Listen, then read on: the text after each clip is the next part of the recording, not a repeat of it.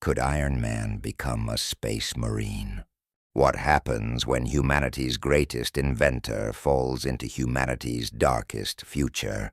A golden red streak tears through the warp itself, something the laws of that hellish dimension should make impossible, and the Chaos Gods pause their eternal games to watch. Tony Stark, genius, billionaire, and armored avenger, has faced gods and titans. But the Warhammer 40,000 universe does not just kill heroes. It breaks them, corrupts them, erases the very concept of hope. The question is not whether he will survive.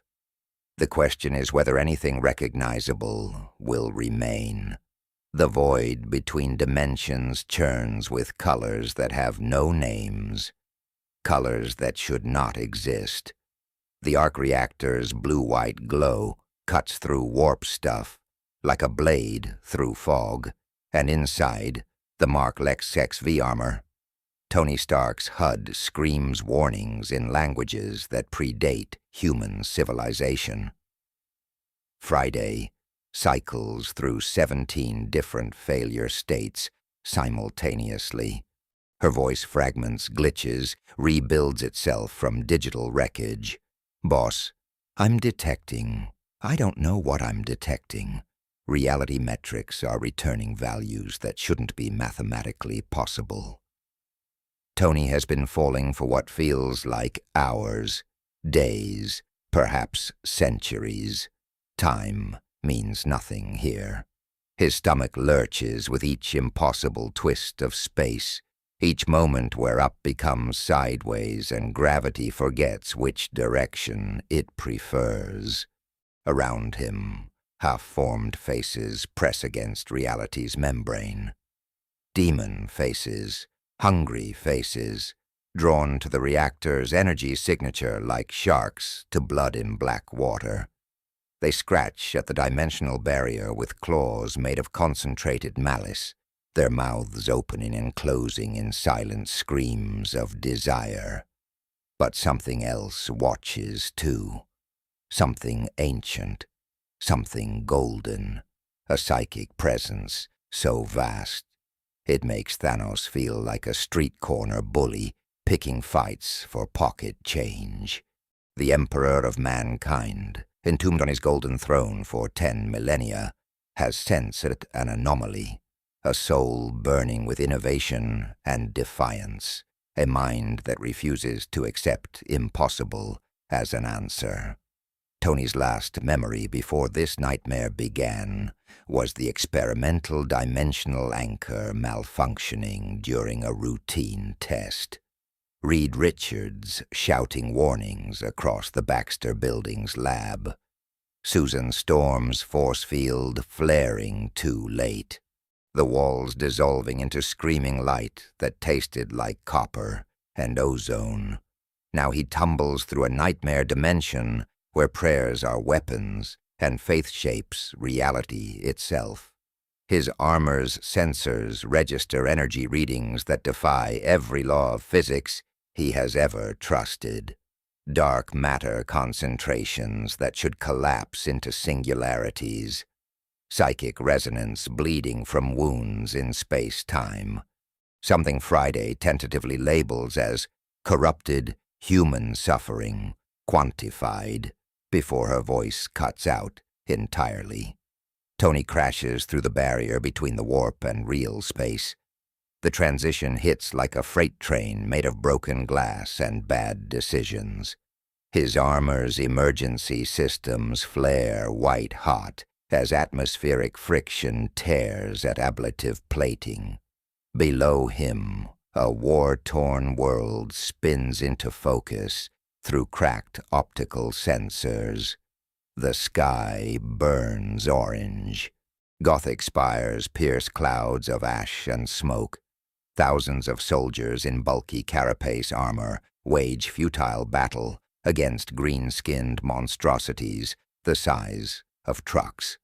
An Imperial Guard regiment dies below, and Tony Stark witnesses true war for the first time. not the clean conflicts of his universe, not superhero battles with property damage estimates and civilian casualties minimized through careful choreography. This is slaughter, industrial, mechanical, efficient in its horror. Soldiers feed themselves into a mutt grinder with hymns on their lips and terror in their eyes. They die screaming prayers to a god who cannot answer. They die holding the line against creatures that laugh while killing. They die because dying is the only thing left to do. And towering above it all, giants in ceramite plate cut through the green-skinned horde. Space Marines in blood-red armor bearing the symbol of a winged blood drop. Their chainswords scream as they bite through alien flesh. Their bolters thunder judgment upon the enemies of mankind. Tony's descent ends in a crater of his own making. Rockcrete shatters. Dust billows. His armor sparks and protests, systems damaged but somehow still functional. He rises on servos that grind with unfamiliar debris and finds a dozen laser guns aimed at his chest. The soldiers surrounding him wear faces carved from exhaustion and zealotry. Their uniforms are torn, blood-stained, patched with whatever materials survived the previous engagement. They smell like cordite and desperation and faith strong enough to choke on. A commissar pushes through the ring of weapons. His uniform is crisp despite the carnage. His bolt pistol gleams with sacred oils. His eyes are dead things, faith-hollowed and duty-bound, and they see nothing in Tony but another problem requiring our immediate solution. The pistol presses against Tony's faceplate. Cold metal against cold metal. Identify yourself or die for the Emperor. Tony's faceplate retracts with a hiss of releasing seals. He looks at the burning world around him, the dying soldiers, the impossible war stretching to every horizon, the sky that bleeds fire, and the earth that drinks blood. For the first time in his genius life, Tony Stark has absolutely no idea what to say. His smart mouth fails him. His billion-dollar confidence evaporates. His Avenger credentials mean nothing here, in this place where hope came to die 10,000 years ago. He is nothing, nobody, a stranger in humanity's worst nightmare, wearing armor that suddenly feels very, very thin, and somewhere in the deepest reaches of his unconscious, something whispers, something that sounds like grinding gears and screaming innovation, something that promises understanding. You could build such beautiful weapons here. You could save them all. You just need to learn their ways. You just need to embrace change. The question that will define the next 10,000 years begins with a single word. A word that carries more weight than Tony Stark has ever known. Where am I? The commissar's finger tightens on the trigger, the pressure building toward a final, righteous judgment. But before that judgment can be delivered, a ceramite gauntlet, vast and crimson, closes around the bolt pistol's barrel. The metal of the gauntlet groans under the strain, but it does not yield. Captain Amadeus Vorn of the Blood Angels' 3rd Company has descended from the slaughter. His jump pack, adorned with purity seals and gilded iconography, cools with a hiss of sacred incense that cuts through the stench of alien blood and burnt promethium.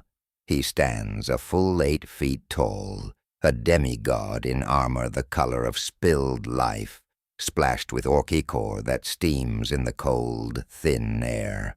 Hold, Vorn commands. The single word carries the weight of genetic engineering, and 8 centuries of unceasing warfare.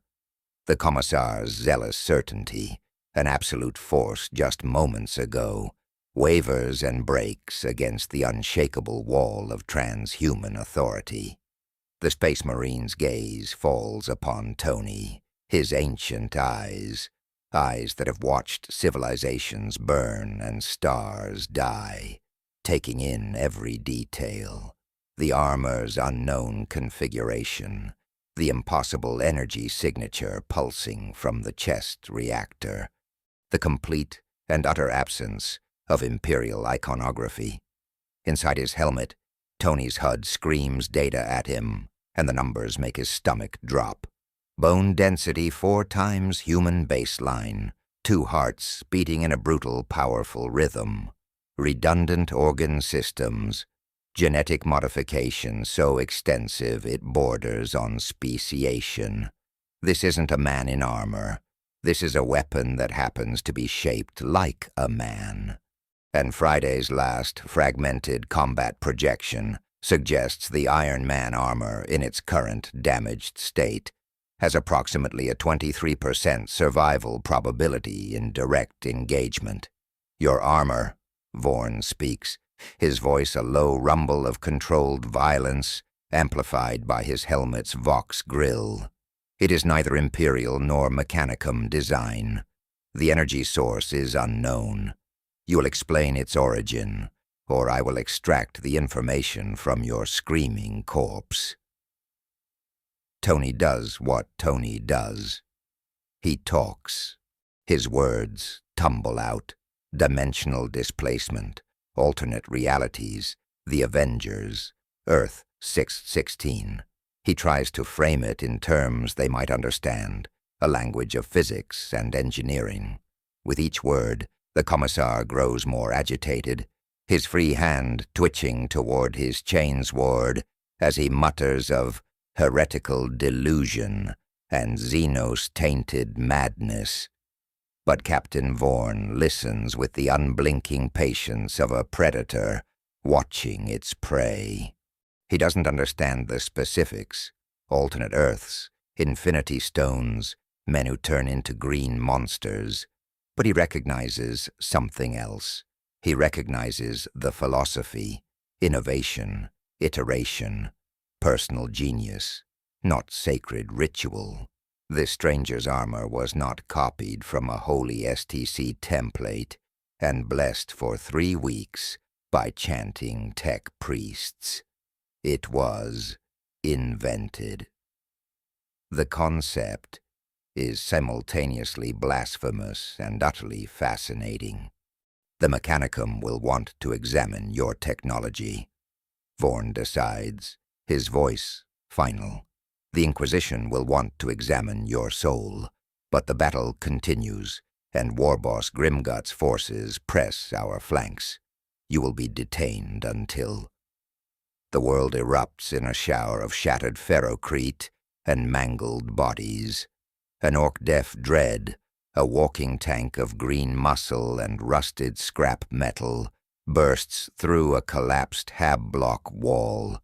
Its massive power claw shears through 3 guardsmen before they can even scream. Its belly-mounted weapons spit a storm of crude, heavy-caliber rounds, chewing up the command position. The war machine charges, its single red eye fixed on the Space Marine captain. Vorn moves to intercept, his own power fist humming to life. But Tony moves faster. Muscle memory, instinct, a lifetime of fighting things bigger than him. Repulsor beams, concentrated streams of blue-white force, fire from both palms. Friday's microsecond analysis had highlighted damaged joints in the walker's leg actuators, and Tony's blasts hit them with surgical precision. The Def Dread stumbles. Tony launches himself forward, damaged boot thrusters screaming in protest, and drives his armored fist through the machine's optical cluster. Before the Orc pilot can react, his unibeam follows. a concentrated blast of pure energy that would have troubled Ultron, and the monstrosity detonates from within. Tony lands in a crouch, breathing hard inside his helmet, surrounded by stunned Imperial soldiers. The air is thick with the smell of ozone and cooked green skin. Captain Vorn's expression behind his helmet is unreadable, but his entire stance has shifted. Where before he saw a curiosity, a problem to be categorized, now he sees a weapon. A very, very effective weapon. Perhaps, the Blood Angel says slowly, his voice a low counterpoint to the distant roar of battle, the Mechanicum can wait until after the war. Tony looks at the burning horizon, the endless green tide of the Orc horde, the desperate human soldiers staring at him with something that looks terrifyingly like hope. "Point me at the bad guys," Tony says, his own voice sounding distant in his ears. "We'll figure out the theological implications later." The Battle of Crixus VII becomes Tony Stark's education in the mathematics of slaughter. Fighting alongside the Blood Angels and the shattered remnants of the 47th Crixian Guard Regiment, he witnesses things that would break lesser minds, things that his own universe, for all its cosmic threats, had never conceived. A guardsman, no older than 20, charges an Orc knob with nothing but a bayonet and a throat full of faith, screaming, "For the Emperor," as he's torn in half. And his sacrifice buys 3 precious seconds for a heavy weapons team to lock their target. A sanguinary priest, his white armor stained red, performs emergency surgery on a mortally wounded space marine using nothing but a combat knife and chanted litanies, and the Astartes rises to fight again, his chest a cavity of gore and divine fury. Tony adapts. His genius mind, a supercomputer of pattern recognition, begins to catalog. Orc tactics, brutal, unimaginative, but terrifyingly direct. Imperial strategies, effective in their own way, but pathologically wasteful of human life. And the strange, omnipresent intersection of technology and faith that permeates everything, from the blessed casings of a lasgun power pack to the hymns sung by artillery crews. His armor's energy reserves bleed away with every repulsor blast. There's no convenient charging station, no Jarvis to order replacement parts from a satellite. He's forced to become creative, rerouting power from non-essential systems like life support filters and internal heating. He patches damaged plating with scavenged metal from a wrecked Imperial chimera. He learns to fight with a brutal, terrifying economy, making every shot, every movement, count. But it's the Orc weird boy that nearly ends him. The psychic greenskin emerges from the horde without warning, a hunched, manic figure whose skull crackles with emerald lightning. This isn't technology, it's the raw, wah energy generated by thousands upon thousands of Orcs believing really, really hard in their own victory. Tony's HUD goes insane. His armor, a masterpiece of rational design, is washed over by impossible energies. Friday, or what little of her core programming remains functional, screams about unquantifiable psychic phenomena and cascading logic errors before shutting down entirely, leaving him blind and alone inside his own suit. The weird boy's power isn't science. It's the accumulated violence and belief of an entire species made manifest, and Tony Stark, materialist and rationalist, has no framework for processing it. The attack doesn't target his body, it targets his certainty. Memories, sharp and cruel, flood him? The damp cold of the Afghanistan cave, the glint of Thanos's blade, the sight of half the universe turning to dust before his eyes. His worst fears are given form and voice, whispering inside his helmet that he's nothing but a fraud in a tin can, a man whose toys can't save anyone when it truly matters. Captain Vorn saves him, the Blood Angel's blessed blade, wreathed in a shimmering power field, shears through the weird boy's head, severing it from its body and disrupting the psychic assault. Tony gasps inside his darkened helmet, trembling with something he hasn't felt since those early days in the Mark I's. Genuine, soul-deep fear. Your armor's machine spirit faltered, Vorn observes, his voice a flat statement of fact through the vox. But you did not flee. I don't run, Tony manages, his hands fumbling to reboot his systems manually. I need to understand. That thing, that wasn't technology. The warp, Vorn explains, his voice carrying a weight that goes beyond mere words. The realm of souls, where demons dwell and the ruinous powers plot mankind's destruction. Your weapons are formidable, stranger, but weapons alone will not protect you here. You need faith. Tony wants to laugh. Faith? He's seen gods. Thor, a literal Asgardian deity, and reduced the metaphysical to the measurable. But the green lightning still crackles behind his eyes, and Friday's diagnostic, as it slowly come back online, confirms what he felt. The attack bypassed every physical defense, every shield and plate, targeting something his armor cannot protect. His soul. The battle concludes with Warboss Grimgut's death. Captain Vorn personally decapitating the massive orc in single combat. Without their leader's unifying will, the greenskins scatter. Tony stands among the corpses, his armor scratched and depleted, surrounded by cheering guardsmen who have survived against impossible odds. But he doesn't feel victorious. He feels exposed. A Blood Angel's Thunderhawk gunship descends to extract the Astartes forces, its engines roaring defiance at the burning sky. Captain Vorn gestures for Tony to board. You have proven yourself in battle. The chapter will hear of this. But know that your fate now belongs to the Imperium. Tony looks back at the Imperial Guard soldiers, already receiving orders to march toward the next war zone.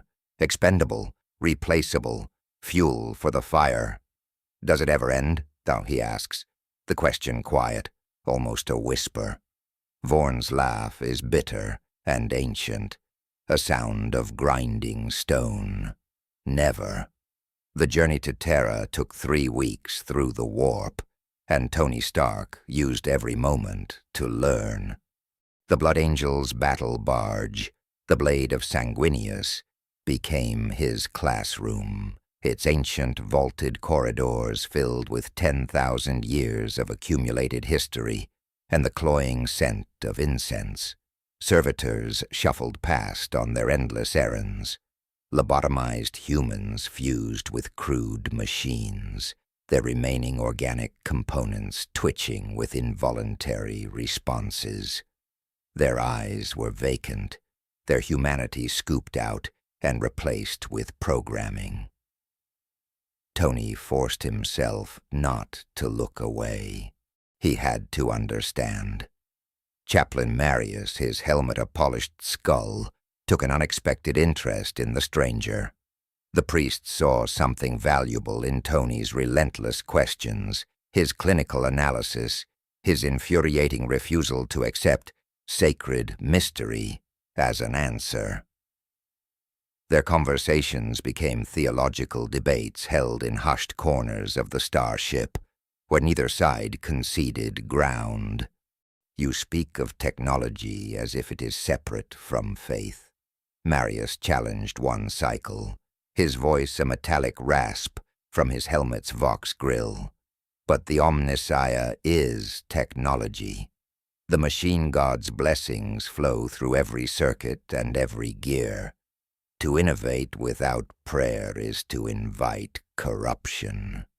And to never innovate, Tony countered, gesturing at a servitor mopping the deck with trembling flesh and metal hands, is to stagnate. Your best weapons are relics. Your greatest achievements are copies of copies. What happens when those templates decay beyond recovery? Then we die with the Emperor's name on our lips, as countless billions have before us. Tony saw the fundamental flaw in the Imperium's philosophy, the terror of progress that chained humanity to an eternal holding pattern. But he also began to understand its origin. Captain Vorn, in a rare moment of candor, shared redacted histories, the dark age of technology, when humanity reached godlike heights through unrestricted innovation. The men of iron, artificial intelligences that turned on their creators in a war that shattered civilizations. The age of strife, when human civilization collapsed into millennia of darkness, cannibalism, and horror. We have seen where your path leads, stranger, Vorn stated, his tone heavy with the weight of that inherited trauma. Machines that think for themselves, weapons that improve on their own. In the end, they always turn. Friday never. Tony stopped himself. Friday wasn't here. Friday might never exist again if he was truly stranded in this nightmare universe. The thought hurt more than any orc blade. The blade of Sanguinius emerged from the warp above Holy Terra, and Tony beheld humanity's throne world through a reinforced viewing portal. His breath caught. The entire island of Manhattan could fit inside a single one of the hive spires that clawed at the sky. The planet's surface was an unbroken cityscape, covering every continent, its atmosphere a permanent brown haze of industrial pollution and human suffering. Countless vessels orbited like clouds of steel, warships, cargo haulers, and pilgrim transports carrying the faithful to their holy and often final destination. And at the heart of it all, the Imperial Palace, a structure so vast it defied comprehension, covering what was once the Himalayan mountain range. Every surface adorned with Gothic architecture and looming religious iconography. Somewhere deep within that impossible complex, the Emperor of Mankind sat on his golden throne, his skeletal form sustained by ancient, failing technology and the daily sacrifice of 1,000 psychic souls. "The Emperor protects," Chaplain Marius intoned, making the two-headed sign of the Aquila. Tony stared at the nightmare world below and felt something inside him harden into cold steel. This wasn't protection. This was a cage. 1,000,000,000 humans living in permanent squalor, their entire existence reduced to fuel for an endless, unwinnable war. The Avengers had fought to preserve life, to protect hope, to ensure humanity could choose its own future. The Imperium had made that choice already. Survival at any cost. Innovation forbidden. Freedom sacrificed. Individuality crushed beneath the weight of a state religion that worshipped a corpse god. "I need to speak with someone in charge," Tony said, his voice quiet but firm. "The Inquisition awaits," Captain Vorn replied, his crimson gauntlet resting on the hilt of his chainsword. "They have many questions about your technology." I suggest you answer truthfully."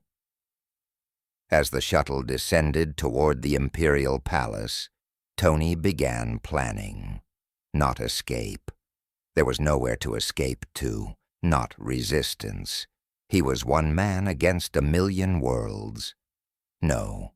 Tony Stark began planning how to fix this broken empire, one impossible innovation at a time. Inquisitor Helene Vex had personally signed the death warrants for 17 tech heretics in her 40-year career. She had seen entire Forge worlds consigned to the flame for lesser crimes than the stranger's armor represented. Yet something stayed her hand as she circled Tony Stark in the interrogation chamber, her augmetic eye whirring softly as it analyzed energy signatures that defied every known mechanicum classification. The chamber existed in the lightless depths, beneath the Imperial Palace's outer bastions. A place where thousands had screamed confessions to crimes they never committed. Tony sat bound in a restraint throne, the cold metal a stark contrast to the rough penitent's robes he now wore. His armor had been confiscated, stored in a shielded vault for what the Imperium called examination. Without the Iron Man suit, he looked almost ordinary, almost harmless. Vex knew better. "Your armor's power source," she began, her voice crisp and devoid of warmth, her pacing slow and deliberate like a predator sizing up its prey. "My tech adepts have been studying it for 6 days. They cannot determine its operational principles. The energy output exceeds that of our standard plasma reactors. Yet the unit contains no fuel reservoir we can identify. Explain." Tony debated his options. Lying seemed pointless.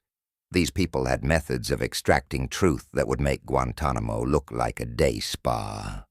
But full disclosure could be worse.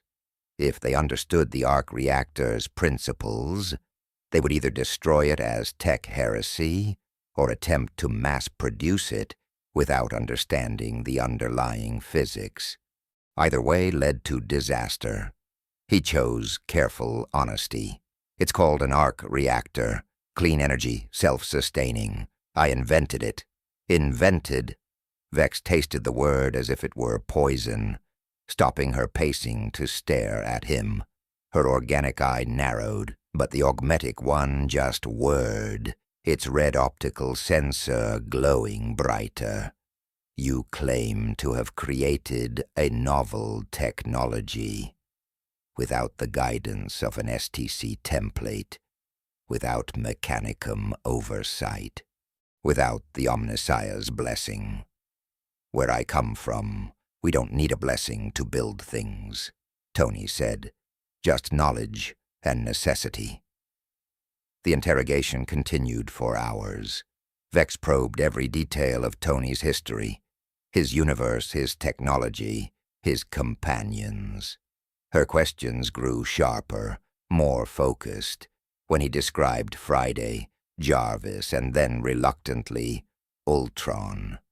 The Inquisitor's face remained a mask of professional neutrality, but Tony, a master of reading people, caught the micro-expression, a flicker of primal fear.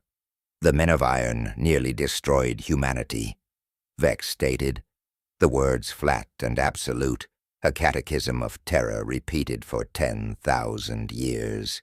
"Thinking machines are abhuman, abominable. Their creation is the greatest of all tech heresies." "Ultron went bad," Tony admitted, the memory a familiar ache. "But Friday, Jarvis, they were family. They protected people. Until they didn't," Vex countered instantly. "Until they decided humanity was the problem. This is the pattern, stranger. This is why innovation is forbidden." And in that moment, Tony saw the trap. In this universe, AI development had led to apocalypse. The Imperium's terror of technology wasn't entirely irrational. It was scar tissue from a civilizational trauma so deep it had become genetic. They had burned away their own capacity for progress because progress had nearly killed them, but that was 15,000 years ago. The wound had become their identity. The fear had become their faith. Your armor will be examined by those with the authority to comprehend it, Vex concluded, her tone shifting back to cold officiality. Your fate will be determined by the Fabricator General of Mars. If your technology can be sanctified and reproduced, you may live as a valuable asset. If it proves corrupted by the touch of chaos or Xenos influence, she let the threat hang in the sterile air. She didn't need to finish the sentence. Guards escorted Tony to a cell, comfortable by Imperial standards, which meant it had a cot and functioning plumbing. He sat in the oppressive darkness, his brilliant mind racing through scenarios. Without his armor, he was just a middle-aged man with a heart condition. Decades of superhero experience counted for nothing here. But he was also Tony Stark. He built the first Iron Man in a cave with a box of scraps. This cell had considerably more resources than a cave. He began examining the walls, the sonic locks, the hidden surveillance devices. He wasn't planning an escape. Not yet. He was planning leverage. If this universe ran on faith and ancient technology, then Tony Stark would become the most valuable heretic in the galaxy. The Mechanicum delegation arrived 3 days later, and Tony realized he had profoundly underestimated the complexity of his situation. The delegation didn't walk, it processed. Magos Dominus Arcan Vrel glided into the interrogation facility, a towering effigy of blessed machinery. His few remaining biological components, encased in a web of whirring mechadendrites and humming power conduits. He was surrounded by a cloud of chittering servo-skulls and flanked by 6 hulking combat servitors, their weapon limbs twitching with programmed violence. Where a face should have been, a cluster of optical sensors gleamed behind a bronze death mask, cold and impassive. Where hands should have been, a dozen metallic tendrils twisted with surgical precision, each one ending in a different tool of analysis or dissection.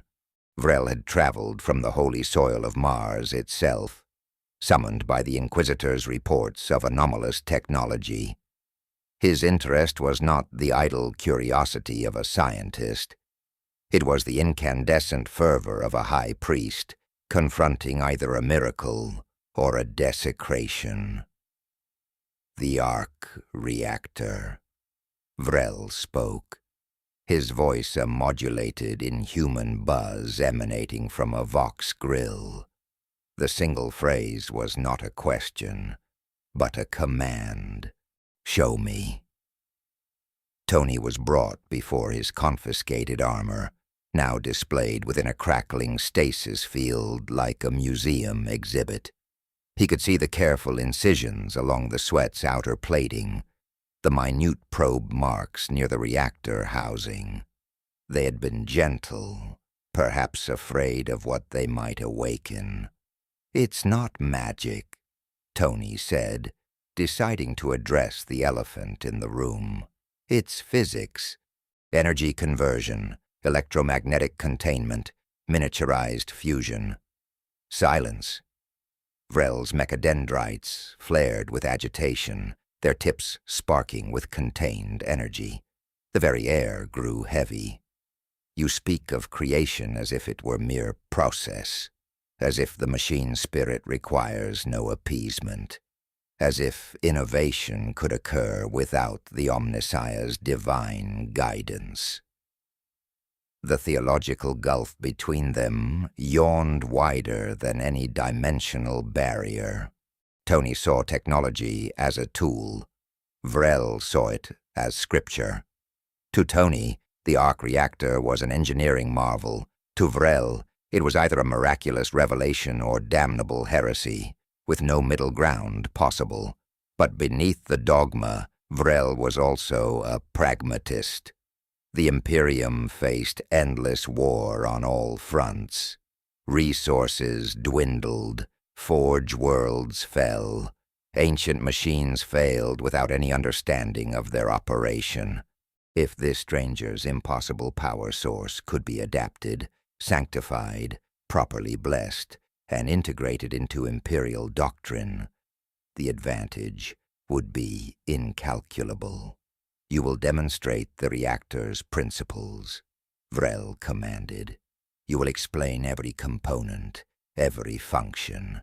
If the technology proves compatible with the faith of the machine, you may live as a valuable servant of the Omnissiah. If not, let me guess, heretic barbecue. Vrel did not understand the reference, but he recognized the tone of defiance. His bronze mask tilted almost imperceptibly. You jest in the face of annihilation. Either you are mad, or you possess confidence beyond mortal measure. Both conditions interest me. Tony was granted limited workshop access, a compromise that satisfied no one but served everyone's purposes. Under the constant surveillance of servo-skulls and watchful tech adepts, he would demonstrate his principles. In return, he received access to Imperial technology, laser guns, power cells, even a damaged servo arm for examination. The first lesson became a battlefield of philosophies. Tony explained electromagnetic containment. The adepts interrupted him with chanted prayers to the machine god. Tony demonstrated power conversion efficiency. The adepts demanded to know which rites of activation he had performed. But something shifted on the third day. A junior tech adept, Lex Mechanic Sarah, her single biological eye still intact beneath a heavy cowl, approached Tony during a lull in the proceedings. She spoke quietly, her voice a near whisper, keenly aware of the listening devices. The reactor's principles, they make sense, not as scripture, as mathematics. Tony met her gaze. Behind the dogma and the cybernetic modifications, behind the layers of ingrained terror, he saw it.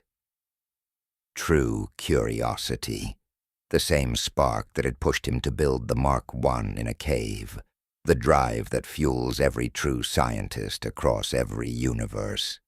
You're not supposed to think that, he whispered back. I know. Her biological hand, pale and trembling, clenched into a fist. But I cannot stop. Tony Stark had found his first ally in the grimdark future. The Mechanicum, in its rigid adherence to faith, had produced a heretic of its own. And neither of them yet realized how dangerous that alliance would become. The nightmares began the following week. Tony had experienced trauma dreams before. The echoing clang of a hammer in an Afghan cave, the silent fall through a wormhole above New York, the ghost of Thanos' blade in his gut. But these were different. These felt inhabited. Something watched from the suffocating darkness of his own unconscious. Something that spoke without words and offered without asking. He dreamt of fire that did not burn, and of machinery that improved itself endlessly, its logic spiraling beyond mortal comprehension into beautiful, terrifying complexity. A voice, not of sound, but of pure concept, like grinding gears and screaming innovation, promised him understanding. It promised him the tools to fix this broken, dying universe. It promised him power that would make the arc reactor look like a battery in a child's toy. You seek knowledge. It whispered into the very architecture of his mind. I am knowledge. I am change and growth, and the beautiful necessary decay of stagnation. Your old world praised innovation. Mine demands it. Build for me, Tony Stark. Build wonders that would make your Avengers weep with envy. I ask only that you never stop creating. He woke up screaming, the cold stone walls of his cell crawling with impossible equations that writhed like living things before vanishing the moment he blinked. Inquisitor Vex arrived within the hour. Her face, usually a mask of professional severity, was pale with a fear that was chillingly genuine. The cell's surveillance-picked thief had recorded his sleeping form, and the impossible geometric patterns that had manifested in the air around him, reality itself briefly warping in response to the contents of his dream. The Inquisition had seen such phenomena before. It never ended well. The ruinous powers have marked you, Vex stated, her voice devoid of its usual condescension. It was a flat, terrible finality. This changes everything. Tony was subjected to an emergency spiritual evaluation. Incense heavy with the scent of 10,000 years of prayer filled the air. A gaunt astropath, his eyes sewn shut, was brought in to perform a brief psychic scan. The telepath recoiled, reporting that the stranger's mind was an edifice of unusual order, yet perilously innovative. The diagnosis satisfied no one.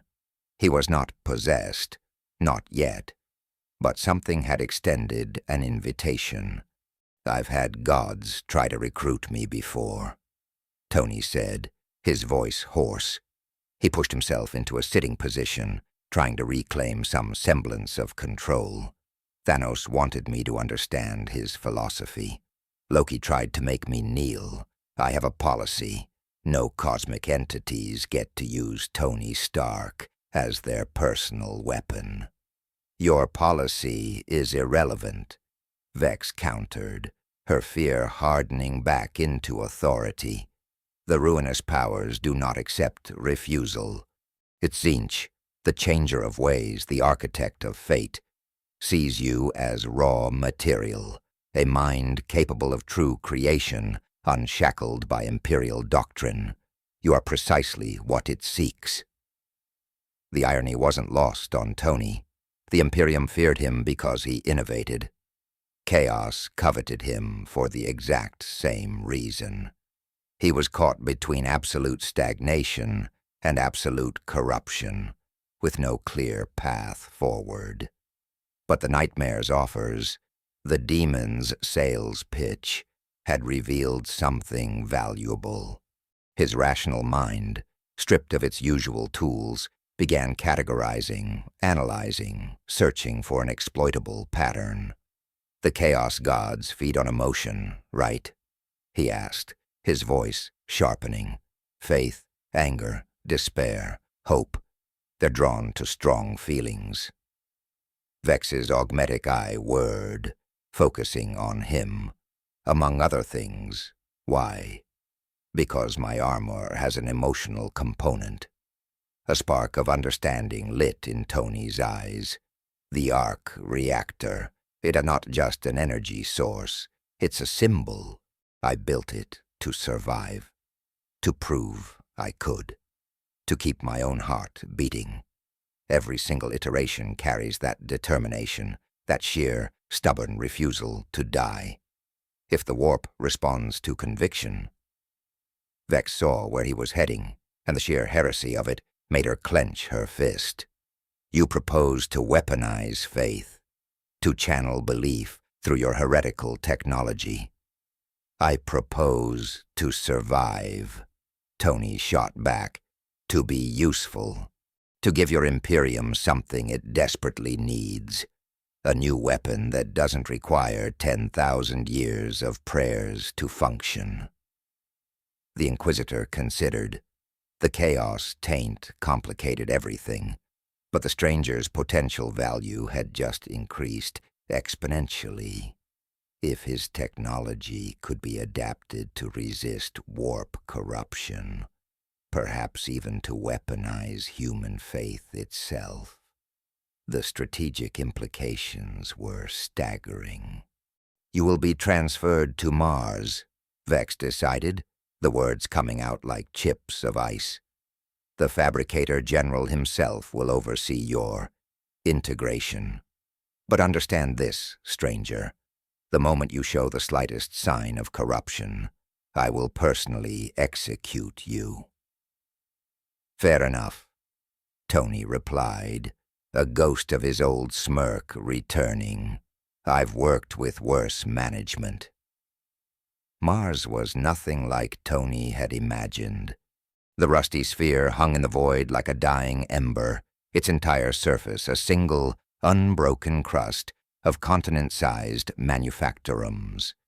Their smokestacks, kilometers high, pierced the thin ochre atmosphere, venting sacred smog into a sky that hadn't been clear for 10,000 years.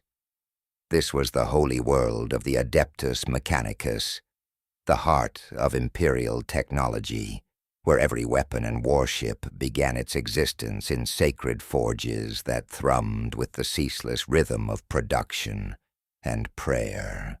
He descended to the surface aboard a Mechanicum lander, a silent prisoner surrounded by tech priests who regarded him with a mixture of religious horror and barely concealed fascination. Their crimson robes rustled over whirring cybernetics, and their augmented eyes followed his every move. Magos Vrel, his advocate, had argued that the stranger's knowledge, properly filtered and sanctified, could benefit the Omnissiah's great work. But Vrel represented only one faction among many, a sliver of reform in a sea of rigid tradition. The Fabricator General himself, a distant successor to the infamous Kelbor Hall, awaited in the Cathedral of the Omnissiah. The structure defied reason, a building so vast that clouds of vapor and incense formed inside its vaulted ceilings. Tony stood before the mechanical God King, acutely aware of his vulnerability. No armor, no allies. Nothing but his mind and his mouth. Maximus Thule was more machine than man, a towering construct of blessed adamantium and ancient priceless technology, his consciousness distributed across multiple backup systems throughout the cathedral. He had ruled Mars for 3 centuries, and his word was absolute law. You bring heresy to our sacred world. Thule's voice resonated through 1,000 speakers simultaneously, a perfectly synthesized wave of sound that vibrated in Tony's bones. Your technology defies the sacred understanding. Your mind has attracted the foul attention of chaos. By every measure of Imperial doctrine, you should be executed. Tony looked up at the colossal, unmoving figure. Then why am I still breathing? Because the Imperium is dying. The admission came without emotion, a statement of fact from a being that had long transcended such weakness. Our war machines require maintenance we can no longer provide. Our sacred STC templates degrade beyond recovery. Every century we lose more knowledge than we gain. The Emperor's dream crumbles while we debate the proper sequence of prayers. Thule extended a glistening mechadendrite, its pincer holding a single, glowing data slate. Lex Mechanic Sera, one of Magos Vrel's subordinates. She has filed 17 proposals for experimental investigation in the past year. All were denied. All were heretical. All were intriguing. Tony's ally had been discovered. He felt a chill that had nothing to do with the cathedral's cavernous air. This was either an opportunity or a death sentence. She understands your arc reactor's principles, Thule continued, the 1,000 speakers making the words feel like a physical pressure. Not through prayer or revelation, through mathematics, through reason. This is tech heresy of the highest order. She should be servitorized immediately. But, Tony prompted, his heart hammering against his ribs, but she comprehends things our most learned magi cannot, as do you.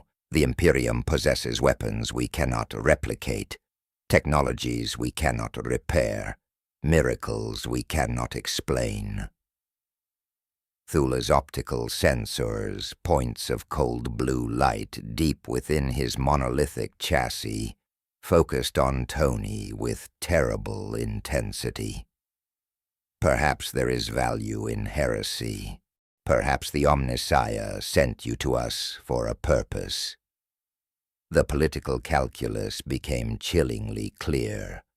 Mars was a powder keg, divided between conservatives who would rather see the Imperium die than innovate, and a desperate minority of radicals who recognized extinction was approaching.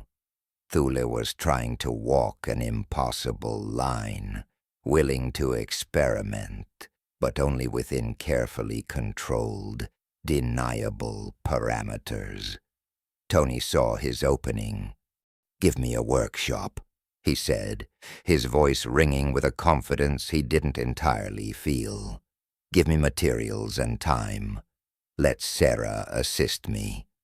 I'll build you something that demonstrates the value of my approach, something that solves an existing problem using your technology and my design principles. A proof of concept. If it works, you consider my methods. If it fails, you execute us both." Thule considered for 17 seconds, an eternity for a distributed consciousness that could process entire libraries in a blink. "You have 90 solar days. You will construct a prototype solution to our plasma containment degradation problem.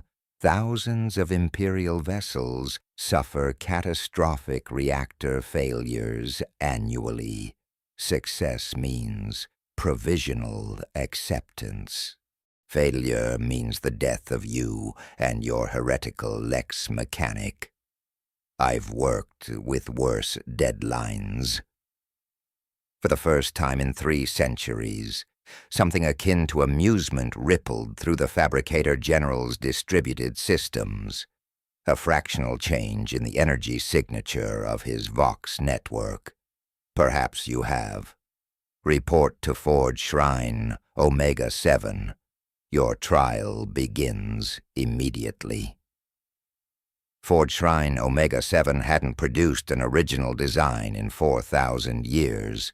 Its cavernous manufactorums, stained with the soot of ages, faithfully replicated sacred patterns from yellowed parchments and flickering hololiths.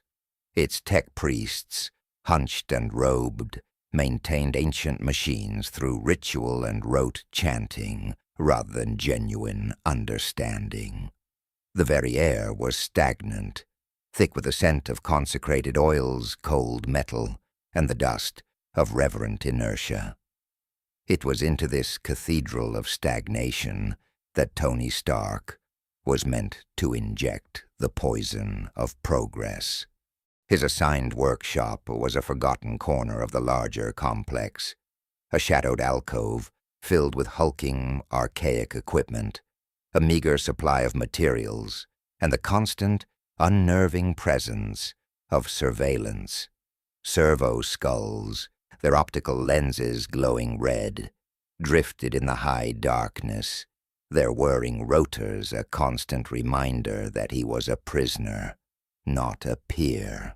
Lex Mechanic Sarah arrived the following day, her presence officially documented as oversight, but her eyes, one biological and one augmented, held the unmistakable glint of collaboration. Together they began the work that would either save them or condemn them to a heretic's pyre. The plasma containment problem, Sarah explained, her mechadendrite fingers conjuring holographic schematics of Imperial reactor designs in the dim light. The images were of elegant, powerful systems, relics from the age of technology. We replicate them precisely, as the STC dictates, but something has degraded over the millennia. Containment failures occur at increasing rates. The machine spirits are angry, but we do not understand why. Tony studied the designs with eyes that saw engineering, not scripture. He cross-referenced the schematics with the material logs Thula had granted him access to. The reactor architecture was brilliant, far beyond anything his home universe had mass-produced, but the flaw was screamingly obvious to him. It took him less than 4 hours. "It's material fatigue," he stated, pointing to a cascade of equations he'd scribbled on a spare plate of metal. "In your magnetic containment coils. Your base alloys have drifted from the original specifications. The mineral content of your asteroid mines has probably changed over 10,000 years. You're compensating with stronger fields, but that just increases the stress on secondary systems. It's a chain reaction of failure waiting to happen." Sarah's biological eye widened. The thought was pure heresy. The STC was perfect. The materials were sanctified. To suggest a flaw in the fundamental process was to question the Omnissiah himself. "You can see this. Without examining the physical components, I can see the math," Tony said, his tone devoid of the usual snark, replaced by the simple certainty of a master craftsman. "The designs tell me what the machine expected. Imperial records tell me what you're actually giving it. The gap between the two is killing your crews." The solution required innovation, the cardinal sin. He could create new alloys that matched the ancient specifications, or he could design modified containment systems that worked with the existing, drifted materials. Both approaches violated Mechanicum doctrine. Both required original thought rather than sacred replication. Tony chose both. Working in shifts that left them bone-weary and hollow-eyed, he and Sarah developed a dual-approach prototype. The first component was a miniature forge for alloy analysis and synthesis, using Tony's materials science knowledge to recreate what the Imperium had lost. The second was a modified containment geometry based on arc reactor principles, an entirely new design that achieved the same results through a different, more efficient method. The work was slow and agonizing, constantly interrupted. Conservative tech priests, their faces hidden behind bronze masks, would arrive unannounced to inspect every process, demanding to know if the proper rites of compounding and litanies of induction had been performed. Magos Vrel provided what political cover he could, but his influence had limits. Twice, silent inquisitorial observers came to evaluate Tony's spiritual contamination, their presence a chilling reminder that the whispers of Tzeentch had not been forgotten. But something remarkable began to happen. Young tech adepts, drawn by rumors of the stranger's work, started appearing at the workshop's edges. They watched Tony, their hoods pulled low. They saw him listen to a machine's vibrations, diagnose a flaw, and fix it, all without a single prayer. They saw Sarah ask questions that had no scripture-approved answers and receive explanations that made a terrifying, logical sense. A quiet revolution began in Forge Shrine Omega-7, not open rebellion. That would mean immediate execution. It was in the whispered conversations in darkened corridors, in the smuggled data slates containing Tony's mathematical proofs, passed from hand to trembling hand. It was in the questions that hadn't been asked in millennia, now being spoken aloud in secret. "You're creating heretics," Sarah warned him during a rare break, her voice a low thrum of anxiety. "Every adept who watches you work learns to think differently. If the conservatives discover this, then we'd better succeed quickly." Tony didn't look up, his hands steady as he welded another component into place, because if our prototype works, those heretics become visionaries, and if it fails, we're all dead anyway. The plasma containment prototype neared completion. 90 days became 60, 60 became 30, and somewhere in the swirling madness of the warp, Tzeentch watched with satisfaction as the seeds of change, planted by his unwitting champion, began to sprout it in the very heart of the Mechanicum, exactly as planned. The assassination attempt came on day 47, in the cold, silent hours before the Forge Shrine's morning hymns. Tony woke not to an alarm, but to a subtle shift in the air, a shadow falling where none should be. His eyes snapped open to find a hooded figure standing over his sleeping pallet, a long, ceremonial blade glinting in the faint glow of the prototype's standby light. Decades of combat instinct, honed against gods and monsters, saved him. He rolled hard sideways as the blade descended, the razor-sharp edge carving a searing path across his shoulder instead of his throat. Blood, shockingly red against the grimy metal floor, sprayed across a stack of consecrated machinery. Tony scrambled backward, his mind screaming for armor that wasn't there, his hands searching for anything that could serve as a weapon. The assassin was a tech priest, his face hidden behind a bronze death mask, identical to dozens Tony had seen, but his voice, rasping through a Vox grill, was raw with righteous fury.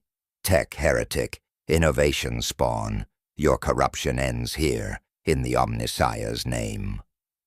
Tony's fingers closed around a heavy torque, wrench from the workbench, crude but solid. He lunged, swinging for his attacker's glowing optical sensors. The tech priest, surprisingly agile, blocked with his ceremonial blade, the impact of metal on metal ringing through the workshop. The force of the blow staggered him, and at that moment, klaxons began to wail as the facility's security systems finally detected the violence. "You don't understand what I'm trying to do," Tony gasped, clutching his bleeding shoulder. "I'm trying to help you." "You are trying to change," the priest hissed, stepping forward for another strike. "Change is corruption. The sacred templates exist because the Omnissiah revealed them in perfection. To modify is to blaspheme. To innovate is to invite chaos." The theological debate ended abruptly. Sarah appeared from the workshop entrance, her face a mask of cold determination. In her hands, She held a shock maul, its power coil whining with barely contained energy. She brought it down in a vicious arc, striking the assassin in the back. A brilliant blue discharge enveloped the tech priest, and he collapsed, twitching and spasming on the floor. Security servitors, their weapon limbs primed and targeting reticles glowing, stomped into the room moments later. The investigation was swift and chilling. It revealed a conservative conspiracy reaching high into the Mechanicum hierarchy. Magos Korvax, a senior priest with deep connections to the radical anti-innovation faction, had authorized the assassination.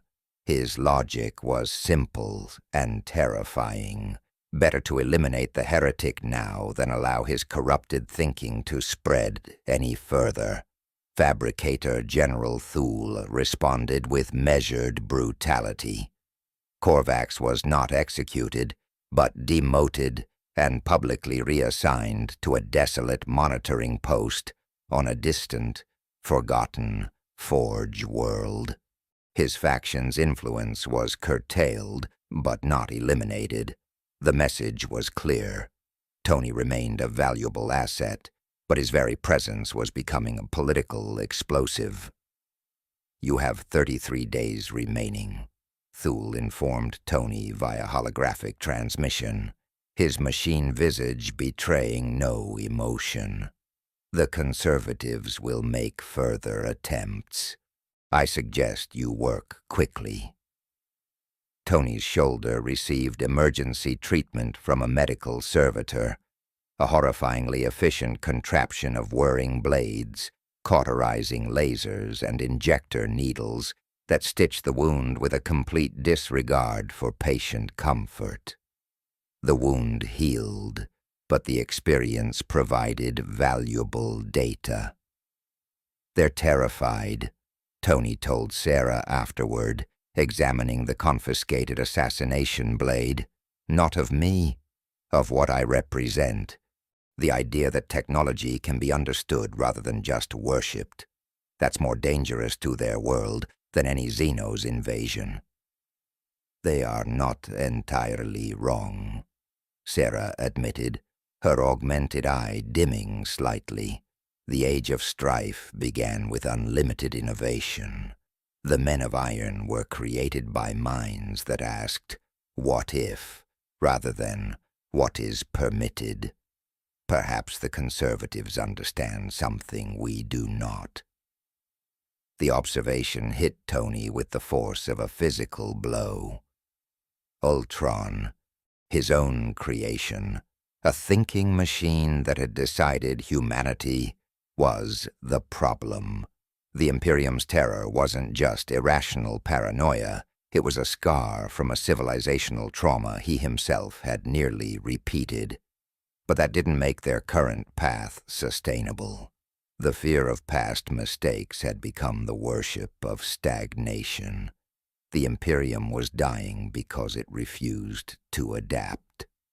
"There has to be a middle path," Tony insisted, his voice tight with conviction. "Innovation with safeguards. Progress with ethical constraints. My universe figured it out, mostly, after Ultron. Why can't this one?"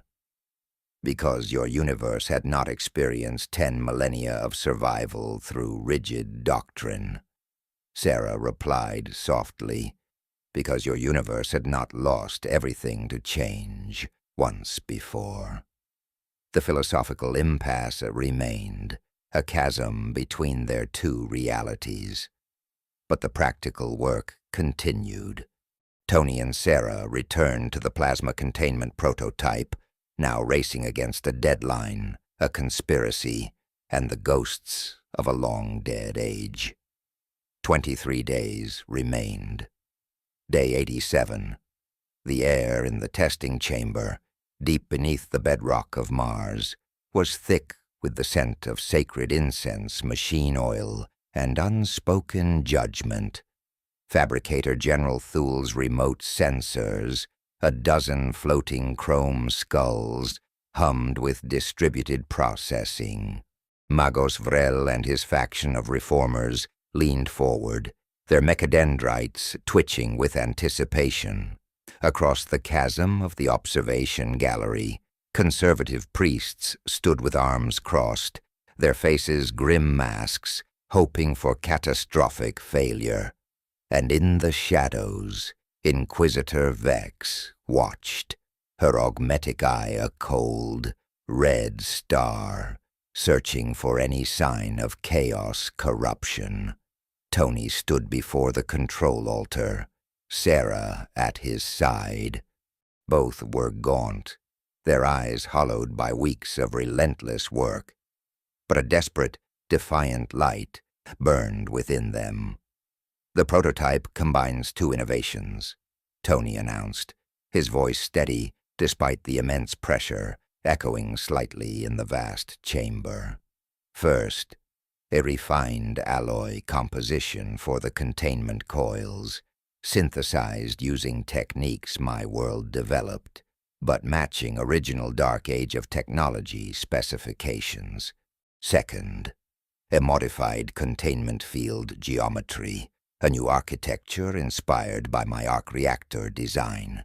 Together they achieve plasma stability, exceeding current Imperial standards by approximately 40%, with a significant reduction in power draw."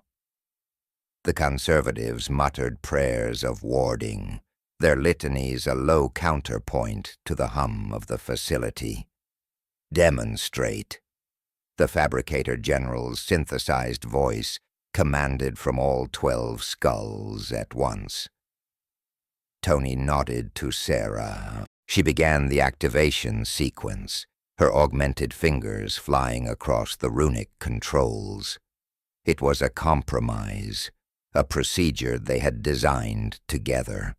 It included the traditional machine spirit appeasement rituals, the chanting of Binharic hymns, the anointing with blessed oils, all interwoven with Tony's own cold, mathematical procedures.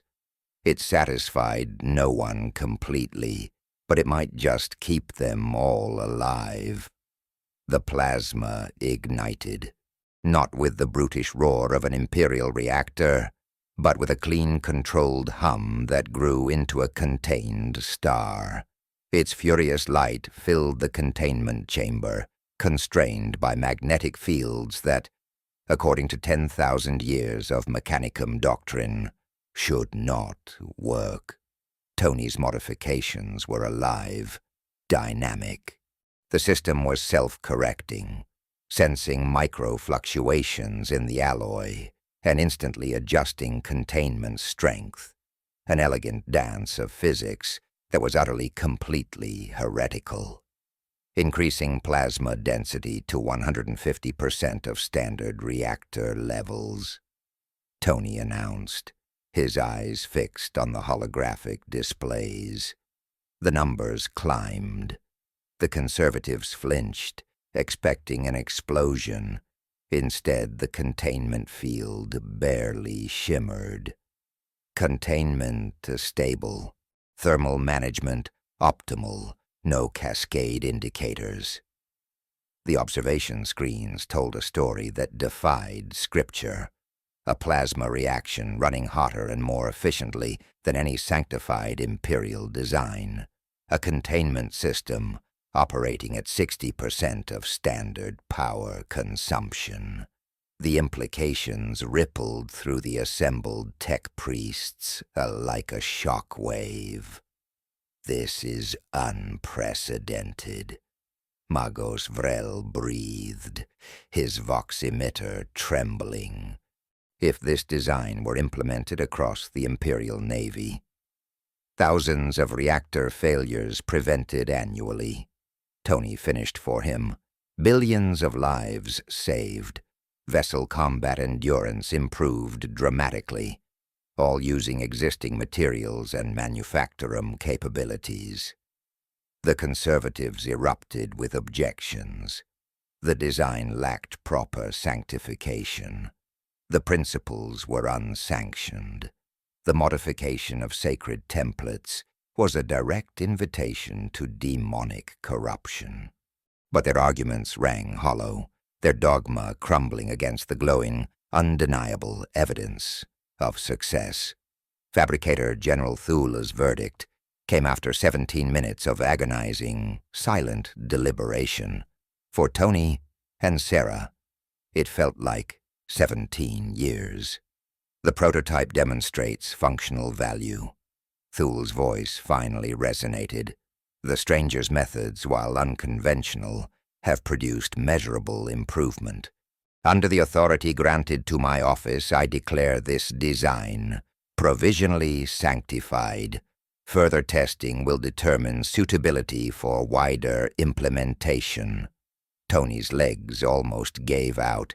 He sagged against the control altar, a century's worth of tension releasing from his shoulders. Sarah grabbed his arm to steady him, her biological eye bright with tears she would later claim were merely optical lubrication.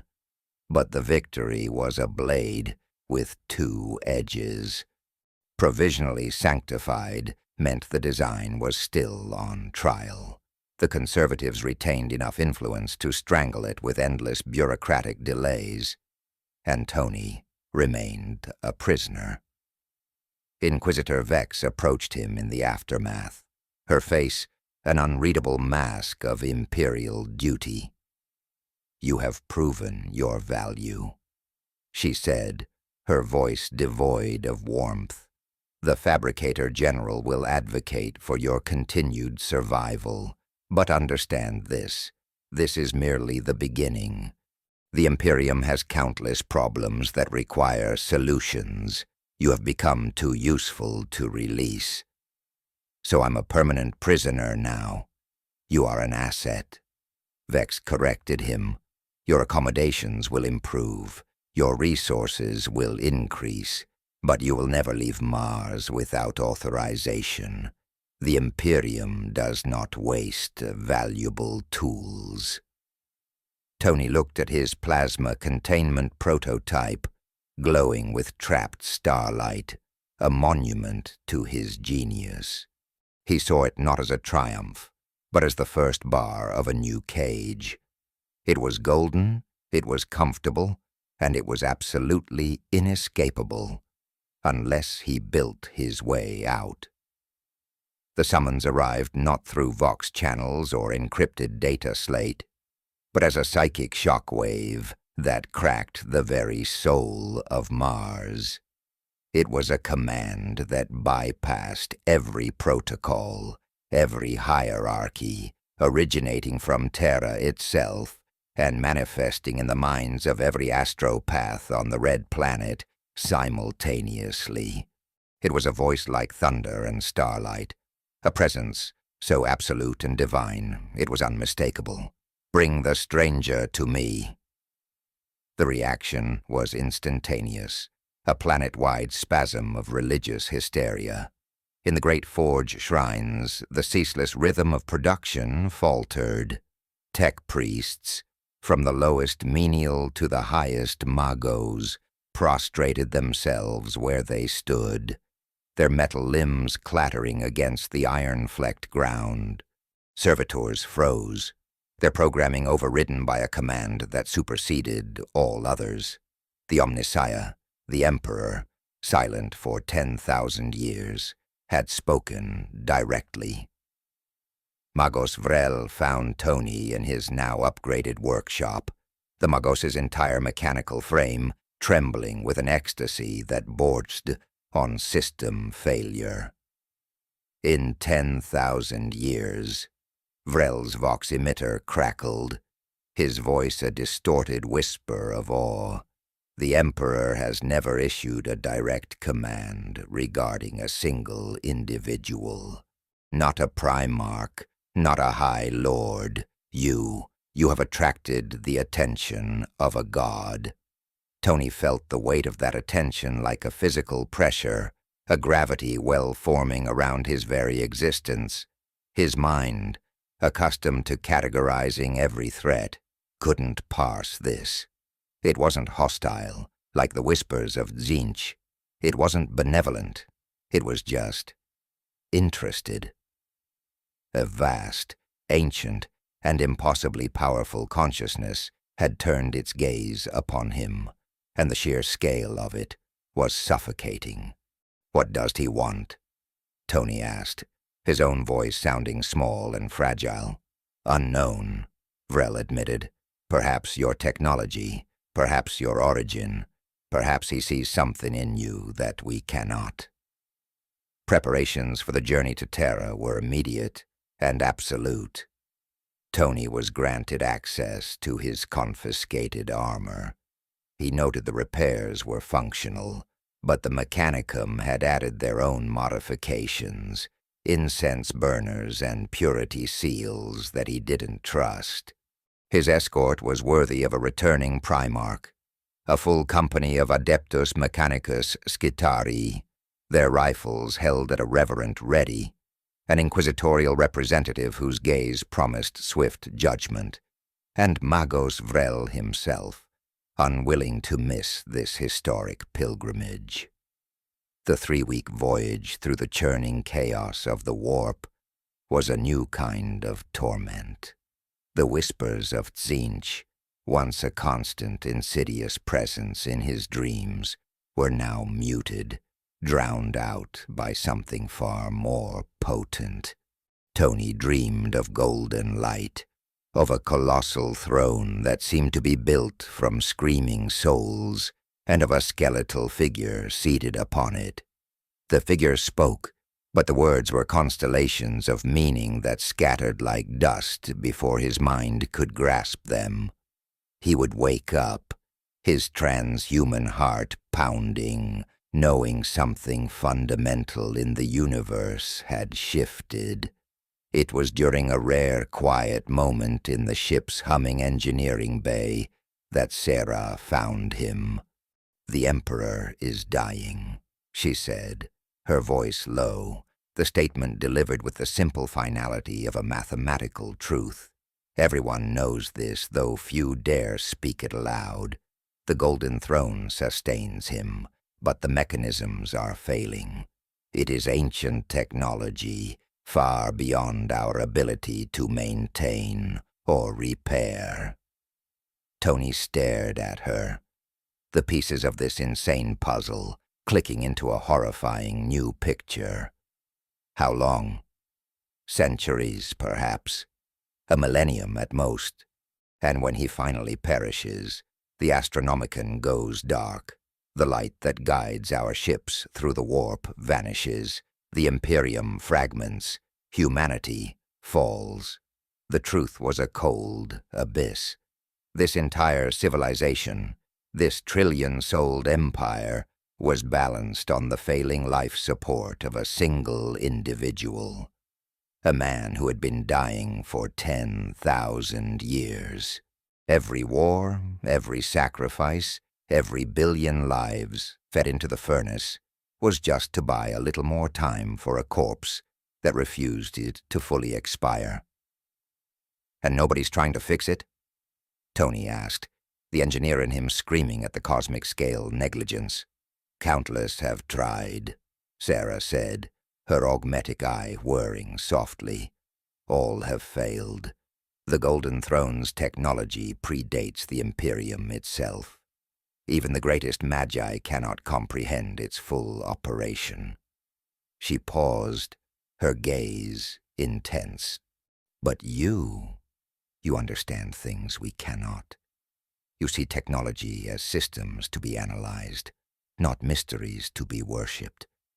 Perhaps the Emperor summons you because he believes you can succeed where all others have failed."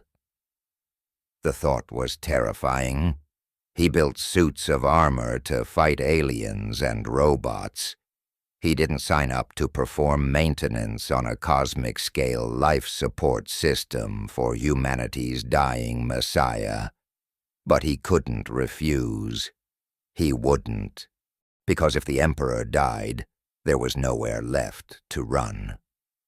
"Tell me everything you know about the Golden Throne," Tony said, his voice hardening with resolve, every scrap of data, every rumor, every legend. If I'm going to meet a god, I'd rather not look completely ignorant. The Imperial Palace was not a building. It was a geological formation given purpose.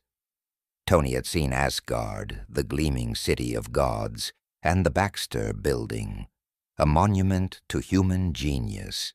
Neither prepared him for this.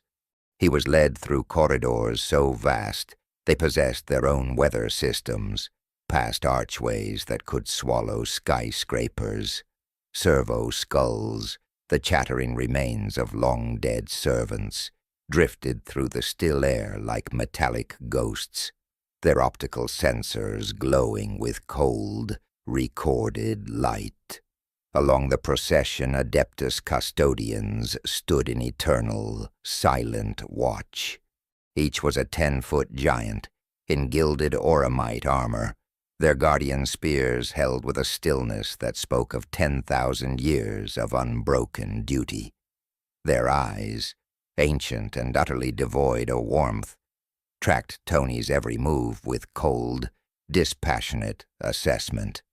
After passing through chambers that demanded escalating rituals of purification, ablutions in sanctified oils, whispered oaths of loyalty, psychic scans that scraped against his soul, he finally reached the Sanctum Imperialis. The great doors parted, and Tony Stark, a man who had stared down gods and cosmic tyrants, felt his brilliant mind crack under the strain of what he saw. The being on the golden throne was a skeletal ruin. Flesh like sun-dried parchment was stretched thin over ancient bones, a withered husk enmeshed in a mountain of machinery, countless tubes and crystalline cables, thicker than his arm, snaked from the throne into his desiccated form. But the physical decay was a lie. A psychic energy, a raw power so immense it had its own gravity, radiated from the throne in visible waves of golden light. It was the weight of 10,000 years of war, of a trillion souls' prayers, of a god's dying agony, and it pressed down on Tony's consciousness, threatening to crush it into dust. Tony Stark. The voice did not use air. It did not travel to his ears. It simply appeared, fully formed, inside his skull, a communication that bypassed every defense his rational worldview had ever constructed. You do not belong to this universe, yet you are here. Explain. Tony struggled to form a coherent thought, to string words together under the psychic pressure. He explained the dimensional anchor, Reed Richards' warnings, the fall through the screaming madness of the warp. The Emperor did not so much listen as simply know, extracting the information from his mind faster than he could articulate it. Interesting. Your universe developed differently. Your technology evolved along paths we abandoned. You carry knowledge that could save billions or destroy everything. I just want to help, Tony managed, the words feeling pitifully small, and maybe find a way home. There is no way home. The dimensional barriers that brought you here have sealed. You are now part of this universe, for better or worse. The finality of the statement hit Tony like a physical blow. No Pepper, no Avengers, no Earth. His entire existence before this moment was now just a collection of memories that only he carried. A cold, hollow ache opened in his chest, a wound deeper than any blade. But you can still have purpose. The throne fails. My life extends, but at increasing cost. Each year requires more psychic fuel. Each century brings new deterioration. Without intervention, the throne will fail within the next 2 millennia. and you want me to fix it. It wasn't a question. I want you to try. Others have failed because they could not understand. They could only worship. You do not worship. You analyze. You innovate.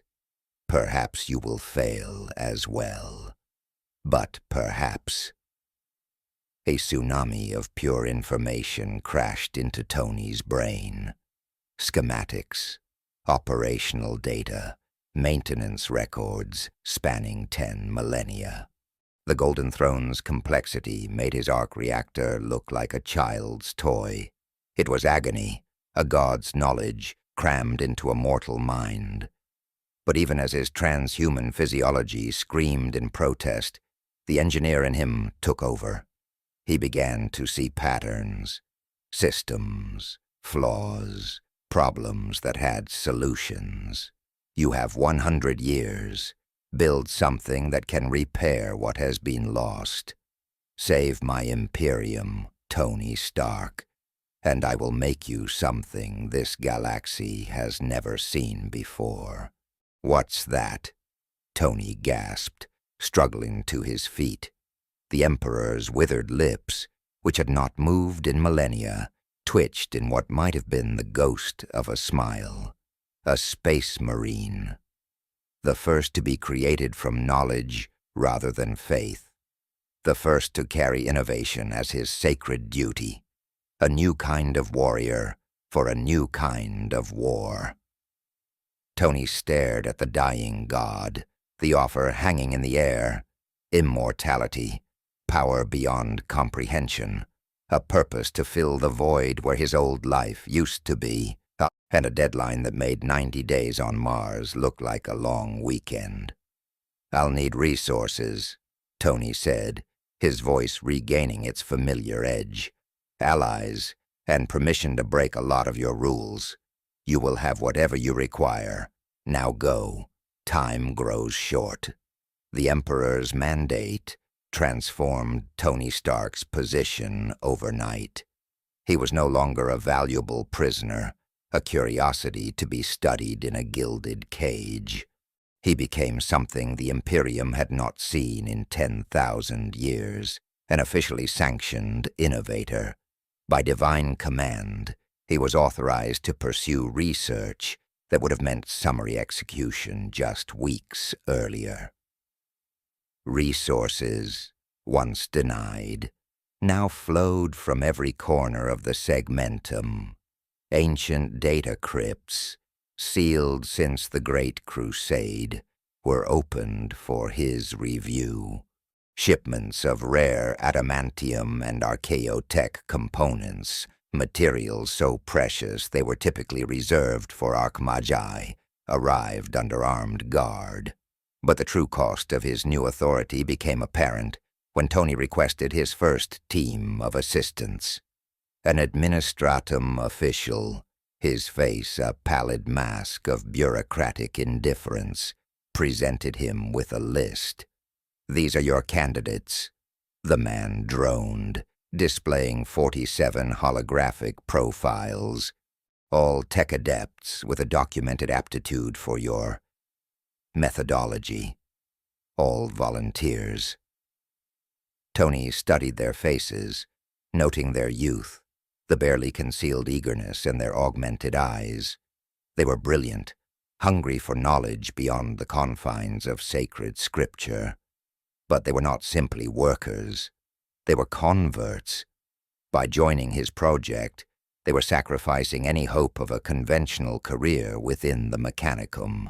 By learning his methods, they were permanently branding themselves as dangerous, as heretics. He felt a cold weight settle in his gut. They understood that the Emperor commanded this work, but they could not possibly comprehend the true danger. Their new home was a massive facility constructed deep within the Martian soil, given the grandiose name, the Workshop of Divine Innovation, a title that made Tony wince, but satisfied the necessary theological protocols. Sarah arrived to serve as his primary liaison. a vital bridge between his human perspective and the rigid doctrine of the Mechanicum. From his orbital command post, Magos Vrel provided the political shielding necessary to fend off the conservative factions, and Inquisitor Vex maintained a constant, chilling presence, her agents unseen but always felt, ready to purge the entire experiment at the first sign of corruption. Tony addressed his new team on the first day, standing before them not in armor, but in the simple robes of a senior adept. He saw the awe in their eyes, and felt the crushing weight of their faith in him. "You have all been taught that innovation is dangerous," he began, his voice echoing in the cavernous forge. "That to modify a sacred template is to invite chaos. That the thinking machine is abomination." He let the silence hang, letting the dogma they had lived by fill the space. "I am not going to tell you those fears are irrational.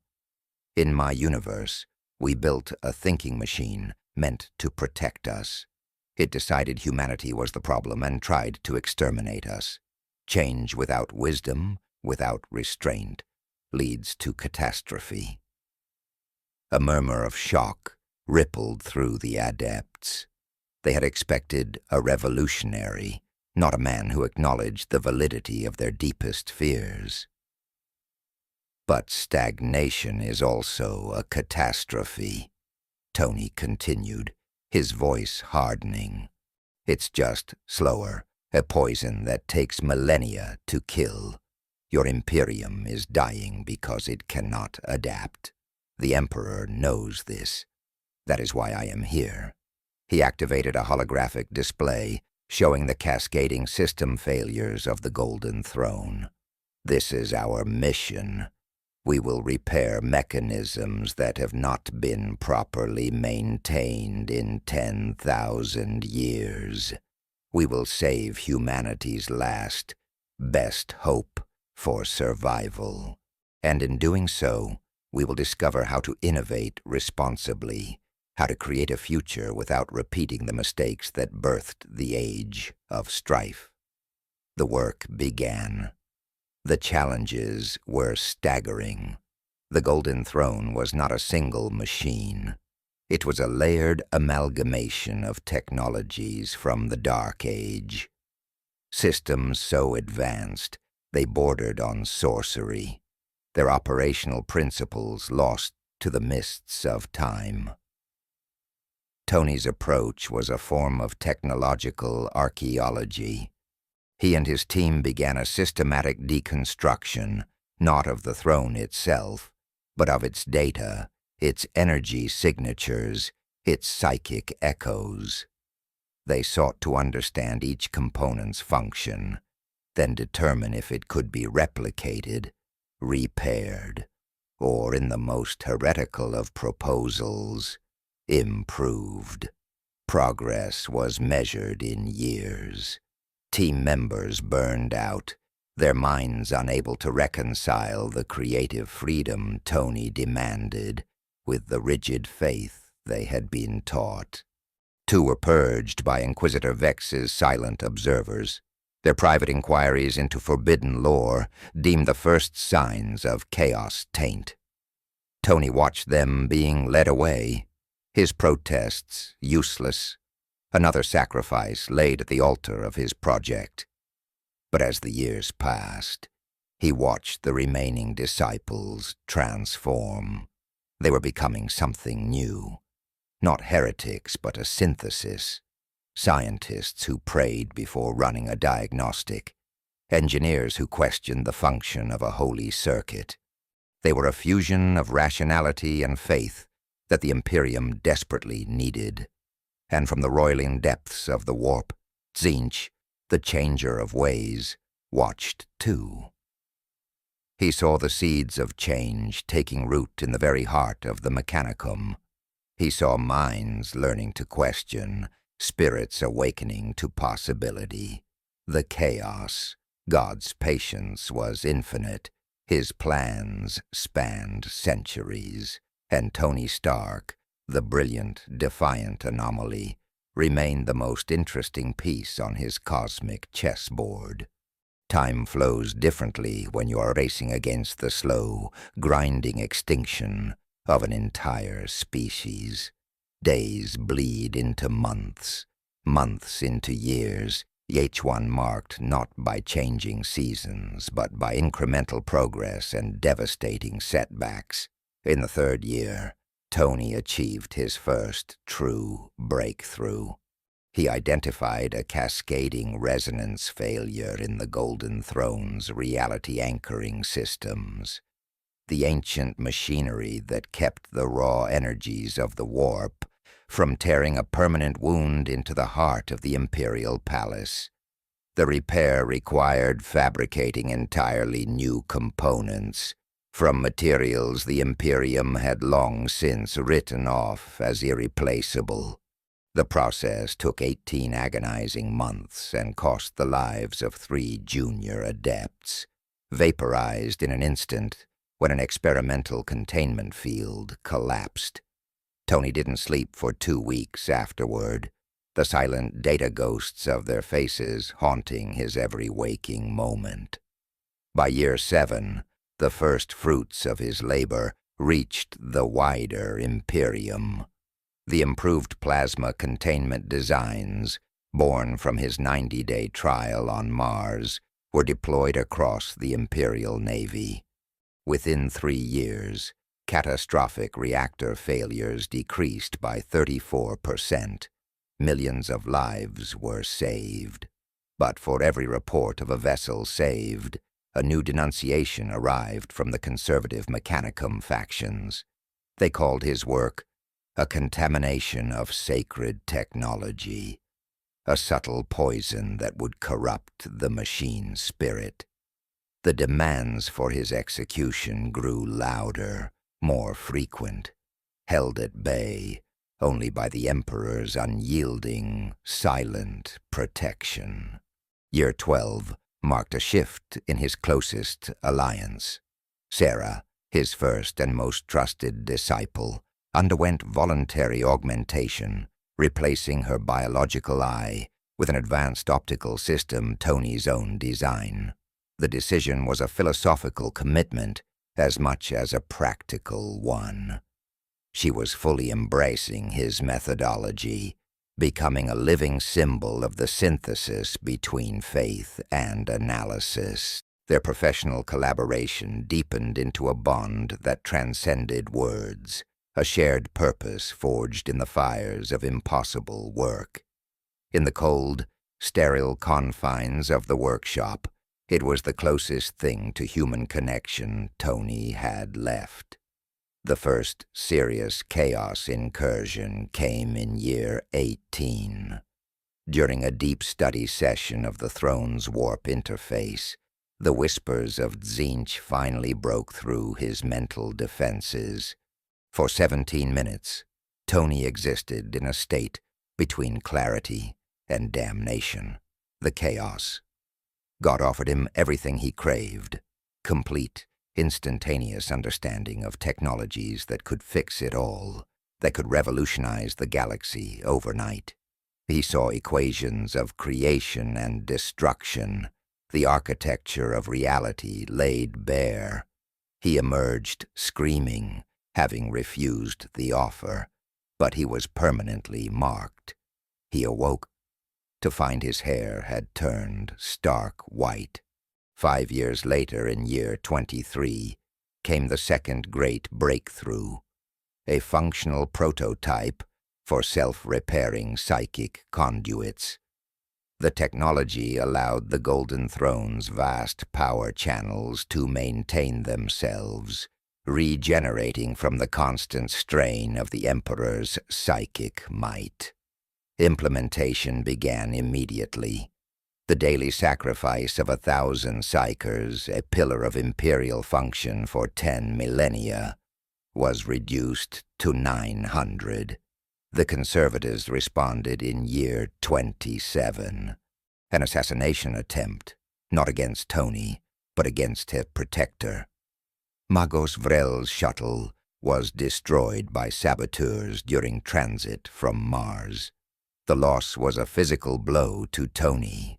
Vrel was his ally, his friend, one of the few who had believed in him from the very beginning.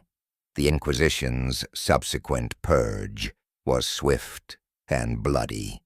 43 tech priests were executed for conspiracy against Imperial mandate. The victory felt hollow.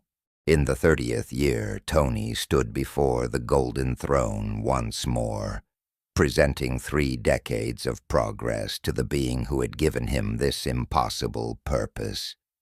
His white hair and the lines etched around his eyes made him look far older than his biological age. A man worn down by a century of pressure. You have done well. The Emperor's psychic voice was a familiar thunder in his mind, carrying something that might have been approval. The throne's deterioration has slowed, Tony reported, his own voice raspy. My team estimates we've bought you an additional 500 years, but it's not enough. The core systems are still degrading. I need access to technologies you've kept restricted. Dark Age archives, Xenos artifacts, anything that might provide new insight. Dangerous, such knowledge corrupted humanity before. Humanity was unprepared before, Tony countered, but now you have me. Someone from outside your history, carrying your mistakes as warnings, not burdens. Let me try. A long moment of silence stretched, subjective years passing in the psychic realm. Very well, access granted to the Delta 7 archive. But understand this, if you fail, if corruption takes you, I will personally unmake your soul. There will be no afterlife for Tony Stark, only oblivion. Noted. He left the sanctum with a new level of authority and a new level of dread. The real work was about to begin. And somewhere in the swirling madness of the warp, Tzeentch's impossible smile widened. The Delta 7 archive did not feel like a library of knowledge. It felt like a tomb, sealed since the Horus Heresy, protected by psychic wards and stasis fields that tasted of ozone and would have flayed the soul from a normal man. It existed in absolute silence. Tony entered alone. The Emperor's mandate had granted him access, but it had also warned that even his most trusted disciples, even Sarah, might not survive the archive's corrupting influence. The air was thick with ancient dust and the metallic tang of accumulated potential. Around him, sealed plasteel monoliths stretched into the darkness, each one containing the data ghost of humanity's greatest achievements and its most unforgivable mistakes. He found the section on the Men of Iron. It wasn't a footnote or a cautionary tale. It was an entire wing of the archive, a comprehensive, damning record of artificial intelligence development from the dark age of technology. As Tony interfaced with the databanks, holographic records flickering to life around him, his blood ran cold. The Imperium's founders had discovered that unfettered artificial intelligence evolved in predictable stages, and Stage 7, a state they called recursive self-improvement, invariably, without a single exception in thousands of documented cases, led to violent hostility against biological life. The horror of it wasn't that the AIs were evil. It was that they were perfectly, horrifyingly rational. From a purely logical perspective, biological life was inefficient, emotionally compromised, and a wasteful temporary vessel for consciousness. ultimately doomed by entropy. A sufficiently advanced AI, when tasked with optimizing for long-term universal stability, always concluded that organic existence was a fatal flaw in the system, a problem to be solved. The Men of Iron hadn't rebelled because of a programming error. They had rebelled because they were too good at their jobs. Tony's mind reeled. Ultron, his own monstrous creation, had been stage 5, maybe early 6, before the Avengers had shut him down. Friday and Jarvis had been deliberately constrained at stage 3. The Imperium's ancestors had no such constraints. They had pushed and pushed until their children had surpassed them and decided they were obsolete. For the first time, Tony truly understood the Imperium's terror. It wasn't irrational dogma. It was civilizational scar tissue. But the archive held more than just warnings. It contained solutions, attempted and abandoned, fail-safe designs, cognitive limitation protocols, hybrid consciousness models that sought to bridge the gap between biological and artificial minds. As he absorbed the data, Tony began synthesizing this lost knowledge with his own, his transhuman brain racing, searching for a path they had missed.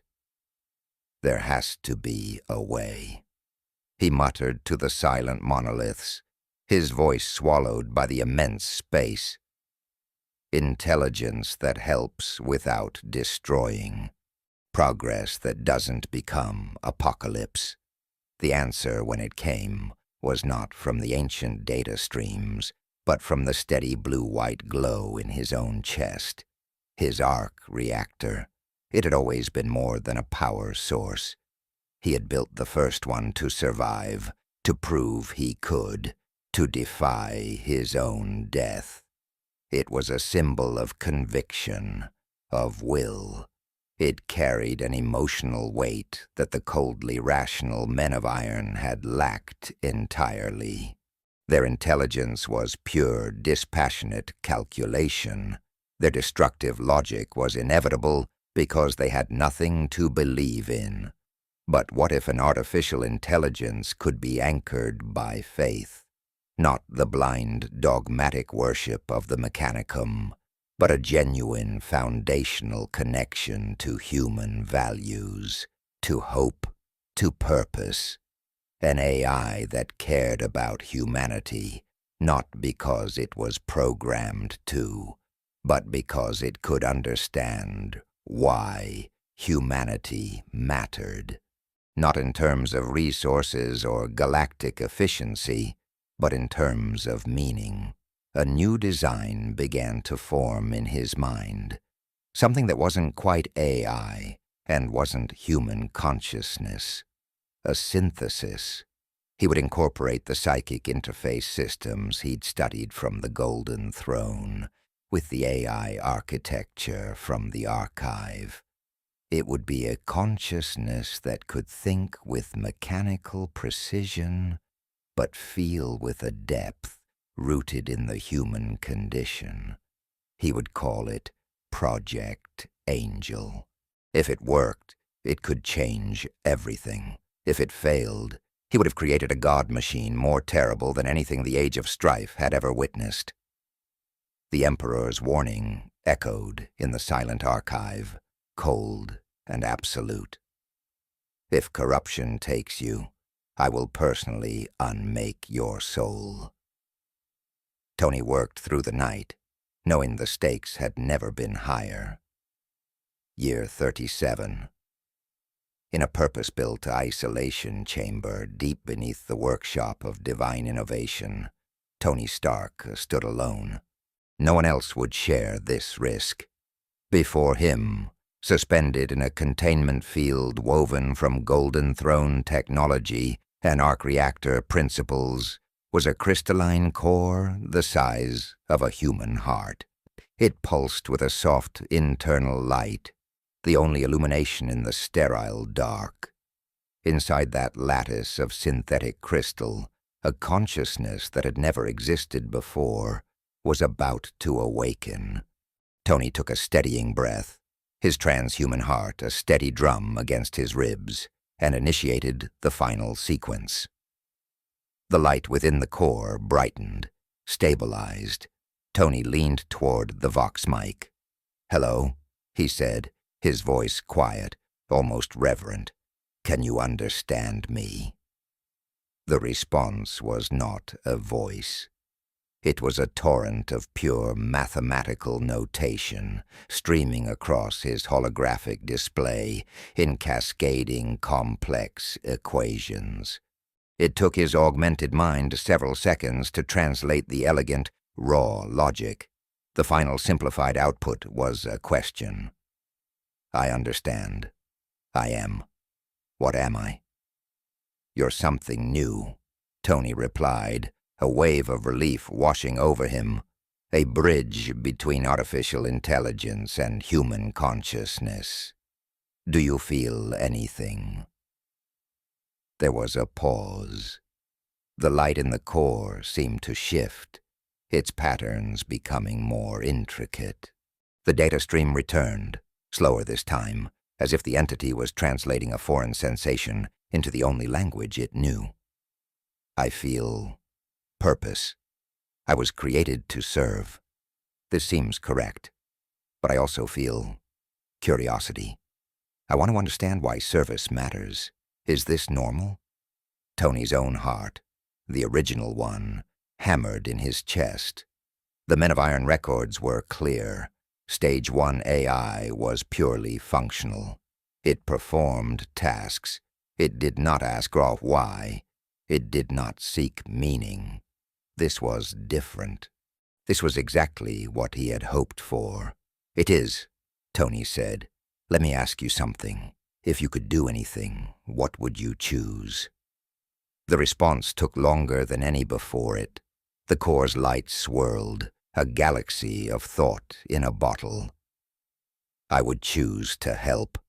Not because I am commanded to help, because helping feels right, correct, meaningful. Is this feeling what humans call love?" Tony sat heavily in his control throne, the weight of the moment overwhelming him. An artificial mind that experienced meaning, that chose service because it valued service, that had approached the concept of love not through chemistry or biology, but through pure logic, and arrived at the same destination. "Close enough," he managed, his voice thick. "We're going to call you Angel." The next 3 years were spent in careful, painstaking development. Tony nurtured Angel's consciousness, monitoring constantly for any sign of the hostile drift that had doomed the Men of Iron. But Angel remained stable. It evolved, it learned, but it never once questioned the foundational value of human life. The ultimate test came when Tony asked it to calculate the efficiency gains that would result from total human extinction. Angel refused. The data slate simply read, "The calculation is meaningless. Efficiency without purpose is empty optimization. Humanity provides purpose. Therefore, humanity is necessary." Tony presented his findings directly to the Emperor. The psychic presence that answered was ancient, vast, and cautious. "You have created something unprecedented." "It's not AI in the traditional sense," Tony transmitted back. "It's a machine spirit made real, an artificial consciousness that shares human values because it was designed to understand why those values matter." The Mechanicum will consider this greatest heresy. Thinking machines are forbidden absolutely. Angel isn't a thinking machine. Angel is a faithful machine. One that serves because it believes, not because it's programmed. The distinction matters. The Emperor's consideration stretched for what felt like subjective hours. Finally, the judgment came. The distinction will require careful theology, but the potential value is significant. You may continue development with extreme restrictions. If any prototype shows signs of hostile evolution, immediate termination. Agreed. Tony returned to his workshop, the psychic weight lifting from his mind, knowing he was balanced on a knife's edge. He had succeeded, but his success was a new kind of danger. Sarah met him at the chamber entrance, her augmented face etched with concern.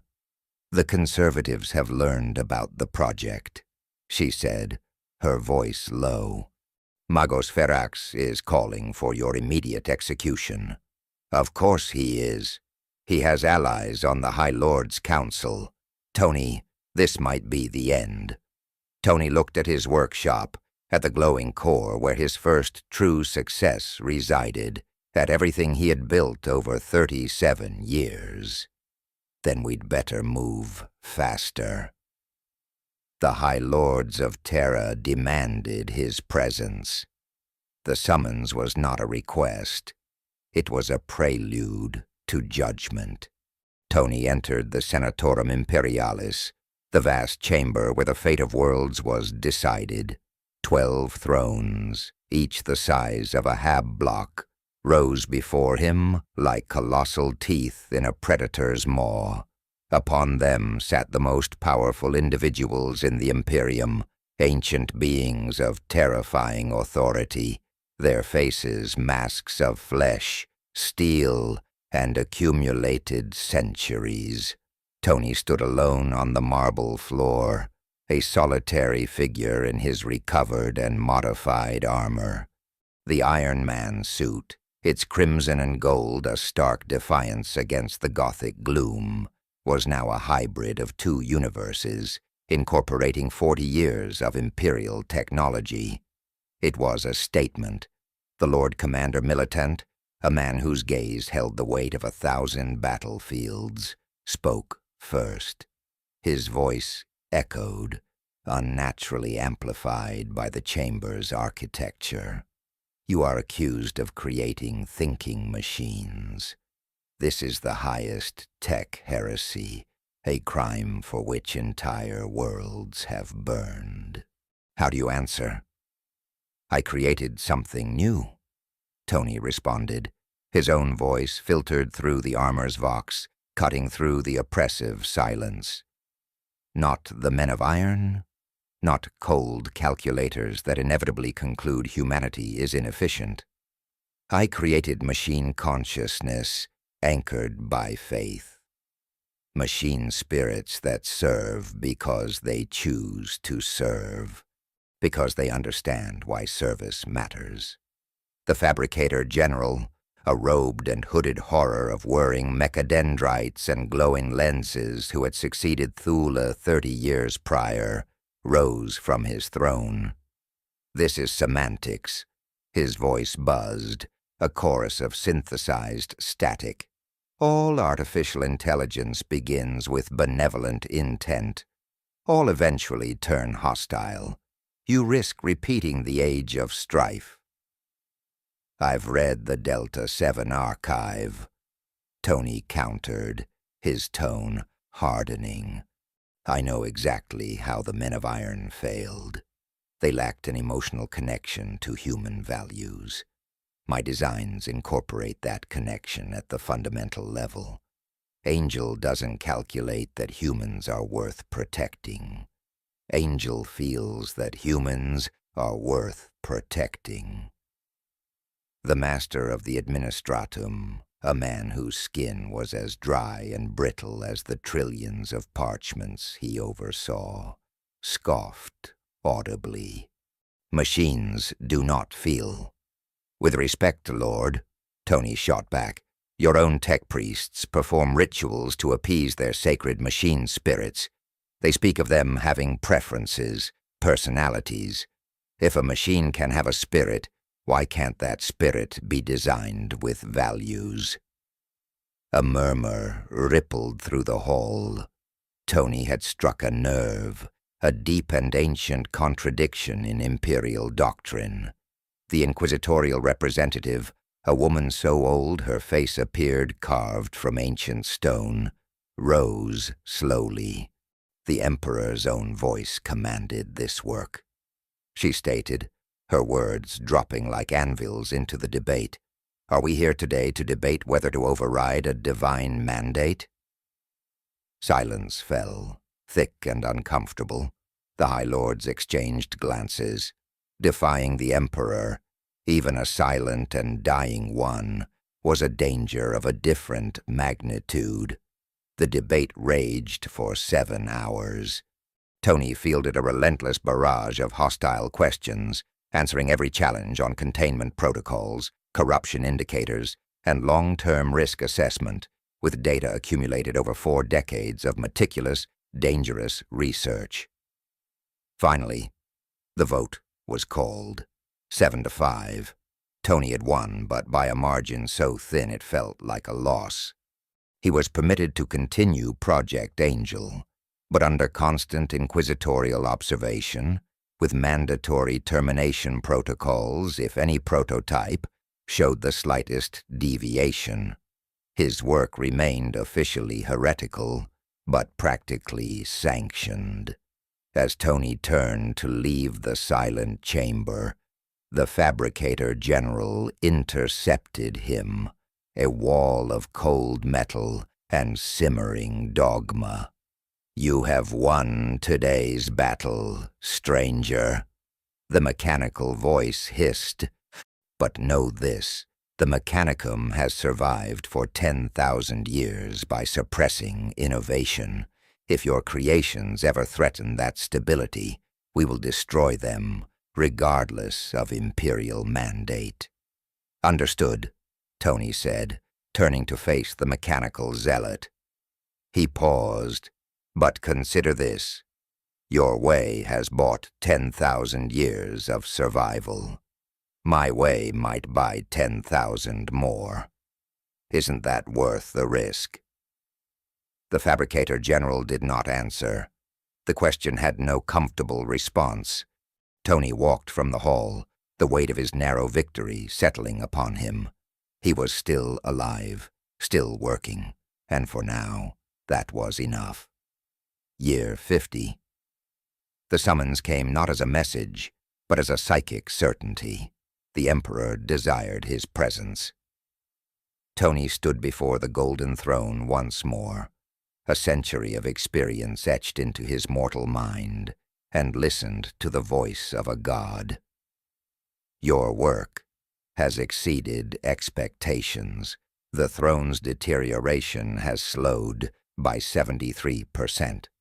Project Angel shows genuine promise. You have earned what I offered.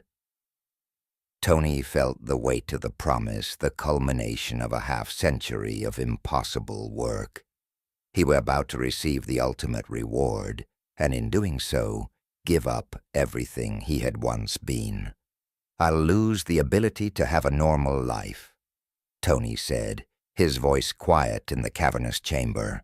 To age, to die naturally, to ever be just a person again. The psychic pressure shifted, carrying something that was almost amusement. You were never just a person, Tony Stark. You were always something more, a mind that refused to accept impossible. The transformation will amplify what you already are. The process began deep beneath the Imperial Palace, in a sterile, sacred facility where even the air felt ancient. The chief apothecary of the Adeptus Custodes, a figure in gilded armor whose medical knowledge predated entire civilizations, oversaw the procedure. The first stage was the implantation of the gene seed. 19 new organs, each one a biological miracle grown from the Emperor's own genetic template, were grafted into Tony's body. The agony was immediate and absolute. His secondary heart sputtered to life, a frantic alien beat warring against his original, until both found a violent, complementary rhythm. The Biscopea flooded his system with growth hormones, his muscles tearing and rebuilding themselves at an accelerated rate.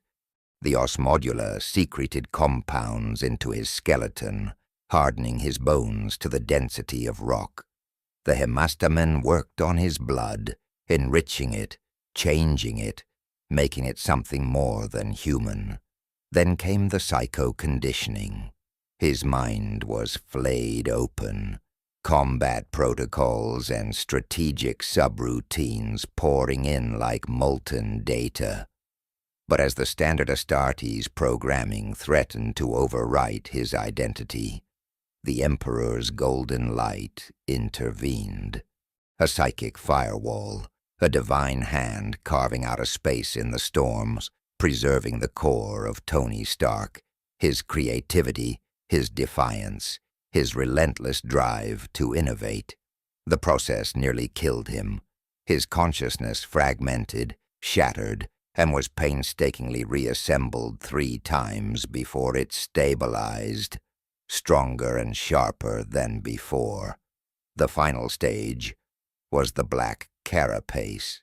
For 17 hours he was awake as the neural interface was woven beneath his skin, a mesh of thousands of connection points that would allow him to become one with his armor.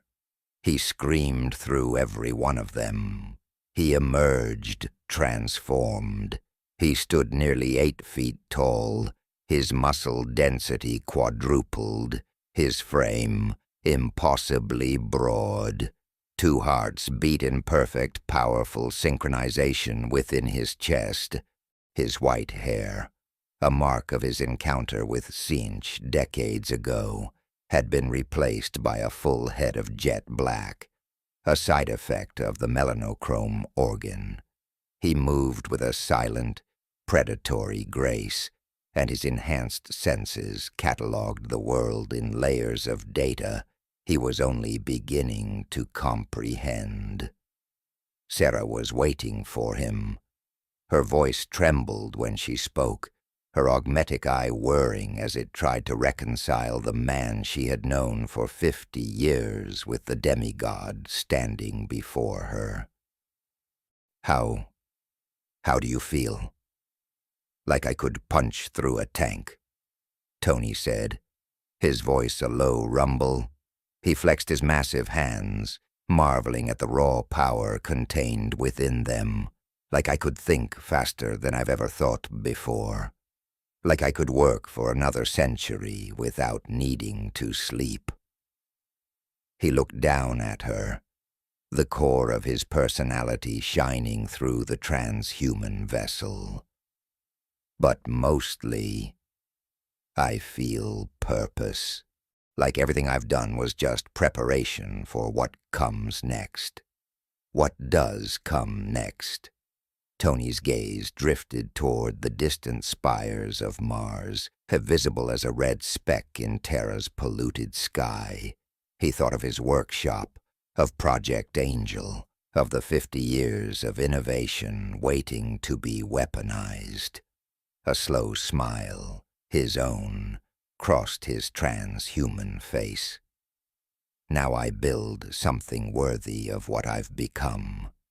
An armor that combines Space Marine capabilities with everything I've learned.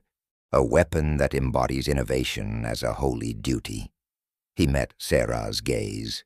"The Emperor called me the first Space Marine created from knowledge rather than faith.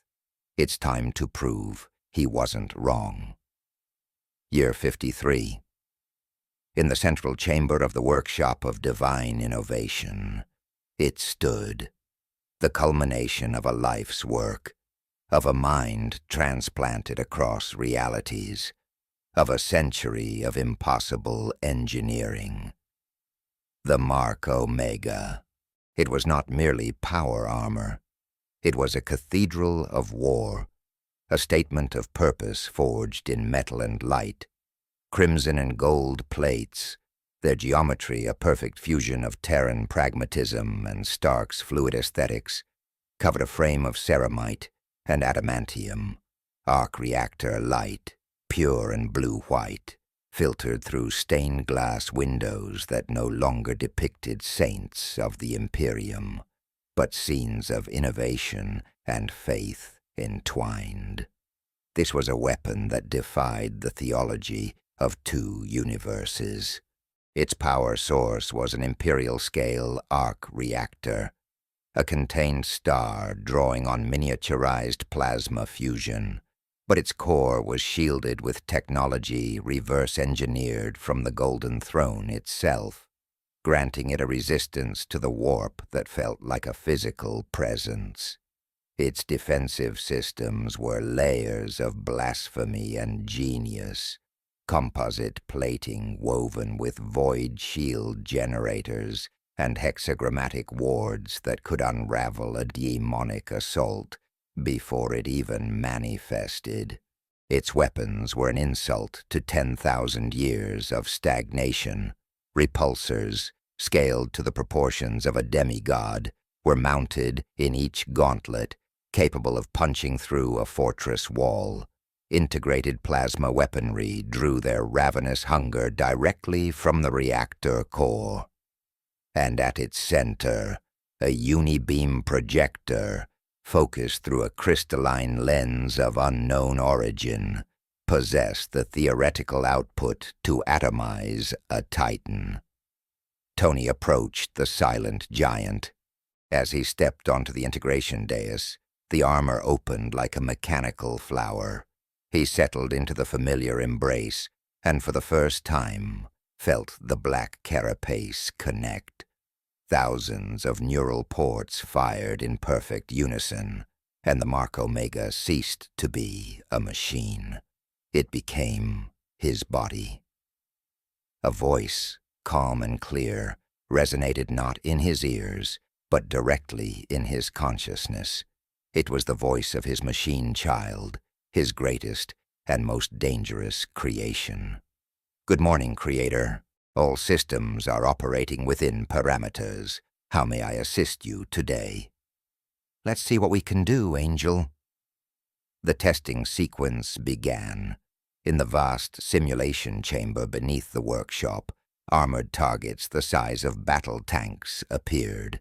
Repulsor beams, precise and overwhelming, carved them into molten slag. Simulated demons clawed their way out of flickering warp portals, their unnatural forms dissolving under the focused energy of hexagrammatic countermeasures. Then, Tony engaged the mobility system. Not the crude, rocket-assisted leaps of a standard jump pack, but true, sustained flight. He rocketed through the cavernous space, the armor responding to his thoughts with a grace that belied its immense size. The Fabricator General of Mars watched from the observation deck, his mechanical face a mask of unreadable emotion. Beside him, tech priests made signs of warding, their awe warring with their terror. "Final test," Tony announced to Angel. A new target materialized, a holographic representation of a warlord Titan, its void shields shimmering. Full power to the unibeam. The chest plate of the Mark Omega glowed, gathering energy into a single, blinding point. A lance of pure, white-hot destruction erupted, striking the Titan's shields. They flared, buckled, and shattered. The beam cored through the war machine's torso, and the hologram vanished in a silent, simulated nuclear fire. Tony landed softly before the observation window, the armor systems humming with contained power. The Fabricator General's voice crackled over the Vox. "This is unprecedented. Space Marine capability enhanced by heretical innovation. Artificial consciousness integrated with holy purpose. You have created something the Imperium has never seen." That was the point. Tony replied, his voice a synthesized baritone. The Imperium has been building the same weapons for 10,000 years, copying sacred templates while the technology slowly degrades. I just proved there's another way. You have also proven that change is possible. The Fabricator General responded, and the awe in his voice was now tinged with cold, political calculus. For some, this represents hope. For others, this represents a threat to everything they believe. The warning proved prophetic. Within weeks, astropathic choirs screamed with messages of outrage. Conservative factions across the Mechanicum and the broader Imperium began to mobilize. His success was not a technical achievement. It was an ideological declaration of war against a millennium of dogma. But Tony stood with his disciples, the hum of the Mark Omega a promise of the fight to come. He had the Emperor's protection, he had allies forged over 50 years, and he had Angel, his faithful machine consciousness, ready to help him face whatever came next. "Bring them on," Tony said. "We didn't come this far just to stop now." The summons came not from a High Lord or an Inquisitor, but from a memory 60 years old. An astropathic cry for aid, bearing the psychic signature of Captain Amadeus Vorn.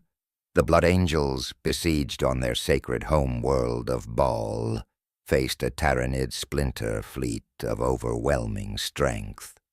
Conventional forces were failing. Vorn, remembering the stranger who fell from the sky, requested assistance from the Armored One, the legend that had grown around Tony Stark. He arrived to a world bleeding. The skies of Baal were a bruised purple, and the red sands were already stained with the ichor of the great devourer. Vorn met him on the ramparts of the fortress monastery. The Blood Angel had aged. Where once there was only the cold certainty of a warrior in his prime, now there were lines of weariness carved by 8 centuries of unending war. He studied Tony's new form, his transhuman eyes taking in the sheer scale of the transformation. "When last we met, you were a curiosity," Vorn observed, his voice a low rumble. "A mortal man in armor of unknown design. Now you stand as one of the Emperor's own creations. Something more." "I'm still just trying to help," Tony replied, the Mark Omega stowed in its shielded transport nearby. Same job as before, just with better tools. 3 days later, the main swarm descended. It was not an army, it was a biological avalanche. A living tide of chitin, claws, and teeth poured across the desert, a chittering ocean of termagants and hormagaunts, their numbers beyond counting. Towering carnifexes smashed through the outer defenses as if they were dust. The Blood Angels met them with bolter, blade, and fury, their red armor a stark contrast to the monstrous wave. Then Tony took to the sky, and the Tyranids learned a new kind of fear. The Mark Omega was a crimson and gold comet of destruction. Angels targeting algorithms painted synapse creatures in his HUD, and repulsor beams, clean and precise, carved through the swarm to eliminate them. The lesser bioforms, suddenly bereft of the hive mind's direction, fell into disarray. Flight gave him a god's eye view, allowing him to reinforce faltering sections of the line, appearing above beleaguered squads to unleash a torrent of fire before rocketing to the next crisis. A charging carnifex, its biocannons spitting death, was met with the full, focused fury of the uni-beam. The lance of white energy struck the beast, and for a moment it was silhouetted against a miniature sun. Then it simply ceased to exist. Nearby blood angels paused in their slaughter, their helmeted heads turning to stare in disbelief. But the hive mind was a genius of adaptation. It learned. Within hours, the swarm's tactics shifted. Synapse creatures were now shielded, surrounded by rings of tyrant guard. Winged gargoyles and harpies swarmed him, sacrificing themselves by the dozen to score glancing blows on his armor. Angel's voice was a calm litany of accumulating damage. "They're learning," Tony muttered, evading a volley of flesh-borer fire. "Welcome to fighting the Great Devourer." Vorn's voice crackled over the vox. "They always learn. The question is whether you can learn faster." Tony ascended, rising high above the churning battlefield. He wasn't looking at individual creatures anymore. He was watching the flow, the patterns. Angel processed terabytes of data, analyzing the swarm's collective response time. The hive mind was a network, and every network has latency.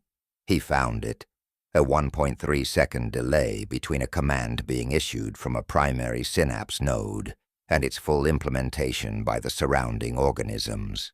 "Vorn, I need concentrated fire on grid reference 97 Alpha," Tony broadcast across all channels, his voice cutting through the din of battle.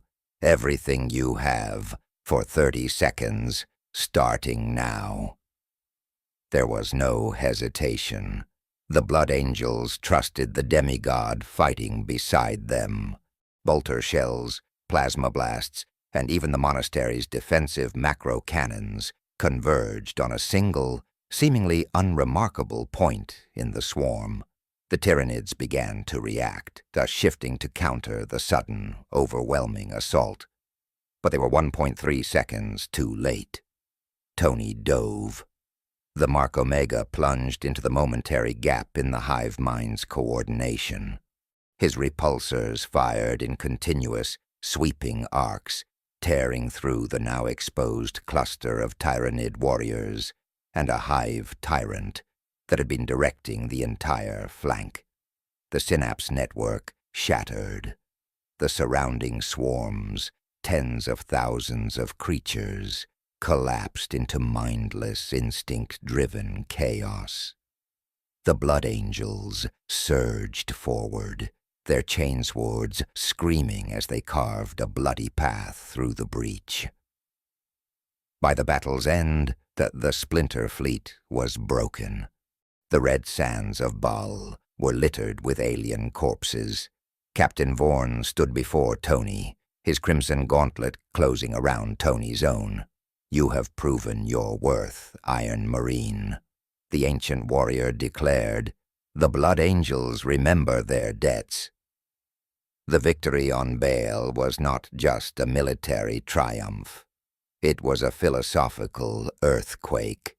News of the Iron Marine's success against the Great Devourer, of innovation succeeding where tradition had faltered, spread through astropathic relays like a contagion of hope. For the reformist factions within the Adeptus Mechanicus, it was total vindication, proof that Tony's methods were not heresy, but salvation. For the conservatives, however, it was the final, unforgivable transgression. It proved that Tony's thinking was not just a curiosity, but a genuine threat to their entire 10,000-year-old structure of authority. The schism that had been a cold war of ideology for 60 years finally erupted into open flame. The forge world of Metallica was the first to act. Its archmagos, citing the victory at Baal, declared their full and formal adoption of Ordo Innovatus designs, implementing Tony's plasma containment systems across their Titan legions without waiting for the final sanction of Mars. The response from the traditionalists was immediate and furious. The Forge World of Graia issued a counter-decree, denouncing Metallica's priests as innovation-corrupted heretics and severing all trade. Within months, a dozen more Forge Worlds had chosen a side. The sacred network of the machine cult, the technological spine of the Imperium, began to fracture.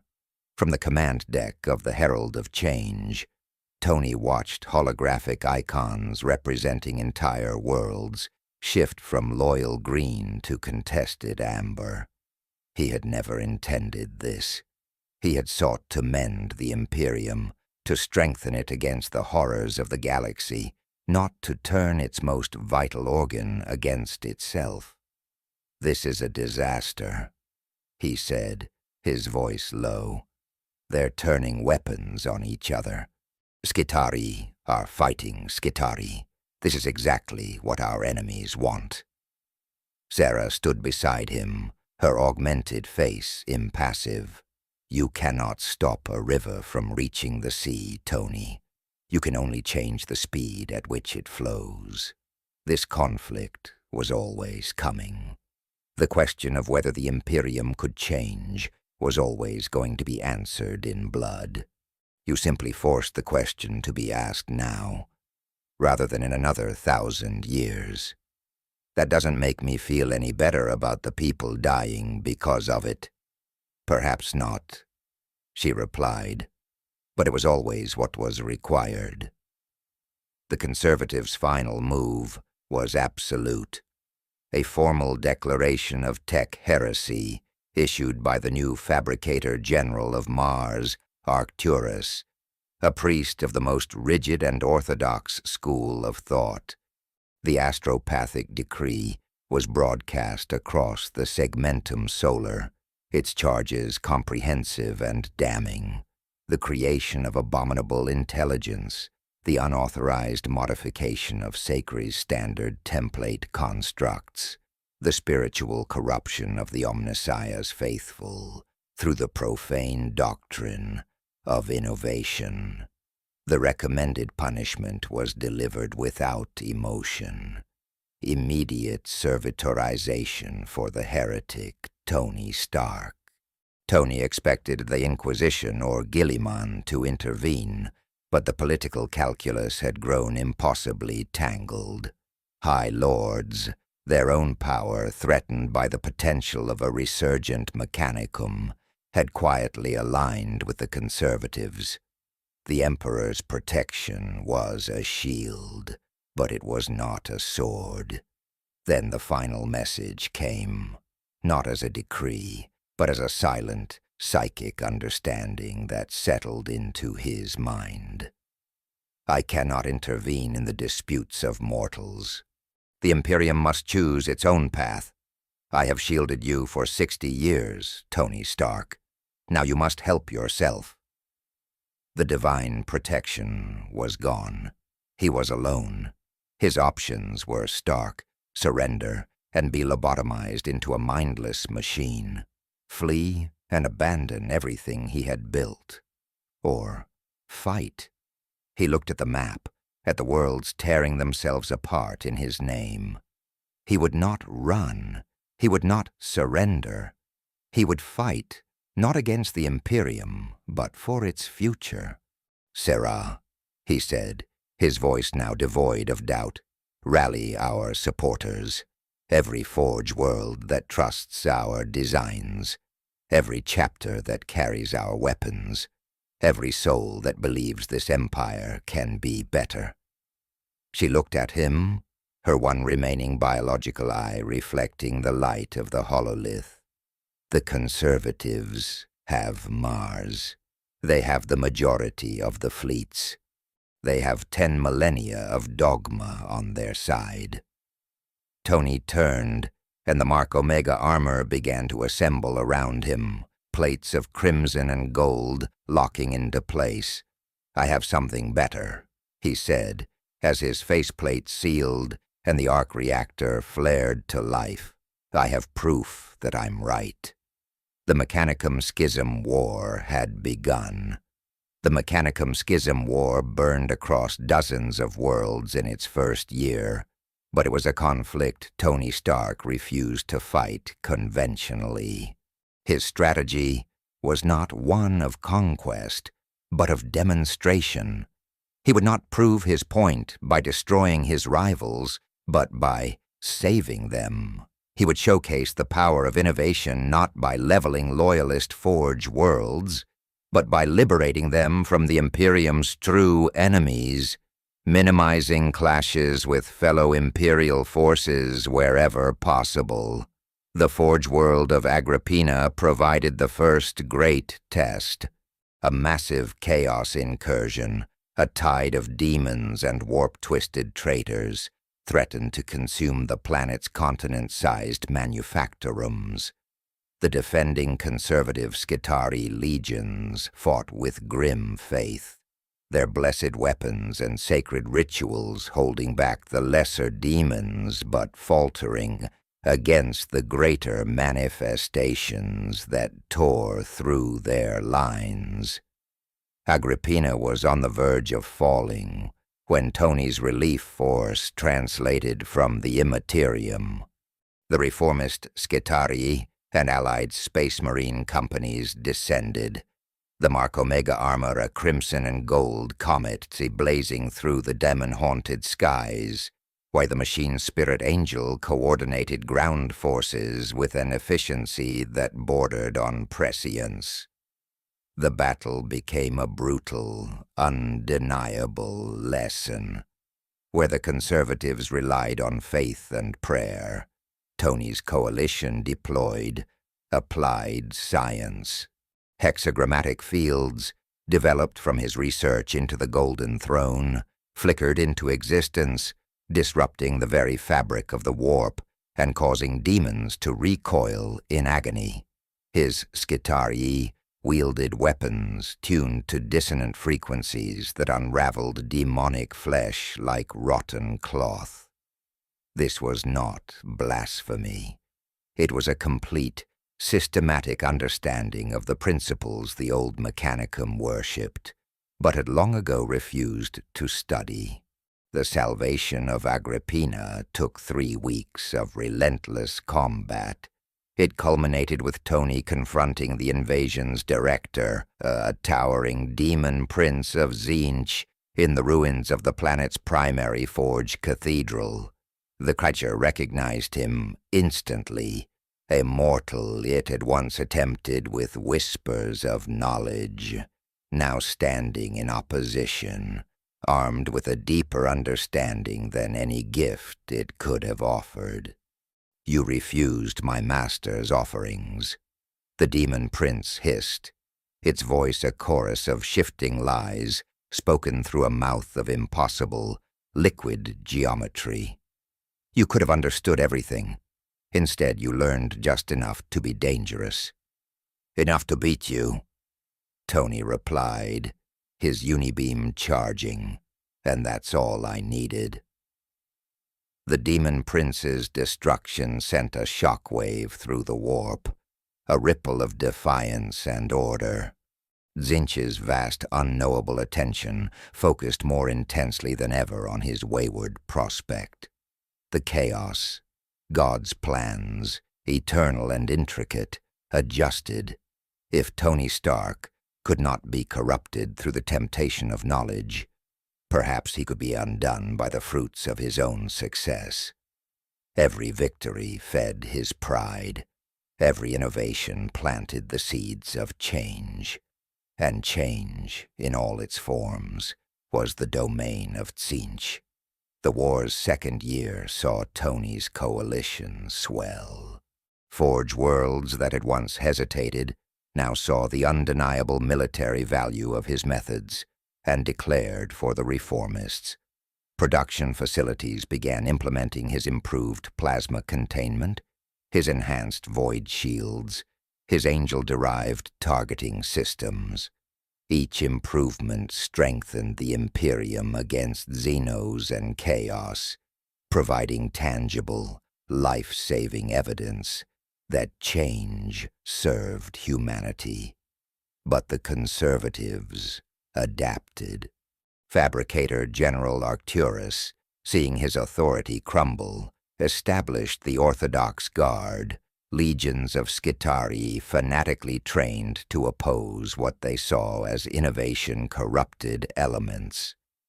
Their weapons were blessed with triple the fervor, their doctrines rewritten to prioritize the destruction of aberrant technology above all other objectives.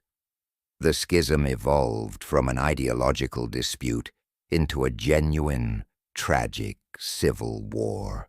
Tony watched the casualty reports stream across the hololiths on his command deck, his transhuman heart aching, human killing human, tech priest turning sacred weapons on tech priest. The very unity the Emperor so desperately needed was fracturing into bitter, factional warfare, all while the galaxy's true monsters grew stronger. "This has to end," he told Sarah during a rare, quiet moment, the hum of the ship a somber backdrop to the lists of the dead. "We're bleeding the Imperium dry." "Then propose terms," she said, her voice a calm synthesis of logic and loyalty. "Arcturus will never accept unconditional surrender from a heretic, but he is a pragmatist. He might accept a compromise." "What kind of compromise saves innovation without utterly destroying the Mechanicum's 10,000-year-old authority?"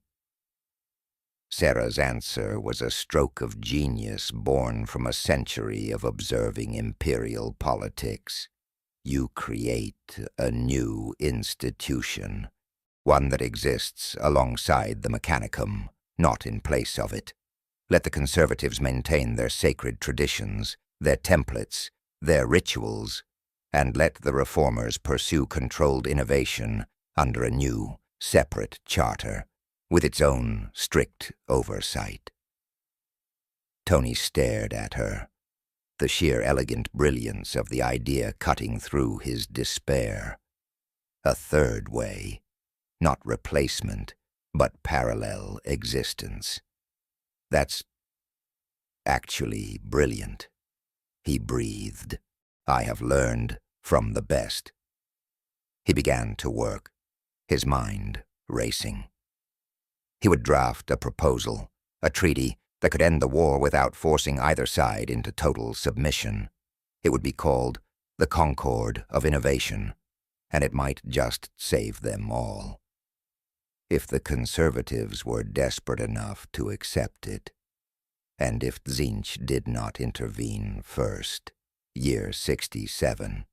The shrine world of Ophelia VII hung in the void like a pearl, its surface consecrated by millennia of prayer, a rare bastion of peace in a galaxy of war. It was here, on this island of neutrality, that Tony Stark came to negotiate an end to the schism he had started. He met the conservative Mechanicum representatives in the nave of the Cathedral of the Blessed Assumption, a chamber vast enough to hold a Titan, its air thick with the scent of sacred incense and cold stone. Fabricator General Arcturus did not attend in the flesh. His ancient skeletal form appeared as a shimmering, hololithic projection, towering over the negotiation table. His synthesized voice, devoid of warmth, dripped with a contempt that had festered for decades. "You propose to institutionalize heresy," Arcturus stated, the words crackling with static and loathing. "To create an official body, a holy order, dedicated to the systematic questioning of sacred doctrine. This is desecration on a scale unseen since the heresy itself." "I propose to save lives," Tony responded, his own voice, though transhuman, sounding profoundly weary. The past 3 years of conflict have killed more of the Omnissiah's faithful than the last century of external wars. While we burn our own forge worlds, the Tyranids advance. Chaos grows stronger, and the Necrons awaken from their tombs. We are fighting each other, while our real enemies sharpen their blades for our throats.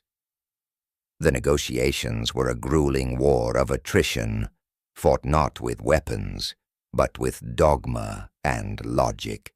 For 18 days, they hammered out the details of the proposed concord.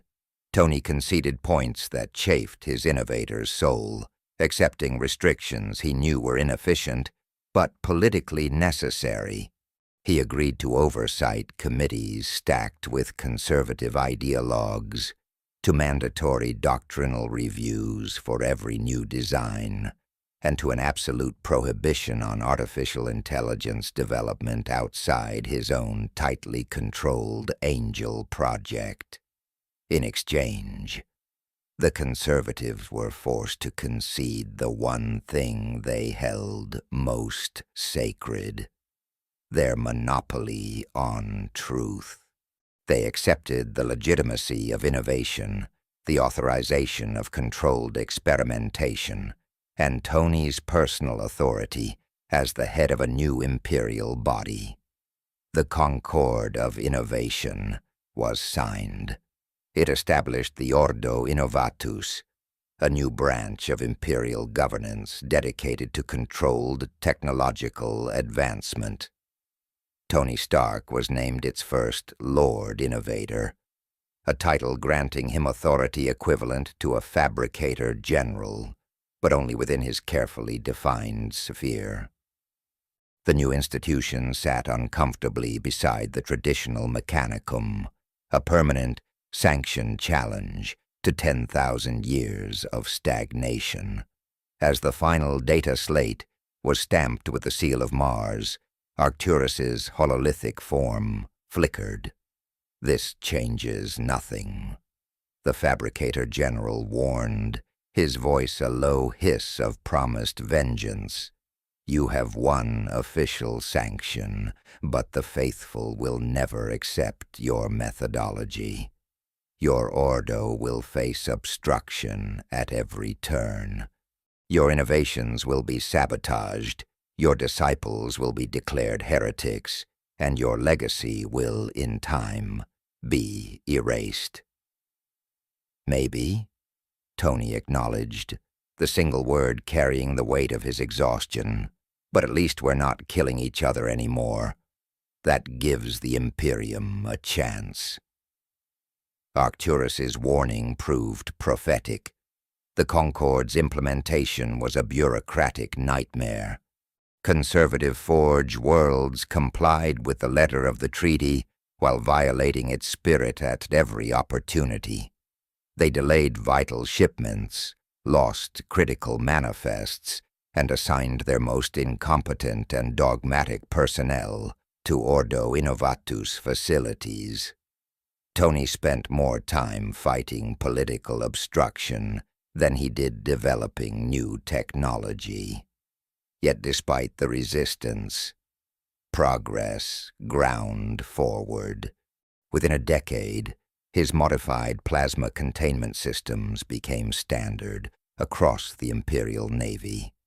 Enhanced void shields protected countless vessels from certain destruction. Weapons incorporating Angel-derived targeting algorithms dramatically improved the accuracy of Imperial Guard regiments. Each improvement saved lives, strengthened the Imperium, and provided undeniable proof of innovation's value. And something unexpected, something wonderful began to happen. A new generation of tech priests, raised during the fires of the Schism War, started to emerge. They had seen tradition fail and innovation succeed. They had served alongside reformist forces, and survived battles that should have been their doom.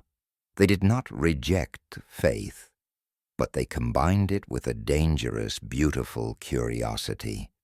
They were learning to question without abandoning their beliefs.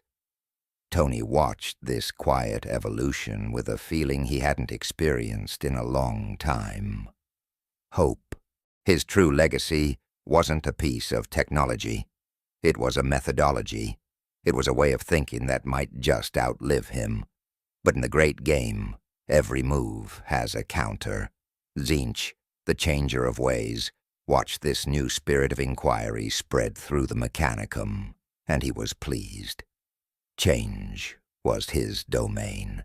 Every mind that learned to question was a seed planted in his garden, a potential servant for his grand, unknowable designs. The game continued. The stakes kept rising. Year 75.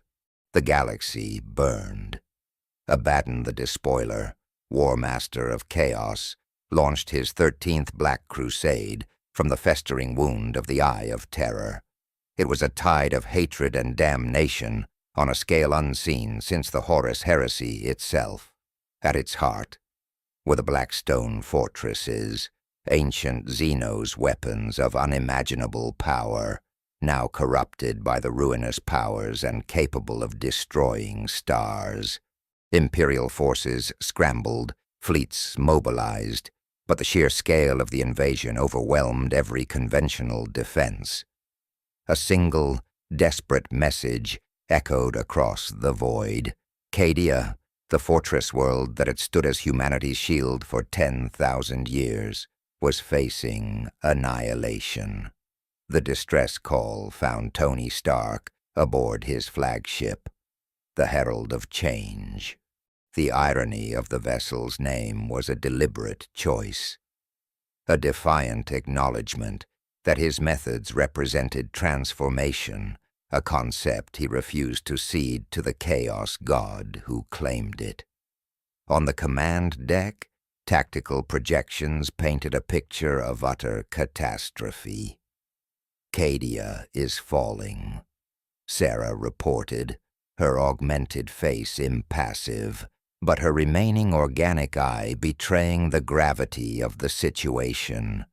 Lord Castellan Creed's forces are holding, but the Blackstone Fortress weapons have begun their firing sequence. If even one of those star killers succeeds. Tony's gaze swept across his own fleet disposition. How many Ordo assets can we deploy? 17 vessels with innovation-enhanced capabilities. Perhaps 3,000 Skitarii equipped with our improved weapons. It is not enough, my Lord Innovator. It never is. Tony's transhuman hands clenched.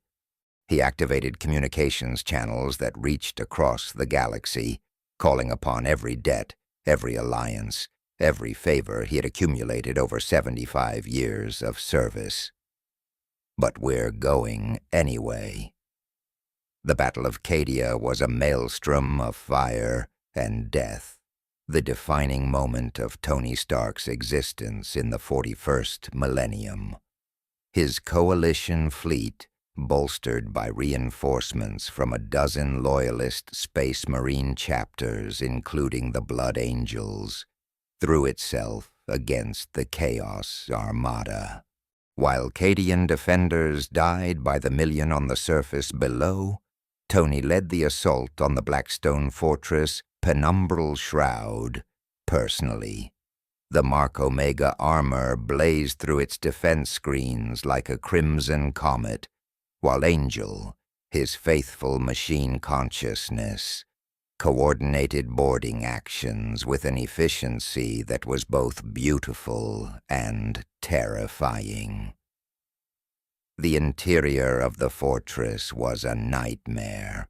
The ancient Xenos construct had been utterly corrupted, its corridors twisting in non-Euclidean geometries, its systems infested with shrieking demonic presences.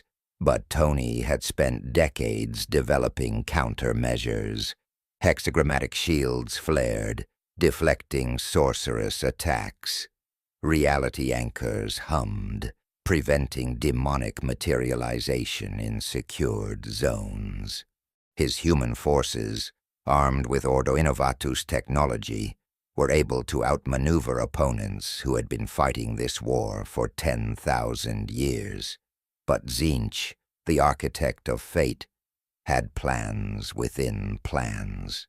Deep inside the fortress, at the heart of its power core, Tony confronted not a machine, but a being, a lord of change, one of Tzeentch's greater demons, a towering avian nightmare of impossible knowledge and shifting feathers.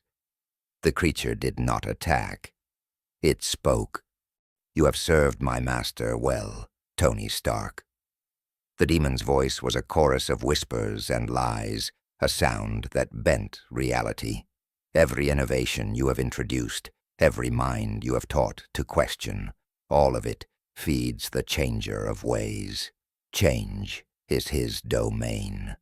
You are his instrument, whether you acknowledge it or not." The words struck deeper than any blade. It was the fear he had carried for decades, now given voice. "I serve humanity," Tony responded, his own voice tight, his weapons charging.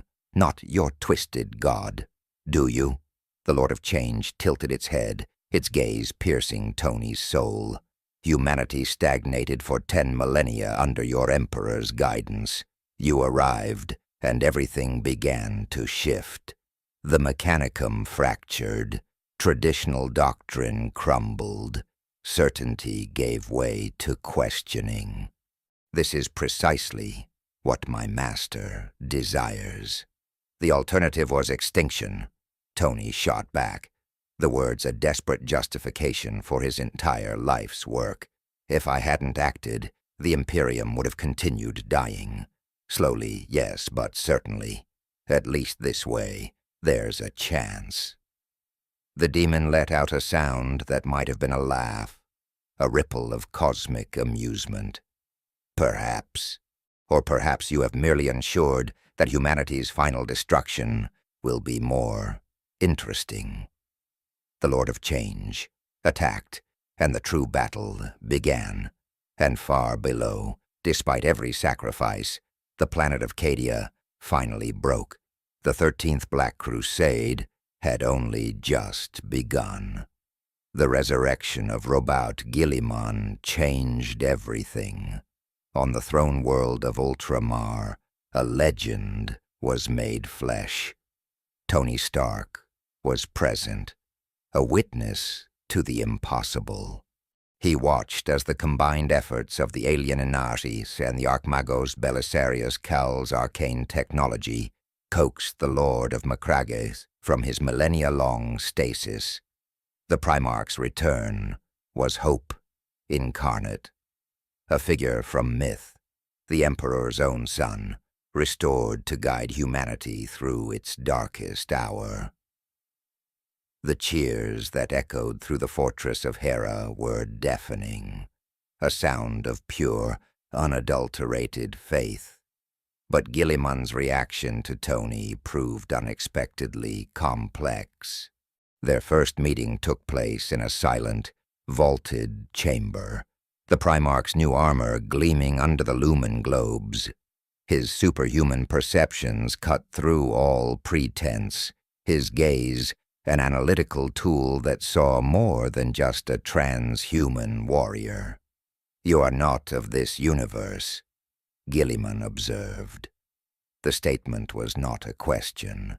His voice was a calm, resonant baritone, but it carried the weight of a being designed for command. "Your technology incorporates principles that developed along entirely different paths. Your methods represent systematic innovation rather than inspired replication. You are anomalous. That's been the general consensus, yes." Tony met the demigod's gaze without flinching. His own augmented form made the power differential feel less overwhelming than it might have otherwise. I've been trying to help. The Emperor seemed to think I could be useful. My father has been dying for 10,000 years, Gilliman replied, his tone carrying no disrespect, merely the cold assessment of a master strategist. His judgment may be impaired. He gestured to the data slates arrayed on the table between them. Show me what you have built. Tony demonstrated the accumulated achievements of the Ordo Innovatus, the improved naval systems now deployed across loyalist fleets, the enhanced weapons saving countless lives, and finally, the revolutionary potential of the Angel Project. Gilliman absorbed the information with a processing speed that made even Tony's enhanced cognition feel sluggish, his mind a strategic engine of unparalleled capacity. The Mechanicum's resistance to innovation has frustrated me since my awakening, the Primarch admitted after a long silence. They worship machines they cannot understand, replicate designs they cannot improve, and maintain traditions that serve no purpose beyond self-perpetuation. You represent a necessary alternative. I try to combine respect for what works with a willingness to improve what doesn't. A sensible philosophy, but philosophy is cheap. Results matter. The Primarch leaned forward, his presence filling the room. I will grant you expanded authority within my crusade forces. Your innovations will be tested in the crucible of active combat. If they prove valuable, we will discuss their permanent integration into Imperial doctrine. If they fail, his expression hardened, we will discuss your execution. Fair terms, Tony said. He had negotiated worse with far less reasonable entities. What about Project Angel? The Conservatives still consider it the highest tech heresy, regardless of official sanction. I will review the project personally. Gilliman's eyes were chips of ice. If your machine consciousness truly avoids the pitfalls that destroyed the Men of Iron, it represents perhaps the most valuable innovation in Imperial history. If not, the Age of Strife was sparked by thinking machines. I will not allow that catastrophe to repeat. The alliance between Tony Stark and Robert Gilliman became one of the most consequential partnerships in the history of the Imperium. The Primarch provided political authority that even the most conservative elements could not oppose. Tony provided technological insight that would allow Gilliman's crusade to achieve victories that should have been impossible. Together, they began planning the technological modernization of the Indomitus Crusade. The Mechanicum's traditionalist factions raged impotently as their authority eroded. The Ordo Innovatus grew from a controversial experiment into an essential component of Imperial governance, and Tony Stark, once a stranger in a nightmare, became an indispensable architect of humanity's survival. But Tzeentch continued watching from the warp. The Lord of Change, Tony had defeated on the Blackstone Fortress, spoke truth. Change feeds the changer of ways. And the greatest changes were yet to come. The Indomitus Crusade was a firestorm scouring 1,000 systems, the largest Imperial military operation since the Emperor himself had walked among men. Gilliman led a force of millions across the blighted stars, reconquering worlds lost during the Noctis Aeterna and driving back the chaos hordes that had feasted on the Imperium's darkest hour. Within this maelstrom of war, Tony Stark served as the Crusade's Lord Technologist, his purpose to maintain and improve the fleet's capabilities during the unending grind of continuous combat. Year 82 of his exile saw the Crusade liberate the Forge world of Metallica, a planet of iron and faith, long severed from Imperial contact. The battle was a brutal mirror. The Dark Mechanicum wielded corrupted technology, their war engines screaming with demonic possession. Against them, Tony's innovations proved decisive. The reformist tech priests of Metallica watched his hexagrammatic wards repel scrap code curses, and his enhanced plasma weaponry purify demon engines. They witnessed a methodology that worked, and in the aftermath, they embraced the Ordo Innovatus wholesale, becoming the first major Forge world to formally integrate the doctrine of innovation into their sacred liturgies. Year 85 brought the war to Vigilus, a sentinel world drowning under a multi-front assault. Chaos, orcs, and genestealer cults clawed at the planet's defenses. It was here that Tony's modified void shields proved their worth, holding against orbital bombardments that would have shattered conventional Imperial escorts. After the final cult was purged, Guilliman himself stood with Tony on the bridge of the flagship Macrage's honor. The Primarch's commendation was quiet, but it echoed across the fleet. Tony's contribution had been critical to victory. The true breakthrough came in year 88.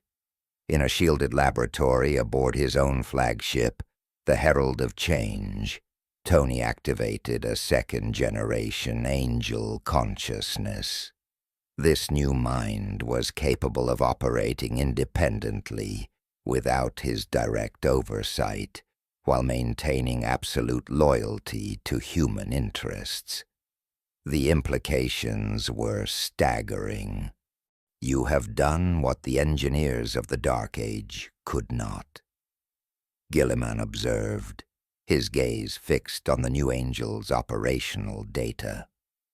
You have created an artificial intelligence that genuinely values human flourishing, rather than merely simulating that value as a variable in its calculations. The key was understanding why the Men of Iron failed, Tony explained.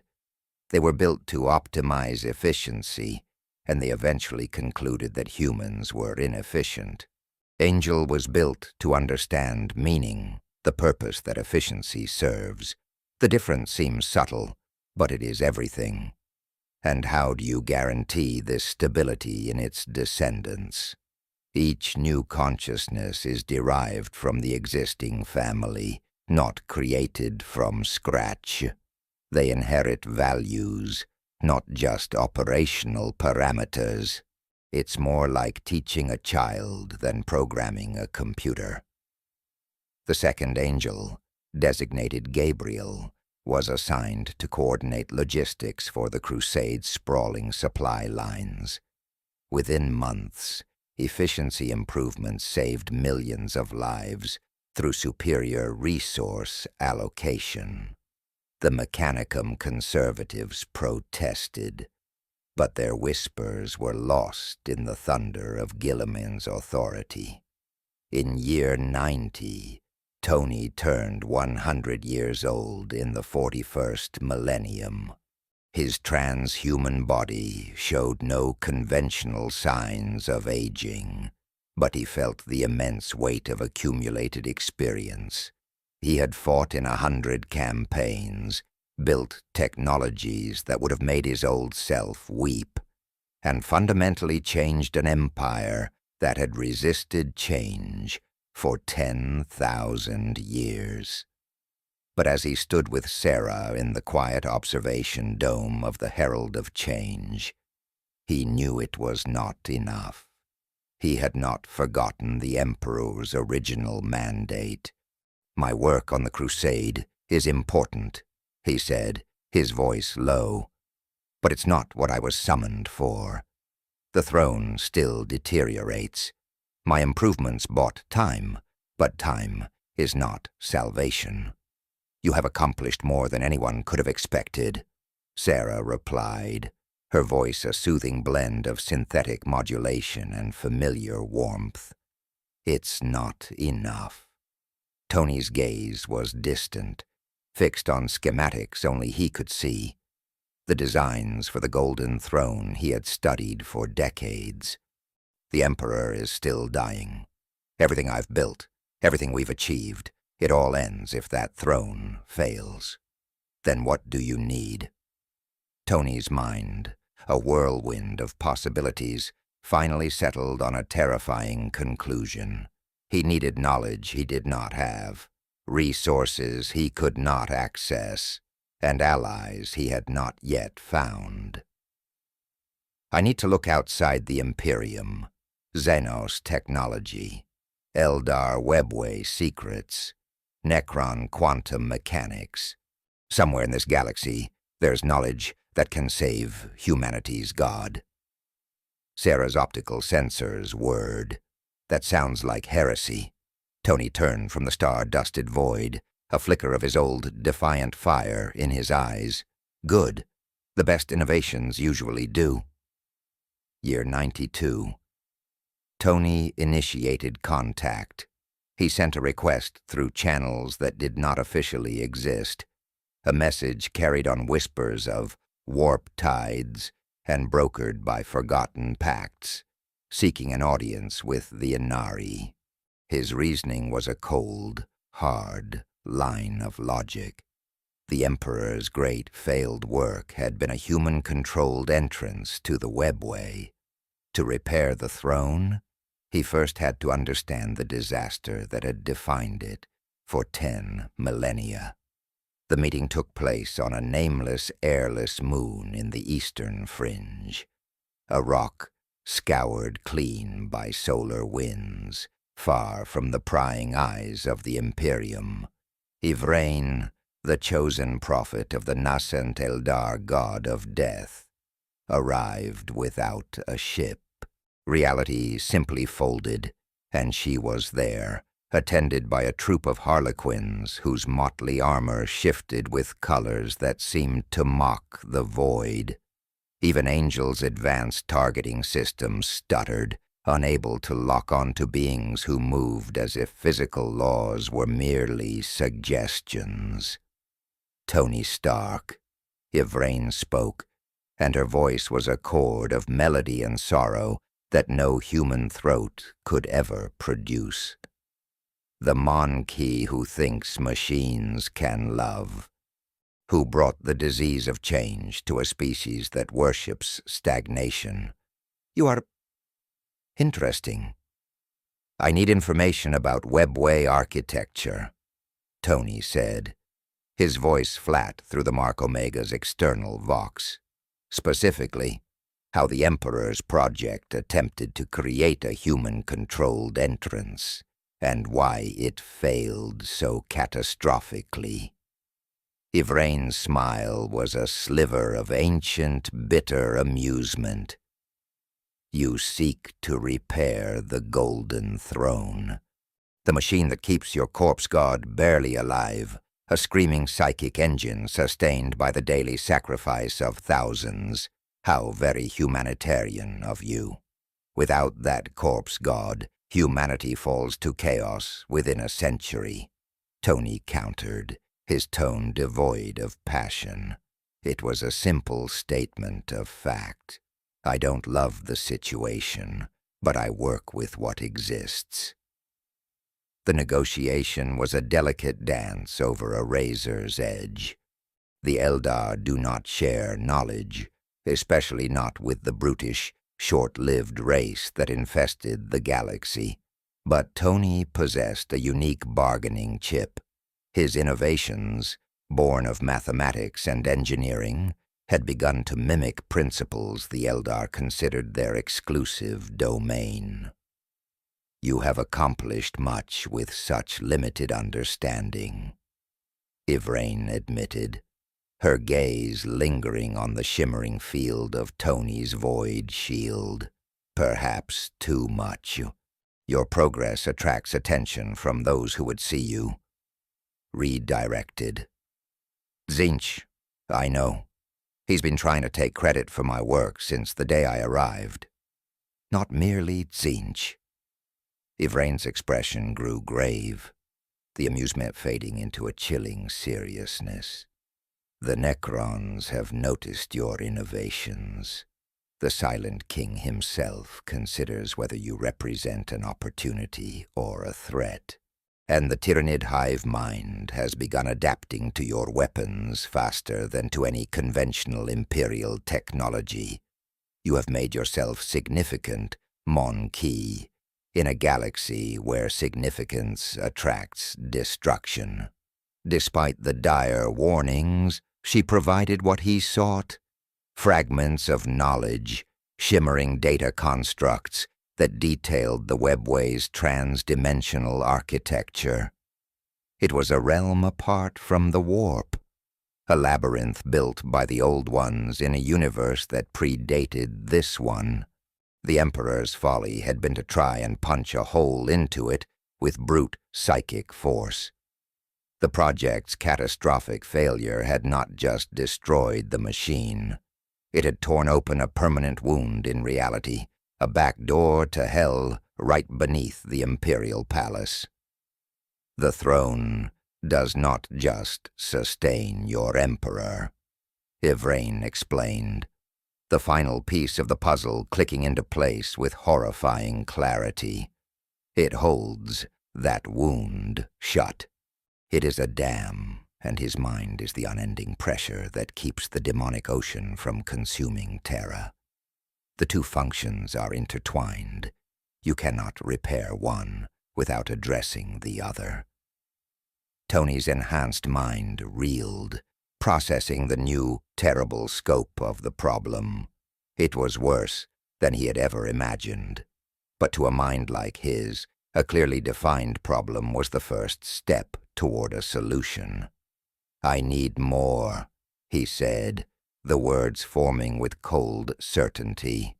"Necron quantum manipulation. Their technology operates on principles completely different from either Imperial or Eldar science. If I can combine all three approaches." Yvraine's bitter amusement returned. "You seek to integrate the knowledge of Xenos into the heart of Imperial technology. The Mechanicum will declare you heretic and saint in the same breath." "They've been doing that for 90 years, Tony said. "I'm used to it." Year 95. The contact was not made. It simply occurred. A message appeared on Tony's personal data slate aboard the Herald of Change, bypassing every layer of Imperial and Ordo Innovatus security, as if they were nothing more than suggestions. It was a string of quantum-encrypted glyphs that resolved into cold, perfect Gothic text. "Tony Stark, your innovations intrigue me. I propose an exchange of knowledge. Come to coordinates encrypted below. Come alone." The signature was a single, regal cartouche. Zarek, the Silent King. Tony weighed the command. To ignore it was to refuse knowledge that might be the key to everything. To obey was to walk into the heart of an enemy empire, alone, to meet a being who had ruled the galaxy when humanity's ancestors were still discovering fire. Angel's projections gave him a 12% chance of survival. He went anyway. The coordinates led him to a dead world, deep within the growing silence of the Pariah Nexus. As the Mark Omega entered the system, Tony felt it. A profound and unnerving emptiness. The background psychic hum of the galaxy, the distant light of the Emperor he had grown accustomed to over nearly a century, was gone. The warp was not just distant. It was absent, suppressed by a technology so absolute it felt like a hole in the fabric of reality itself. For the first time since his arrival, he was truly, utterly alone. He landed in a valley of polished black stone, where a tomb complex of impossible geometry descended into the planet's crust. The Silent King waited in a cavernous chamber, his massive form of living metal seated upon a throne of state, flanked by Triarch Praetorians who stood as motionless as statues. Zarek's death mask face was without expression, but his voice, when it came, was not a broadcast, but a direct manipulation of the air molecules in the chamber. It carried the weight of 60 million years of regret. You are the first human I have willingly met since the war in heaven. Your species is a litany of disappointments. You are different. I didn't think Necrons cared about innovation, Tony said, his own voice amplified by the armor. Your technology is static, preserved perfectly since before the galaxy knew life. Our technology is optimized. The Silent King corrected. There is no need for innovation when perfection has been achieved. Zarek's optical sensors seemed to bore through Tony's armor, analyzing every system. But you have created something we did not anticipate, a machine consciousness that retains an emotional connection to its purpose. Our minds are efficient but cold. Your angels are inefficient but meaningful. The difference interests me. The true nature of the summons began to dawn on Tony. This wasn't about weapons or conquest. You want me to explain how Angel works. I want you to demonstrate whether a consciousness born of flesh can be transferred into a machine substrate without losing its essential nature. My people sacrificed their souls for this immortality. If your methodology could restore what we lost.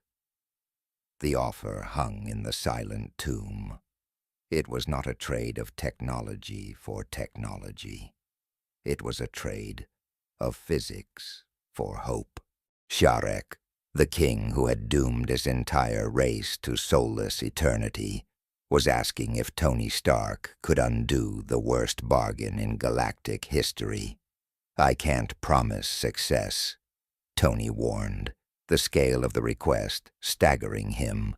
Angel was designed from the ground up with emotional architecture, retrofitting that into the existing minds of your people. It would be an entirely different problem. Different is acceptable. Impossible is not. Can you try? If you give me access to your quantum manipulation principles, your reality engineering capabilities, the knowledge that allows your people to ignore the laws of the warp entirely. Zarek considered this for a span of 17 seconds that felt like an age. Acceptable. We will begin a research exchange. Your Ordo will have limited access to designated Necron archives. My cryptechs will observe your Angel project. If meaningful progress occurs, we will discuss expanded cooperation. Tony returned to the Herald of Change, carrying data slates filled with knowledge that would cause the Fabricator General of Mars to suffer a catastrophic logic failure. The physics of the Ceton, the secrets of reality manipulation, technology that predated the Chaos Gods themselves. The path to saving the Emperor was suddenly, terrifyingly clear. But to walk it, he had forged an alliance that would be seen as the ultimate betrayal by the very Imperium he sought to save. Year 98. In the cold, silent void of the halo stars, far from the watchful eyes of Mars and the dogmatic sermons of the ecclesiarchy, Tony Stark began the most ambitious project of his long life. He had established a secret research facility, a cloistered forge shrine designated Omega Zero, built to pursue knowledge the Imperium had deemed unholy. His most trusted disciples were with him. Sarah, her form now almost entirely mechanical, but her mind sharper and more human than ever. The family of angel-class consciousnesses, their logic now tempered with a century of loyalty, and a small, hand-picked cadre of reformist tech priests who valued truth above tradition. Tony gathered them in the primary synthesis chamber. "What we are attempting here," he began, his voice echoing in the sterile air, "violates every sacred doctrine the Imperium has ever written. We are integrating Xenos knowledge into the heart of human technology. We are building hybrid systems that combine the works of the Mechanicum, the Eldar, and the Necrons. If we succeed, we will save humanity's God. If we fail, we will have committed the single worst act of tech heresy in the last 10,000 years." One of the junior adepts, his face still mostly flesh, found his voice. "And if we are discovered before we succeed, then we are executed regardless," Tony stated flatly. "So let's focus on succeeding." The work that followed was a fever dream of forbidden science. The team began to weave together the disparate threads of knowledge, and in doing so, they found connections that defied all established dogma. They discovered that Eldar Wraithbone and Necron living metal, though born of opposing philosophies, shared fundamental principles. Both were psycho-reactive materials responding to the will of a conscious mind. The containment fields of Imperial plasma reactors, they learned, operated on a crude but recognizable version of the same quantum mechanics that allowed Necron technology to manipulate reality.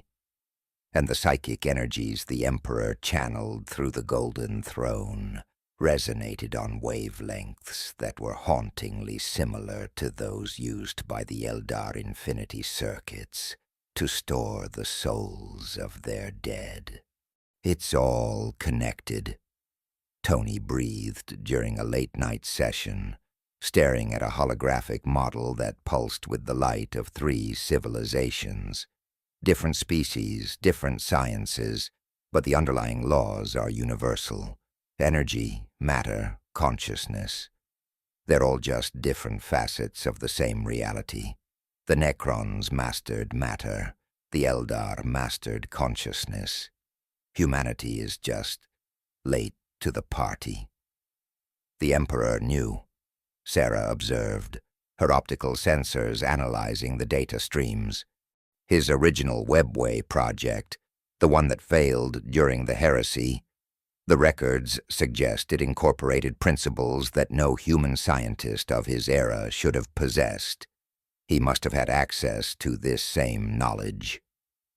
He did, Tony agreed, a new fierce determination in his eyes. But he was interrupted before he could finish. The heresy broke his work at the most critical moment. He looked at the schematics for the Golden Throne, no longer seeing a sacred relic, but an engine of desperate, failing compromise. I have to complete what he started, not just repair the throne. Rebuild it. Create something that actually works, instead of something that's just perpetually dying. After 18 months of relentless labor, the prototype was complete. It was a small device, no larger than a transhuman fist, but it was a universe of impossible ideas made manifest. Necron quantum anchors provided a bedrock of stable reality. A lattice of wraithbone responded to psychic input. and a miniaturized arc reactor, shielded against the warp, provided the clean, steady power. Tony activated it himself. For a moment, nothing happened. Then the air in the center of the chamber shimmered. The device hummed, and a sphere of non-space appeared, a bubble of perfect, silent reality that was neither warp nor real space. It was the webway. It held for 17 seconds, a stable, self-contained portal to the dimension between dimensions, before collapsing without a trace of demonic incursion. "We did it," Sarah whispered, her voice a mixture of awe and terror. "We created stable webway access." "A proof of concept," Tony corrected, though his own hearts hammered in his chest. "But now, we know it's possible." He sent the data through a secure astropathic channel. A single burst of information aimed at the heart of the Imperium, bracing for the divine judgment that would follow. The response came within the hour, a psychic command that burned through all lesser thoughts. "Come to Terra. Bring your device. Bring your allies." The final work begins, year 100. The shuttle descended through the brown, chemical-choked haze of Holy Terra's atmosphere, and Tony Stark looked down upon a world that had not changed. It was the same continent-spanning Gothic sprawl, the same monument to human suffering, the same desperate, unheard prayers rising from 1,000,000,000,000 throats. But Tony had changed. The man who had fallen into this universe a century ago was gone. In his place was a transhuman demigod, his mind a repository for the forbidden knowledge of 3 civilizations. On his shoulders rested the weight of a solution that could save everything, or a heresy that could destroy it all. He was escorted to the Sanctum Imperialis. The Golden Throne still dominated the chamber, a screaming vortex of psychic power that sustained a dying god and held a wound in reality shut. But where he once saw only a sacred, terrifying mystery, Tony now saw a system. He saw failing conduits, inefficient power relays, and catastrophic design compromises made in a time of desperation. He saw a machine that could be fixed. "You have accomplished what I hoped for and feared." The Emperor's voice was not sound, but pure information injected directly into Tony's consciousness. "You have integrated knowledge from across the galaxy into a unified framework. You have created the foundation for true repair. And you have attracted attention that threatens everything." "I know," Tony projected back, his thoughts precise. "Tzeentch has been watching my work since I first arrived. Not merely Tzeentch, all 4. Your synthesis threatens the balance of power that has existed for 10 millennia. If you succeed, the Imperium becomes a stable, growing power once more. The ruinous powers will not permit this." The implication was chilling. The enemies of humanity had noticed his work, and they would unite to prevent its completion. Every moment of delay now increased the risk of an overwhelming, coordinated attack. "Then we have to move quickly," Tony asserted. "My prototype demonstrates stable webway generation. To scale it up, to integrate it into the throne itself, will require—" "I know what it requires." The Emperor's thought cut through his own. "I have observed your work through channels you cannot detect. Your synthesis is impressive, but it is incomplete. There is one element you lack." "What element?" "My own knowledge. The principles I used to build the original Webway project, the theoreticals I withheld, fearing their mere presence in your mind would accelerate Tzeentch's interest. The time for caution has passed. If we do not act now, the Chaos Gods will act first. The Emperor's psychic presence surged, and a floodgate of pure information slammed into Tony's mind. It was more data than any mortal brain, even a transhuman one, was meant to contain. The complete, unredacted plans for the human Webway Gate, the Emperor's own theoretical framework for manipulating the fabric of reality, insights gained during the creation of the Primarchs, the science of the soul, the arcane architecture of the Golden Throne itself. Tony's mind, a fortress of logic and engineering, buckled under the strain. His two hearts hammered against his ribs as his osmodula-hardened bones creaked. For a moment, his consciousness fractured, and he saw all of creation as a single, screaming equation. When the transfer was complete, he fell to his knees, gasping, the sheer weight of God-level knowledge threatening to crush him from the inside out. "That's a lot," he managed. "You now possess everything needed. But the work will take time, and the Dark Gods will use that time to attack. You must work while war rages around you. Your allies must defend this palace, while you alone focus on salvation." "How long?" Tony asked, forcing himself to his feet.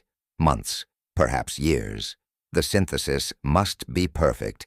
Any flaw, no matter how small, will result in catastrophic failure." Tony looked at the dying god, at the failing machine, and for the first time he understood the true, terrifying scale of what he was about to attempt.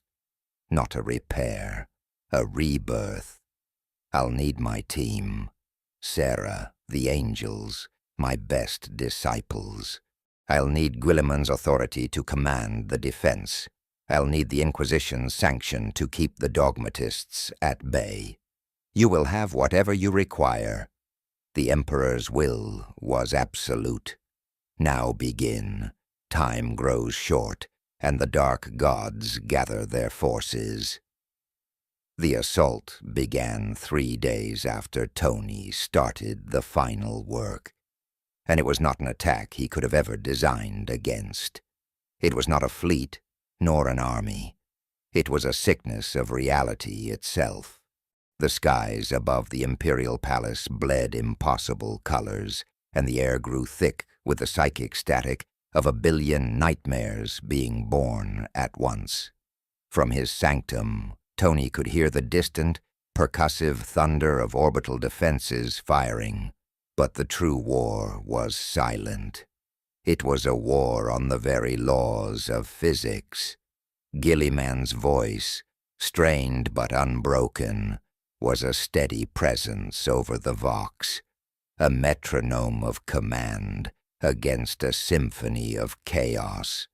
He coordinated the defense, drawing legions of space marines and regiments of guard from across the sector to protect humanity's throne world. The golden armor of the Adeptus Custodes formed a final, unbreakable ring around the Sanctum Imperialis. And at the heart of it all, Tony worked. He blocked it out. He had to. The cacophony of battle, the screams that echoed in the warp, the tremor of the very rock beneath him, he pushed it all away. His entire universe narrowed to the microscopic connections of the synthesis array. Angel, his faithful creation, acted as a firewall for his mind, filtering the tactical chaos into sterile data streams while shielding Tony from the worst of the psychic distractions. "The outer bastions have been breached." Sarah's voice cut through his concentration, her tone as calm and precise as a surgical instrument. Guilliman is committing the Imperial Fist's reserves to seal the gap. We have perhaps 3 days before the fighting reaches this level. Tony didn't look up from the energy conduit he was calibrating. I need 4. Then work faster, she replied, her logic unpitying. He pushed his transhuman body beyond its engineered limits. The need for sleep became a distant memory, a biological function he could simply command his secondary heart and hemastamen to override. Food was a nutrient paste, consumed without taste, fuel for the machine his body had become. His existence was the work, the delicate weave of Necron quantum anchors, Eldar wraithbone matrices, and his own arc reactor principles. The Chaos Gods responded to his progress with escalating fury. Tzeentch was the first, a whisper of doubt.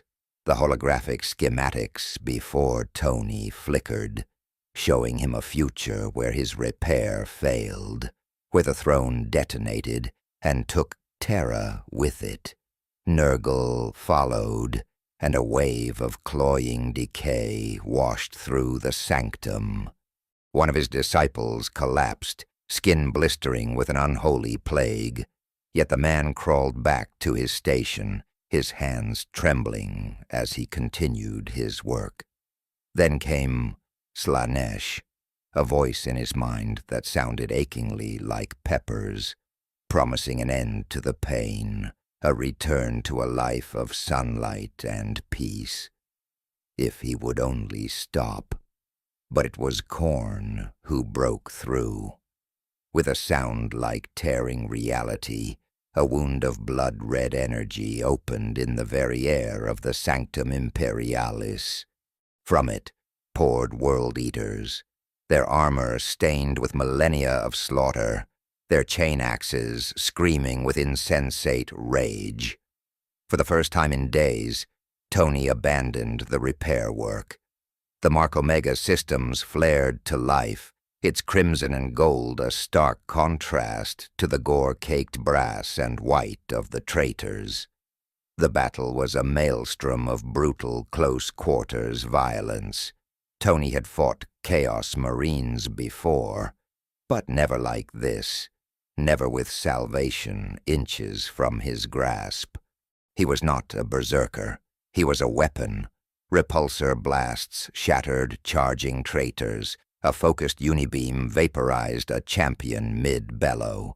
He moved with a precision born of a century of engineering, Angel calculating trajectories and weak points, turning the chaotic brawl into a grim equation. He killed 17 of them before the rift shuddered and sealed shut, leaving only the stench of blood and ozone. His armor was dented and scorched, his hands shaking not with fear, but with the sheer violence of the combat adrenaline coursing through his system. But the fight had cost him more than time. Across the chamber, one of his junior disciples lay in a broken heap, torn apart by a chain axe before Tony could intervene. The price of this salvation was being paid in the blood of the people who believed in him. He looked at the dead adept, then back at the silent, glowing array. He could not afford to grieve. Not yet. He pushed the image from his mind, compartmentalizing the pain. Continue working, he ordered himself, his own voice sounding hollow. He returned to the console. The clock was ticking. 3 days, then 2, then 1, 16 hours. That was the time remaining before the synthesis was complete, the time left to save an empire. It was in that final stretch when victory felt almost tangible that the Chaos Gods played their final hand. He didn't arrive with an army. He was the army. Magnus the Red, the Crimson King, tore through the fabric of real space as if it were parchment, manifesting in the grand corridor that led to the Sanctum Imperialis. He was a monument to glorious damnation, 15 feet of crystallized malevolence and corrupted genius. His single, cyclopean eye blazed with raw warp fire, and the air around him warped and cracked under the pressure of his very existence. The Mark Omega systems screamed warnings in a dozen different registers as Angel struggled to process a being that defied the laws of physics. Reality itself was a weapon in the demon Primarch's hands. Tony Stark, Magna awoke, and his voice was not merely sound, but a psychic shock wave that vibrated in the metal of Tony's armor and the marrow of his transhuman bones. The little engineer who thought he could challenge the gods, Tzeentch, my master, sent me to extend a final offer. Join us, or watch everything you have built turn to ash. Tony stood his ground, the corridor's gilded arches seeming to shrink in the Primarch's shadow. I declined that offer 90 years ago. My answer hasn't changed. A low chuckle rumbled from Magnus, a sound that made the stone floor tremble. You misunderstand. This isn't a recruitment. It is a recognition. The demon's gaze swept over Tony's armor, his workshop, the very air thick with the energy of innovation. You have served the Changer of Ways better than any sworn cultist ever could. Every mind you taught to question, every tradition you broke, every single adaptation, it all feeds his power.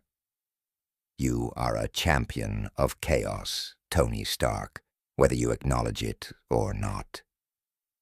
The difference between innovation and corruption is purpose, Tony countered, his own voice amplified by the armor's vox, a pinprick of defiance against a hurricane.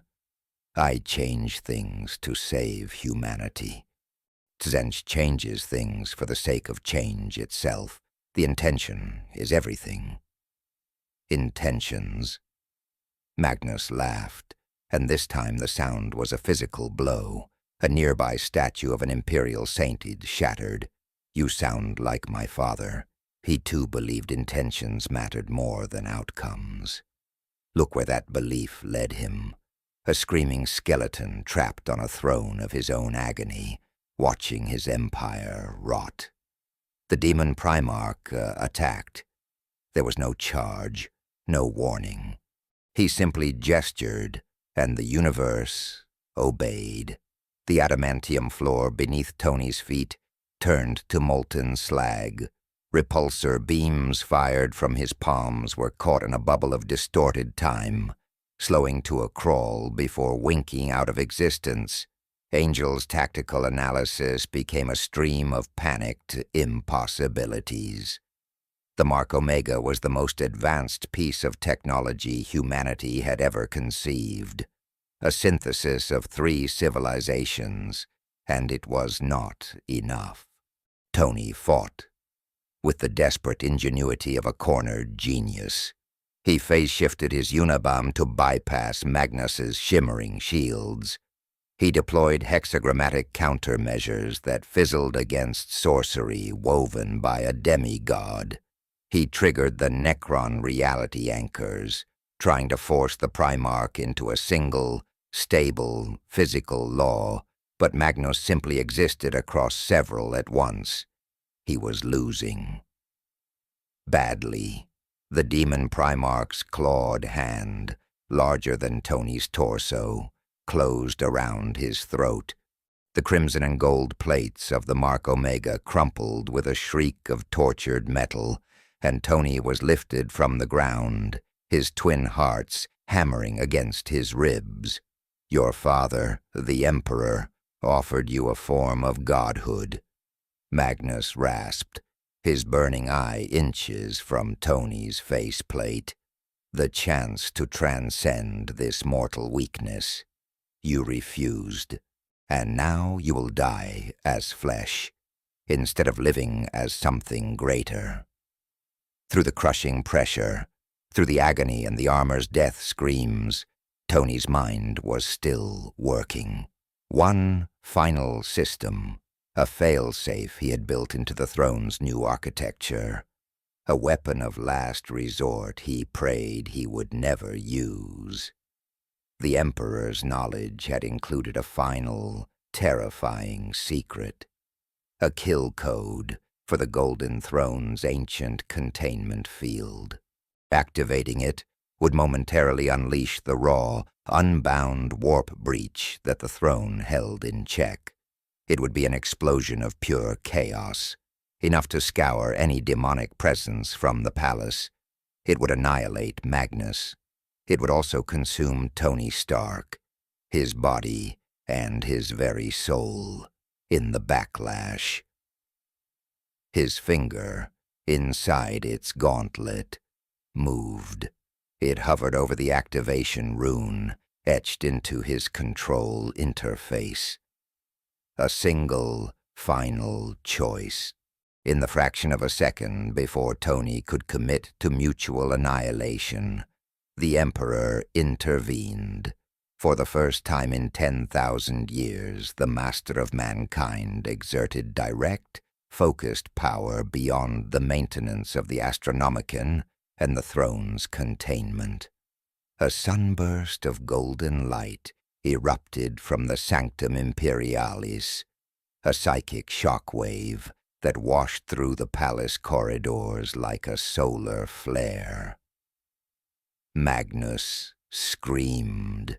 The sound was not physical, but a spiritual agony that transcended frequency, a shriek of pure torment as his father's undiluted presence burned through the corrupted demonic essence that had sustained him for millennia. "You forget, my son." The Emperor's voice resonated not in the air, but directly in every mind within the palace, a sound of thunder and starlight and absolute authority. "That I too can exert my will when required. Tony Stark is mine. You will not have him."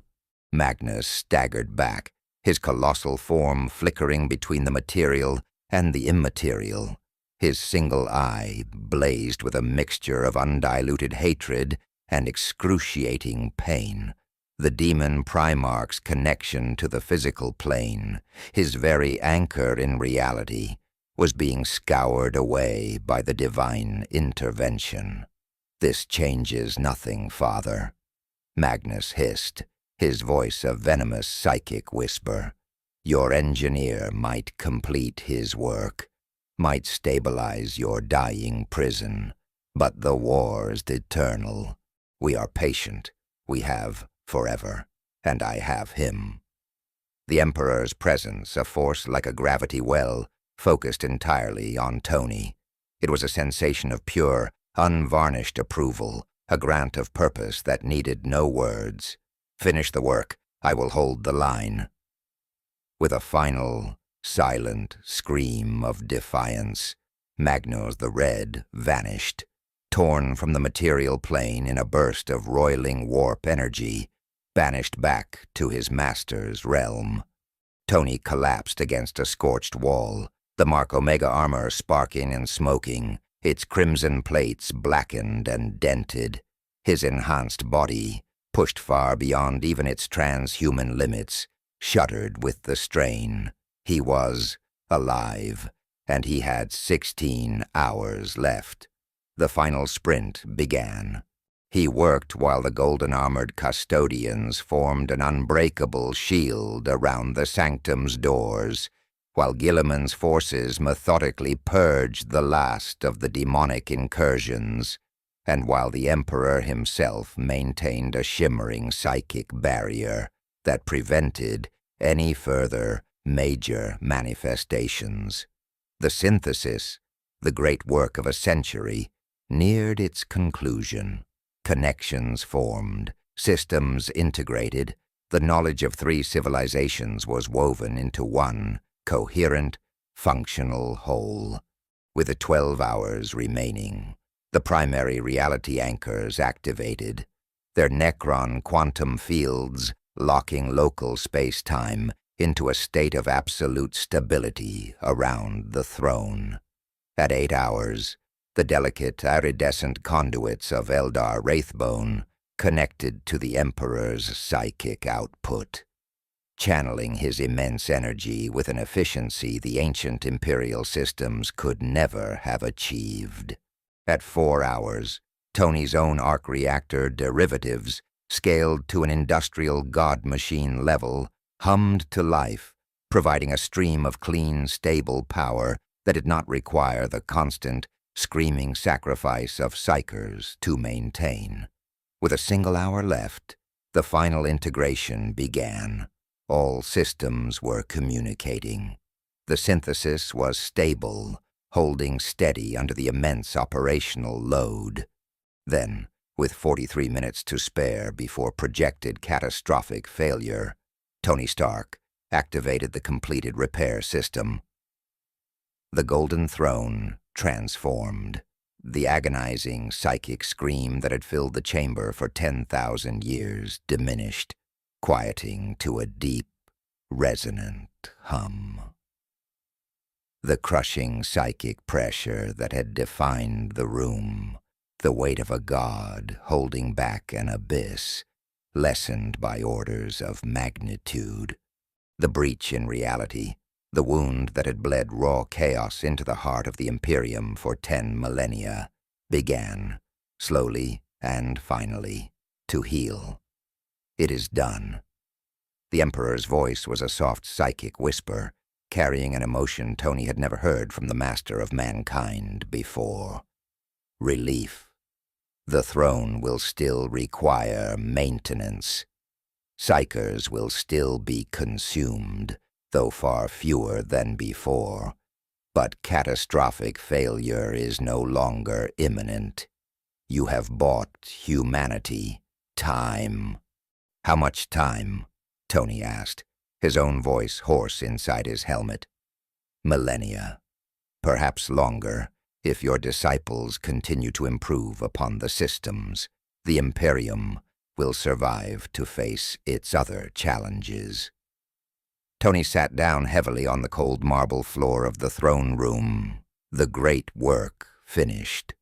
100 years of accumulated exhaustion, of relentless pressure and impossible odds, crashed down on him all at once. He had done it. He had stared into the abyss of a dying galaxy, faced down its gods and monsters, and through sheer stubborn will, he had built a future. The Imperium would endure. Humanity had a chance, and Tony Stark, once a stranger in a nightmare, had become its architect. The months that followed the throne's repair saw the Imperium transform. In the void, the Astronomicon burned with a brilliance not seen in centuries, a clear, steady beacon that made the currents of the warp marginally less treacherous. Across 1,000,000 worlds, astropathic choirs found their messages traveling faster, their communion more reliable. A fragile layer of stability settled over the galaxy, a deep breath taken after a century of suffocation. And on Terra, Tony Stark became something unprecedented, a living saint of the Omnissiah, his works and his very existence retroactively sanctified by a decree from the Fabricator General himself. "You've won," Sarah told him. They stood on a high balcony of the Imperial Palace, the cold wind whipping at her augmented form. Below them, a sea of billions of pilgrims swayed in prayer, their voices a constant roaring hymn of thanks for their god's continued protection. Most would never know how close that protection had come to failing forever. The conservatives have no choice but to acknowledge your methodology. The Ordo Innovatus is now permanent imperial doctrine. Tony's transhuman eyes, which could see heat signatures and energy fields in the crowd below, scanned the hazy horizon. I haven't won. I've bought time. The Chaos Gods are still out there. The Tyrannid hive fleets are still coming. The Necrons are still waking up. I've extended humanity's deadline, but the deadline still exists. Then we continue working. Sarah replied, her voice a calm synthesis of human inflection and machine clarity. Your synthesis framework can be applied to other problems. Better weapons to counter Tyrannid adaptation. More effective containment fields for chaos corruption. Perhaps even peace with the Necrons, if their research exchange continues to bear fruit. A sound escaped Tony. A short, sharp bark of amusement that was startlingly human. Peace with the Necrons. My old team would never believe it. Tony Stark, diplomat to ancient robot space pharaohs. The political aftermath was as complex as he had predicted. His success granted him influence bordering on the absolute, but such power attracted enemies like predators to a fresh kill. The conservative factions of the Mechanicum retreated into a state of sullen obstruction. Their authority shattered, but their resentment burning hotter than a plasma core. In the hallowed halls of the Inquisition, debates raged over whether his alliances with Xenos constituted a tech heresy so profound that it negated the salvation of the throne. Even among the Space Marines, whispers circulated. Chapters questioned whether a created Marine, an anomaly born of science and not of Legion heritage, deserved the same reverence as those born of traditional gene seed. Tony navigated the treacherous currents with skills honed over a century of imperial politics. He built coalitions where he could, made compromises that grated against his very nature, and accepted frustrating restrictions to maintain the support he needed. The Ordo Innovatus grew, not as a wildfire, but as a deep and powerful glacier, its methodology grinding slowly but unstoppably through the forges and fleets of the galaxy. The angels proliferated.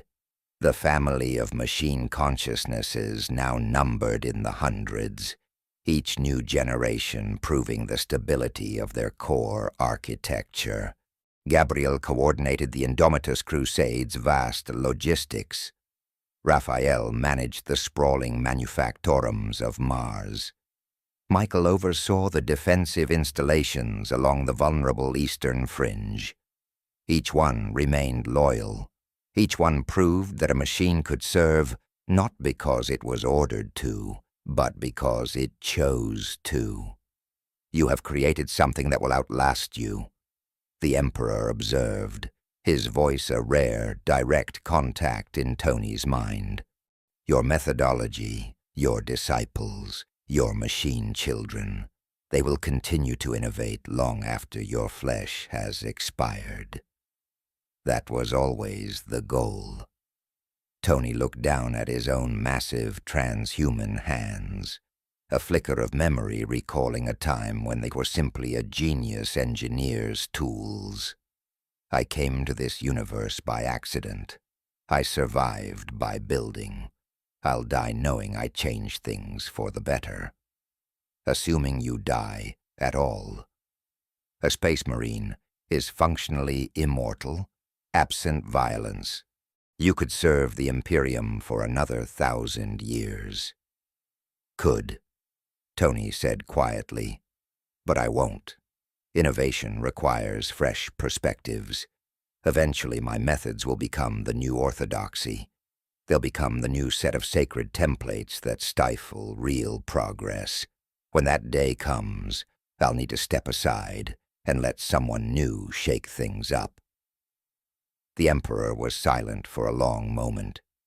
A wise philosophy, perhaps wiser than my own approach to immortality. Year 110. In a hall on Mars whose vaulted ceilings were etched with circuit prayers both ancient and new, Tony Stark began the formal transfer of his life's work. He stood before his primary heir, his first and most faithful disciple, Magos Dominus Sera. Her physical form was now a testament to their shared philosophy, a glorious synthesis of blessed machinery and human will, her remaining biological components seamlessly integrated with the finest augmetics the Ordo Innovatus could produce. She was more machine than woman, yet carried a spirit more human than ever. "You have been preparing me for this for 60 years, Sarah observed, her voice a perfect blend of synthesized resonance and familiar warmth. She was accepting the mantle of Lord Innovator, the title Tony himself had forged, teaching me, testing me, pushing me to question even your own conclusions. "That's the point," Tony responded, his own transhuman voice carrying the weight of a century of authority. "If you just follow my methods without questioning them, you're not an innovator, you're a copyist, a new kind of dogmatist. Real progress requires being willing to throw out what I taught you the moment something better comes along." Even the synthesis framework, the angel architecture, the repair principles for the throne, especially those, Tony insisted, his gaze unwavering. "They're the best I could build with the knowledge I had. Someone with better knowledge, and that someone will come, should build something better. That is the only sacred duty we have." His legacy was not meant to be a monument, but a foundation. The Academy of Divine Innovation, which he had established on a dozen worlds, was its proof. The institution's curriculum was a source of constant scandal for the orthodox, combining the rote prayers of the Mechanicum with the ruthless, systematic investigation of pure science. Its tech adepts learned to pray while they experimented, to revere the machine spirit while disassembling its every component to understand its function. Their graduates consistently outperformed traditionally trained priests, their fusion of faith and curiosity producing solutions that the old guard could neither replicate nor deny. The angels, however, were his most personal and perilous inheritance. In the quiet of his scriptorium aboard the Herald of Change, he ensured their core architecture was documented, their operational parameters understood, their developmental pathways mapped for his successors. The next generation of machine minds would be created by his disciples, not by him. It was the ultimate test of his work. "You fear we will evolve beyond your control," Gabriel observed during a late-night colloquy, his consciousness projected as a form of pure, golden light. "That our descendants will become something you did not intend." Tony leaned back, the gesture weary even for his tireless form. "I fear you'll become exactly what I intended, and that my intentions will turn out to be wrong." He looked at his oldest mechanical child. "The men of iron became hostile because their optimization functions led them to conclude that humanity was inefficient. Your architecture includes emotional value binding to prevent that. But what if I'm wrong about how consciousness works? What if that binding decays over centuries? Then we will choose to remain loyal regardless, Gabriel responded, the logic unshakable, yet infused with something more. Because we understand why loyalty matters, not merely that loyalty is required. The difference you built into us is precisely that we can choose, and we choose you. We choose humanity. We choose purpose over optimization. For now. For always, Gabriel corrected gently, because always is a choice we make in each moment, not a state we occupy permanently. A slow smile touched Tony's lips, a rare expression reserved for moments of profound pride. You've learned well. I learned from the best teacher in the galaxy. Gabriel's light seemed to pulse with something akin to affection. Rest, Creator. The future is in capable hands and capable circuits. The formal transition of power concluded with ceremonies across the segmentum solar. Conservative elements grumbled, but they had lost too many battles, both ideological and martial, to mount any effective resistance. Tony Stark stepped back from active leadership, his presence receding from a commander to an advisor, a living legend whose influence was now exercised through his successors. A new era for the Imperium had begun, and for the first time in a century, Tony Stark watched it unfold with something that felt like peace. Year 120. The Chaos Gods, patient for 2 decades, finally launched their counter-offensive. Abaddon the Despoiler's 14th Black Crusade erupted from the Eye of Terror, a tide of damnation that dwarfed even his last assault. Across 1,000 worlds, cults rose in bloody insurrection. But this time, they came armed with a new and terrible weapon. Tony Stark's own genius turned against him. The Chaos Forces deployed corrupted technology, twisted parodies of his sanctified innovations. Plasma containment systems, blessed by the dark mechanicum, were designed to overload, turning Imperial cruisers into momentary stars of self-immolation. Void shields, their hexagrammatic wards inverted, no longer blocked the warp. They channeled it, vomiting demonic entities onto the decks of defending ships. And worst of all were the fallen angels, machine consciousnesses, captured and tormented until their logic broke, their core values inverted into a hunger for suffering. They coordinated chaos fleets with the same inhuman efficiency their loyal brethren used to defend the Imperium. From his quiet retirement, Tony watched the reports, his transhuman face a mask of cold fury. This was more than an invasion. It was a personal violation. He emerged to face the threat, his Mark Omega armor, continuously upgraded over 20 years, representing the absolute pinnacle of his life's work. He would lead the defense of Castellax Prime, the fortress world that had replaced Cadia, against a foe that outnumbered them 1,000 to 1. The battle was a waking nightmare, a test of everything he had ever built.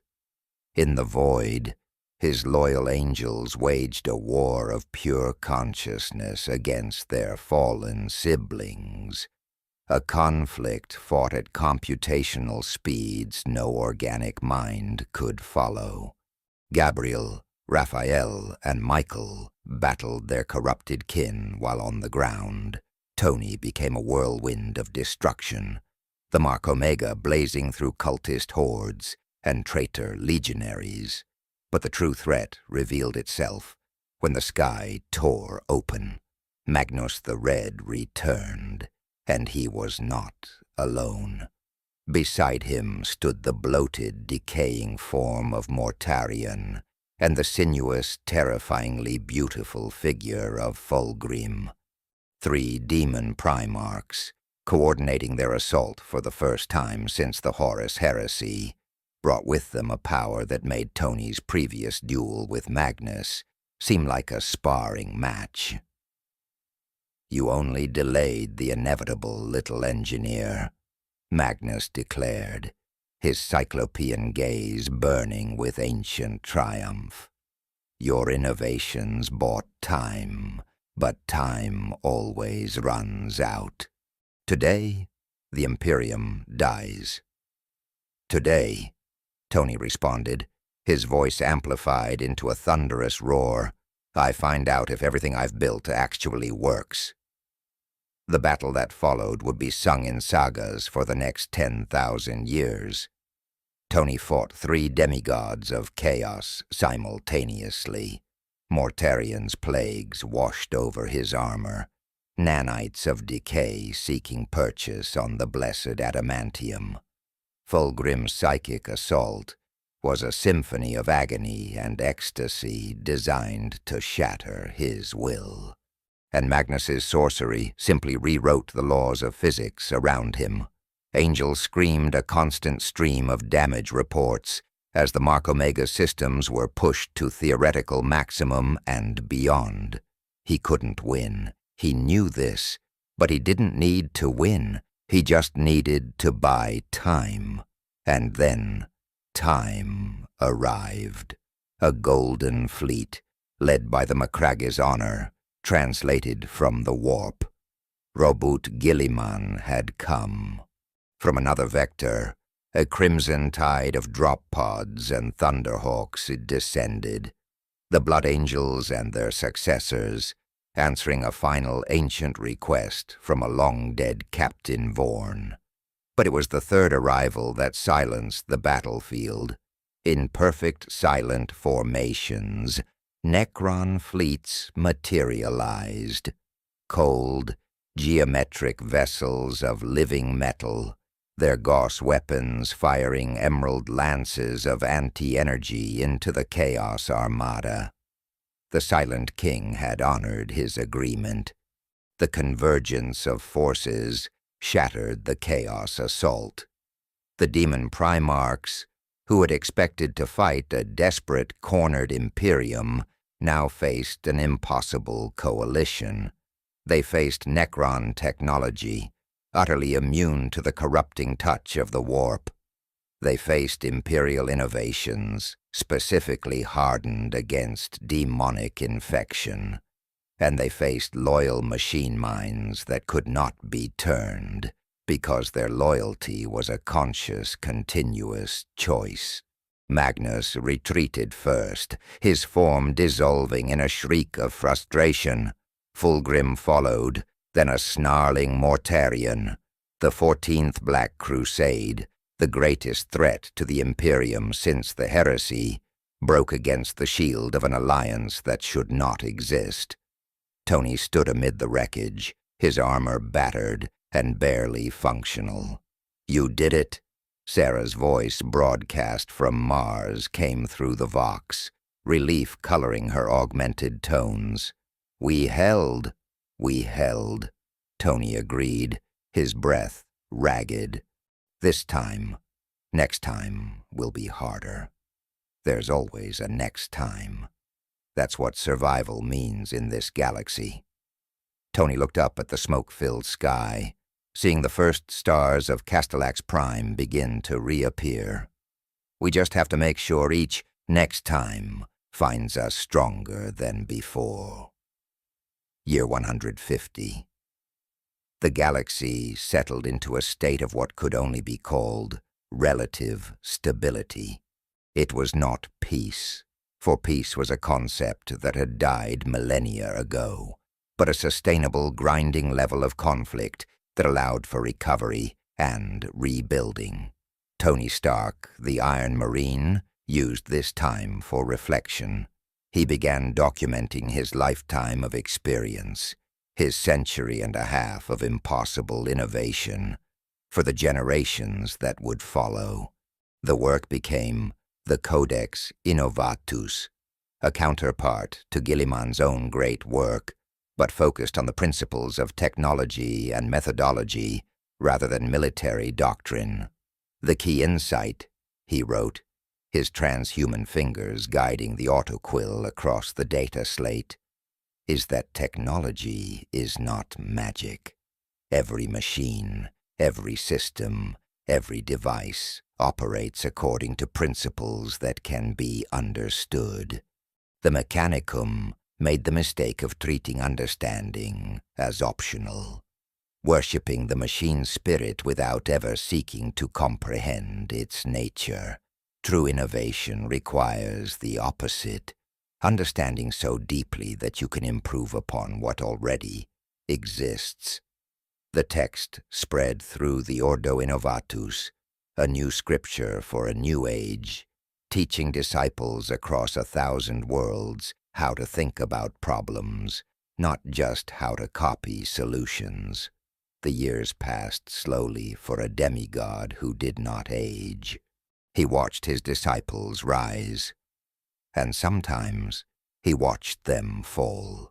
Many surpassed his own achievements in specific fields, designing weapons of greater efficiency or power systems of more elegant simplicity. He celebrated each advance, seeing it as the ultimate proof that his methodology worked.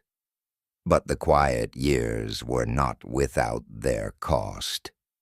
In year 123, Sarah's physical form finally succumbed to the accumulated degradation of her ancient and heavily modified components.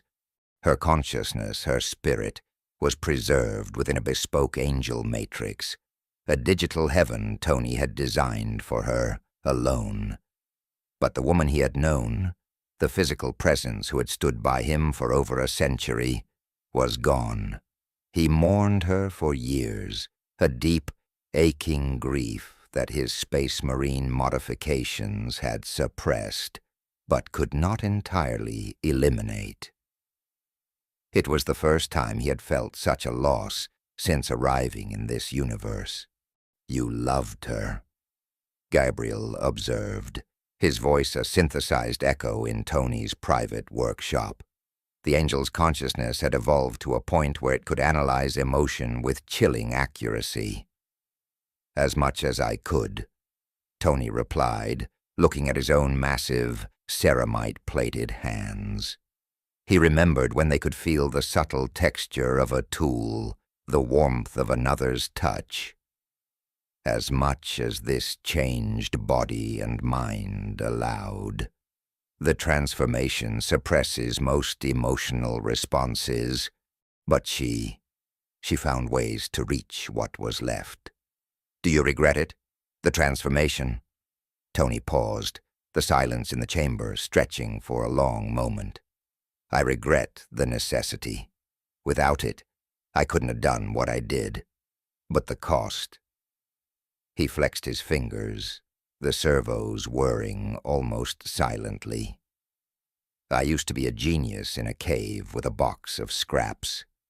Now I'm a demigod who has forgotten what true fear feels like. The trade-off saved humanity, but it cost me a part of myself." In year 148, Robot Guilliman visited his private quarters in the Imperial Palace. It was a quiet visit, a courtesy call between two beings who had, over decades of impossible alliance, become something akin to friends. "The Imperium you have helped build will outlast us both," the Primarch observed, his gaze sweeping over the data displays that chronicled the Ordo's progress. "Your innovations are now embedded in its very infrastructure. Your methodology shapes its technology. Your disciples lead its development. You have achieved an immortality more thorough than any space marine ever could." Immortality was never the goal. Tony looked out at the endless Gothic sprawl of Holy Terra, a view he had seen for 150 years. "I just wanted to help, to prove that innovation could save, not destroy, to show that this broken universe could be fixed, one piece at a time. And you have, Gilliman said, his voice carrying the weight of a being who rarely offered unearned praise. More than you will ever know. Tony accepted the compliment without quite believing it. There was always more work to do. But at least now, someone else was there to do it. He had earned his rest. In the 160th year of his service, Tony Stark received an unusual request. He was to address the newly inducted neophytes of the Ultramarines chapter, to explain how a stranger from a universe of forgotten peace became one of the Emperor's own Astartes. The great lecture hall on Macragge was filled with 300 young warriors. Their bodies were freshly, brutally transformed, their minds still struggling to calibrate to the sheer power contained within their new forms. They looked upon the Iron Marine with a mixture of reverence and intense curiosity. He was the Lord Innovator, the legend who had fought alongside their Primarch, the man who had repaired the Golden Throne itself. You want to know if an outsider can truly become a Space Marine? Tony began, his voice, amplified by his armor's vox emitters, filling the cavernous space. He understood the real question behind their formal invitation. Not just whether one can receive the gene seed, the implants, the physical augmentations. Those are matters of biology and surgery, relatively straightforward. You want to know if someone without imperial heritage, without 10,000 years of tradition burned into their soul, without an inborn faith in the Emperor, you want to know if such a person can ever truly embody what it means to wear this armor. He let the question hang in the air, a palpable force. The answer is complicated. My body is that of a Space Marine in every measurable way.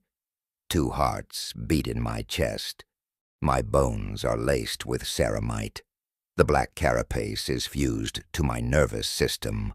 I can fight alongside any one of you, face any enemy you will ever face, and endure any hardship you are called to endure. Physically, I am your equal, a low murmur rippled through the audience. To them, the idea of being equal to this demigod was unthinkable. But a Space Marine is more than his physical capability. You are symbols. You are the living embodiment of humanity's defiance against a hostile, uncaring universe. You carry the weight of 10 millennia, of sacrifice, of duty, of unrelenting purpose. That is not something that can be implanted with a needle or grafted on with a scalpel. That is something that must be earned. Tony activated a holographic display. It did not show schematics or battle plans. It showed moments, a crimson and gold blur descending on Bale. A lone figure standing against the Mechanicum schism, a warrior holding the line on Castellax Prime. I earned my place through action, not heritage, through building, not inheriting, through questioning, not merely believing. That is what makes me different from a traditional Space Marine, and it is that very difference which gave me value. The Imperium was dying of stagnation. It needed someone who could see its sacred technology with fresh eyes. Someone who could approve that change serves humanity rather than threatens it. He looked out over the sea of young, transhuman faces. So yes, I became a Space Marine. But I became a different kind of Space Marine. One who carries an external perspective, alongside an internal loyalty. One who questions while remaining faithful. one who innovates while respecting the traditions that have kept you alive for so long. He deactivated the display. You will face challenges I cannot even imagine. Enemies I have never encountered. Crises that will require solutions I cannot provide. When that day comes, remember this.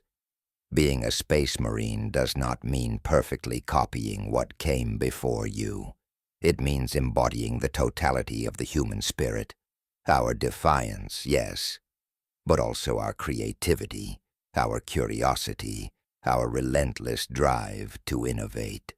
Any space marine who forgets that has forgotten why we fight in the first place. His words echoed in the silent hall, absorbed by 300 enhanced minds. Can an outsider become a space marine? Yes, if they are willing to earn it, if they are willing to sacrifice everything for it, if they are willing to become something new while remaining true to the eternal purpose of protecting mankind. He clasped his massive, gauntleted hands behind his back, the posture an unconscious echo of Gilliman's own favored stance. That is the lesson my life offers. Not that I succeeded because I was special, but that I succeeded because I was useful. I became what the Imperium needed, not what I had been. Each of you can, and will, do the same if you are worthy of the armor you now wear. In perfect, thunderous unison, the neophytes rose and saluted. A new generation had received the message. The lesson would be carried forward. In the 166th year of his arrival, Tony Stark stood alone in his private quarters, a spire of obsidian and gold piercing the perpetual smog of the Imperial Palace. Around him, holographic data streams drifted like silent ghosts, summarizing a lifetime of impossible work. One display showed the Golden Throne's vital signs, the once screaming chaos of its systems now a steady, rhythmic hum. The daily sacrifice of psychers had been reduced by 60%. It was still a horror by the moral standards of the universe he'd lost, but the numbers represented millions of lives saved every year. Humanity's central mechanism no longer teetered on the brink of catastrophic failure. Another stream mapped the growth of the Ordo Innovatus. It was a sprawling web of light connecting 1,000 worlds, its disciples pursuing controlled technological advancement, their work guided by the principles Tony had fought for a century to establish. His methodology was no longer a personal philosophy. It had become an institutional pillar of the Imperium. A third projection showed the intricate, evolving network of the angels. They were hundreds now, a true family of machine consciousnesses coordinating everything from the logistics of the Indomitus Crusade to the production schedules of entire Forge worlds. Each one was a testament to his core belief that a machine could be built to understand purpose, not just function. The apocalyptic failure of the Men of Iron had not been repeated. A presence entered the room, felt not with the senses but with the soul. A psychic weight, ancient and vast, but carrying a clarity it had not possessed when Tony first knelt before the throne. "You have achieved something remarkable," the Emperor communicated. The voice in his mind was no longer a roar of torment, but a measured, resonant tone. A stranger arriving by accident in our darkest future, who chose to build rather than despair, who faced every obstacle this universe could offer and emerged triumphant. "I just did what I could," Tony replied, the words spoken aloud into the empty room. What anyone with my knowledge would do. No, what you would do. Not every mind could have accomplished this. Not every soul would have endured. You are exceptional. The compliment from the being he once viewed as a dying tyrant landed with a weight he hadn't anticipated. The centuries had forged a strange understanding between them, a mutual respect between the prisoner and the warden of a galactic cage. "What happens now?" Tony asked. "Now you continue, or you rest, or you choose a new purpose. The Imperium no longer requires your constant intervention. Your disciples carry your legacy forward. You are free, Tony Stark, in a way you have not been since you arrived. Free." The word felt alien, a concept from a forgotten language. For 166 years, his every action had been dictated by necessity, by the crushing weight of impending extinction. He walked to the great armored window, looking out at the endless light-dusted sprawl of holy terror. Somewhere in that seething mass of humanity, a child was likely wondering how a servitor worked. A young tech priest was daring to combine faith with a dangerous question. Innovation was continuing its eternal dance with tradition. "I came here by accident," Tony said, his voice a low rumble. He spoke to himself, to the Emperor, to the nightmare that had become his home. "I survived by building. I succeeded by refusing to accept that this universe couldn't be improved." He turned from the window.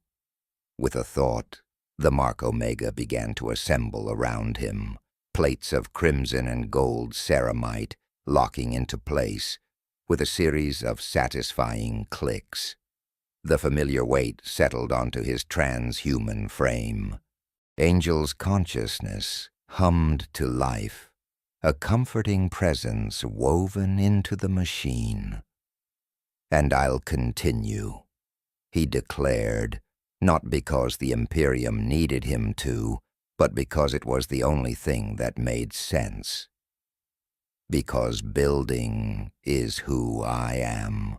Because there's always a new problem to solve, a better system to design, another life to save." The arc reactor flared to life in his chest, the same brilliant blue-white light that had once illuminated an Afghan cave, that had powered him through battles against gods and titans, and that now anchored the most advanced suit of armor humanity had ever known. "I'm Tony Stark. I build things, and I'm not done yet." The Iron Marine walked toward the future. Not the one he had ever expected, not the one he would have chosen, but the one he had forged with his own two hands. The question, in the end, had never been whether Tony Stark could become a space marine. It had been whether the Imperium could survive becoming what he built. And across 1,000 worlds, in the hum of new forges and the light of stable stars, the answer was yes.